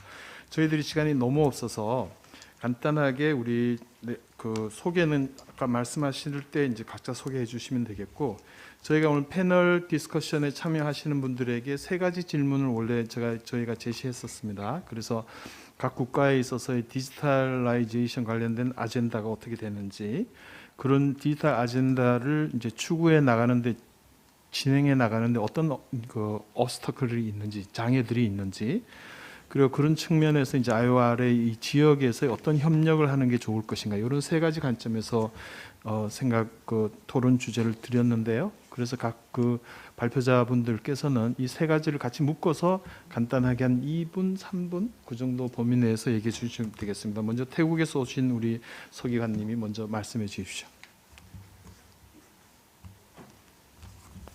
Thank you very much, Mr. Kim, and thank you for your presentation earlier as well, which was very informative.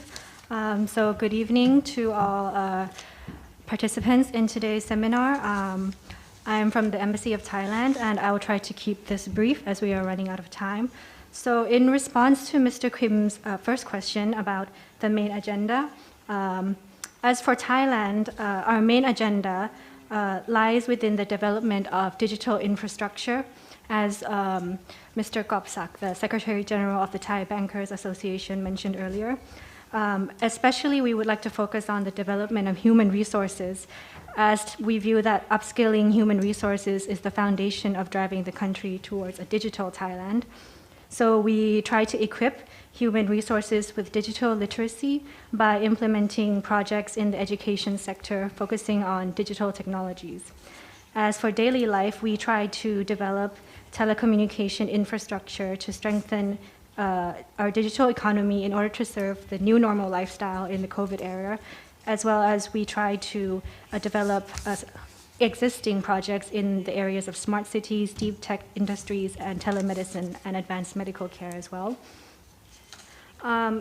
Looking forward into the post-COVID-19 era, we will continue to reboost our economic and social activities by fostering telecommunication infrastructure, especially advanced medical care, e-commerce, and e-banking platforms.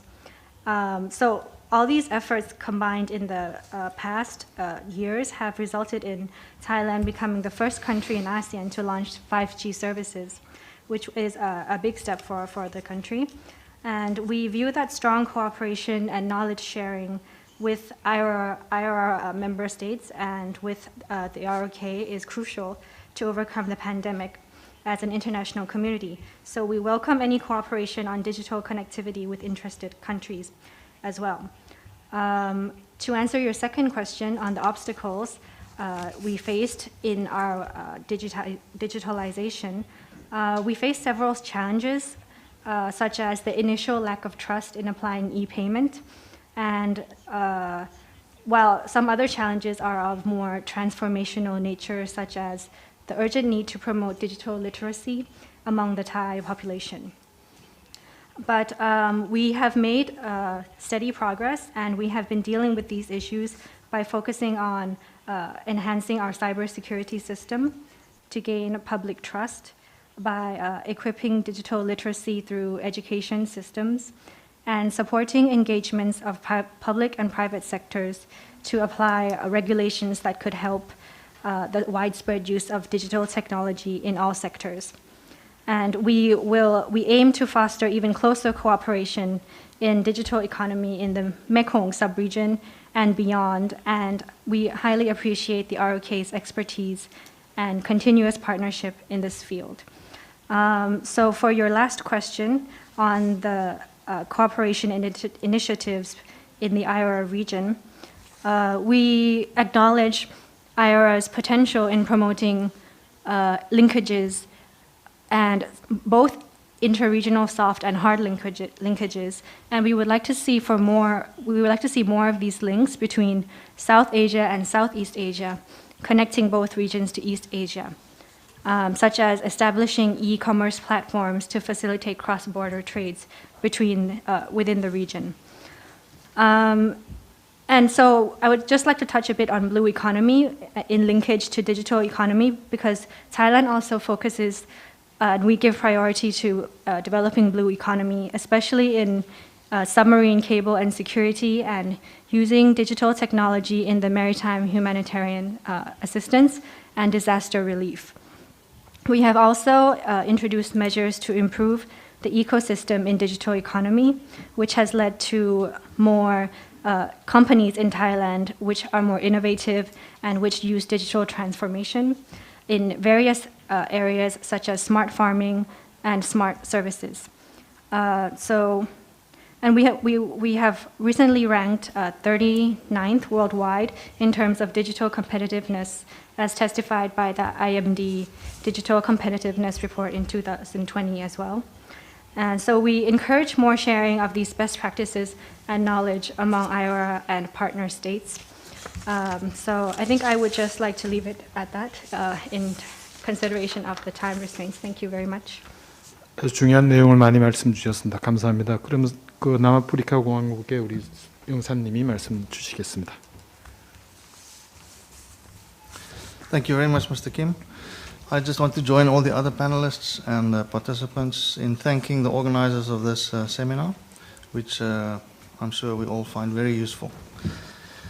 And now when it comes to South Africa, if you recall the tables that was presented in the last presentation by Professor Ismail, South Africa features sort of in the middle when it comes to digital transformation, rankings, and ICT infrastructure. But that is a bit misleading, because when you talk about the digital divide between members of I-ORA, in South Africa we're sitting with a digital divide inside the country. So all government's efforts have so far been aimed at eradicating that digital divide, the domestic digital divide, if I can call it that. The truth of the matter is that because of the unequal distribution of digital infrastructure and the high costs involved, almost half of South Africa's population today still lack access to the internet. So the National Development Plan developed by the government in 2012 emphasized how ICT will underpin the development of a connected information society, as well as a vibrant knowledge economy that is more inclusive and prosperous. In the midst of the current COVID-19 pandemic, our government launched a new development plan called the Economic Reconstruction and Recovery Plan, which sets out a vision and actions to enable an economic rebound, to create a more competitive and inclusive economy, and build the economy of the future. Secondly, to reduce the cost of doing business. And thirdly, to lower barriers to entry into the economy. This plan targets the primary constraints on economic growth and employment in South Africa, of which the current digital infrastructure is one. And the plan aims to firstly reduce data costs for every South African. Secondly, expand broadband access to low-income households as a result of the interventions outlined in the plan. And thirdly, to grow the digital economy. From the government side, this obviously will require significant investment in digital infrastructure, as well as improvements in digital access to prevent a widening divide. Now, specific actions envisaged in this regard aimed at removing obstacles to the rollout of network infrastructure and at reducing costs for businesses and households are the following. Firstly, the finalization of the rapid deployment policy. Secondly, which was also mentioned by Ms. Nwokedi in her presentation, the release of the high-frequency spectrum by March next year. And thirdly, the completion of digital migration. I can just perhaps mention one successful example of digital transformation in South Africa, and that is its mining sector, which has been completely transformed with the incorporation of sensors and devices into equipment and machinery within an Internet of Things network, which allows for speedier analysis of data and increased efficiency, providing the mining companies concerned with more space to focus on the upskilling of workers for a more connected environment. Coming to your second question, Professor Mr. Kim, the obstacles that our country has so far been having to deal with when it comes to digital transformation. Firstly, as I mentioned already, the inequality in terms of digital infrastructure and income in South Africa. Secondly, what is called legacy thinking. Changing the culture and the mindset to think digital first remains a challenge. In this regard, according to a May 2019 poll of South African companies, a lack of focus from top management and a lack of a digital transformation strategy across the company were the major challenges identified when it comes to digital transformation. Thirdly, and related to the legacy thinking obstacle, is legacy platforms and infrastructure. Obviously, digital transformation relies on the quality and maturity of data which an organization can access, which is stifled by legacy systems. In other words, outdated methods, technologies, computer systems, or application programs which are still in use. Most large South African organizations are aware of the need for digital transformation, but many are still held back by this legacy infrastructure. Then Another challenge has been a lack of resources and in-house skills when it comes to digital transformation. And lastly, the issue of data privacy compliance and cyber security concerns.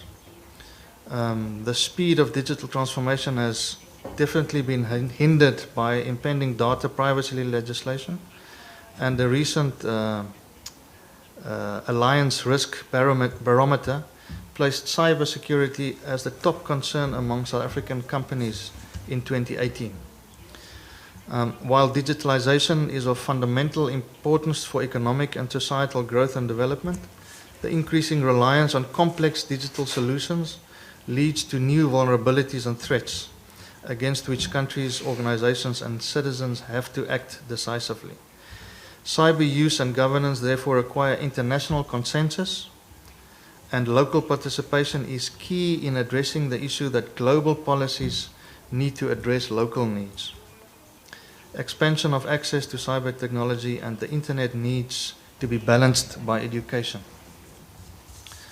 Thirdly, and this is a very short answer to your question, Mr. Kim, about what should the cooperation initiatives be. In our view, cooperation among IORA member states and between IORA member states and dialogue partners such as the Republic of Korea is very simple. It's the sharing of best practice and the transfer of technology and skills. When it comes to digital transformation, I cannot think of a better partner than the Republic of Korea. Thank you very much. Great. 다음은 우리 인도네시아. 네. Yeah, thank you very much for the opportunity to share views and experience regarding the digital transformation, especially in Indonesia.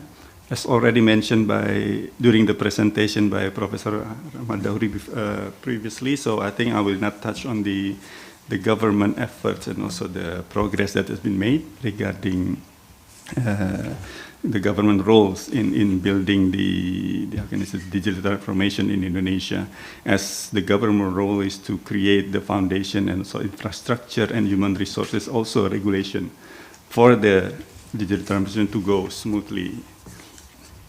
So I would like to touch about the barrier that may be faced by I would like to focus on the MSME, the micro, small, and medium enterprises, and how they can adapt with the new normal, new way of doing business through the digital transformation. As we know that maybe the definition between MSME in each country might have some differences,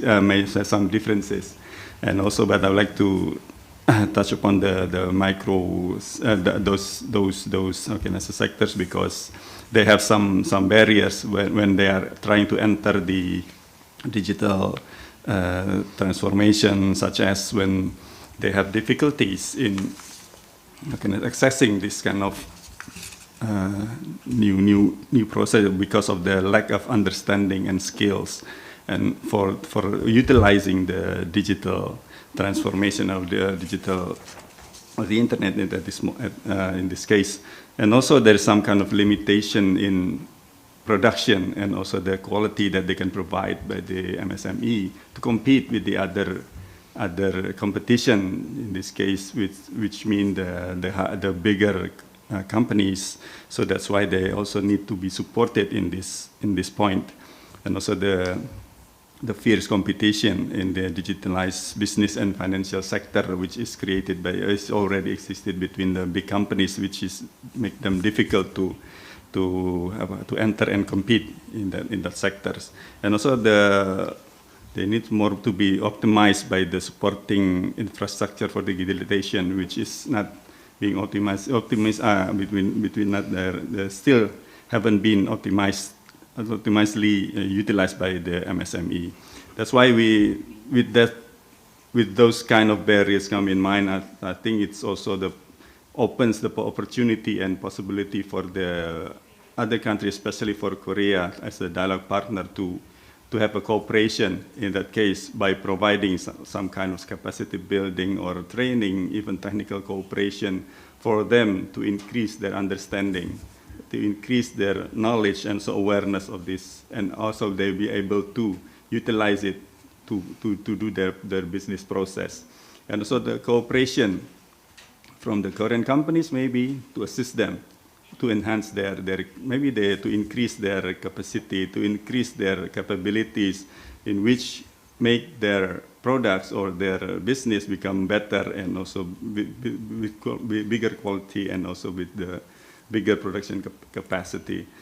Because mostly maybe the MSME in Indonesia maybe just very small companies, and also this will also help the MSME to entering the fierce competition in the market, and also by supporting infrastructure for the digitalization, which can be affordable and accessible by the MSME, maybe through the investment or pilot projects made by the Korean companies in countries which needed this kind of system.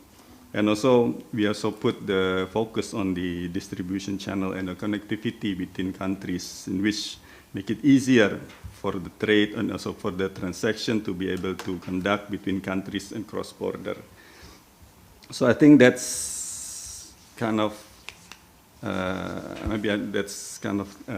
things that I can share to you to answer some of the questions that you raised before. Thank you very much. 네, 대단히 감사합니다. 저희가 시간이 이제 제한돼 있지만은 오늘 마지막 세션에서 디지털라이제이션이 이 지역에서의 그 발전과 또 그를 위해서 어떤 트레이딩이 어떻게 발달돼야 되는 거에 대한 논의를 했는데요. 전체적으로 보면은 이 디지털라이제이션이 이 영내에서, 이 지역 내에서 새로운 그로스 엔진이 된다는 것에 대한 인식은 동일한 커먼 언더스탠딩을 우리가 가지고 있다는 걸 다시 한번 확인하게 되고, 또 한편으로 또 이 디지털라이제이션이 성장의 엔진이 되는 데 있어서의 극복할 과제들도 거의 비슷하게 우리가 가지고 있다. 그것에 대한 언더스탠딩도 동일하다는 걸 알게 되었습니다. 그리고 또한 이제 가장 중요한 부분은 그런 측면에서 이 지역에서 디지털라이제이션 캐퍼빌리티 있어서의 약간의 우선 경험했던 국가들도 있고 또 뭐 한국도 그 중에 하나겠죠. 또 그런 부분들의 쉐어링이 아주 중요하다는 것에 대한 그 또 커먼 언더스탠딩이 있다는 것을 확인하게 됩니다. 마지막으로 저는 그러면 이제 뭐가 남았느냐? 이제 액션이다, 액션.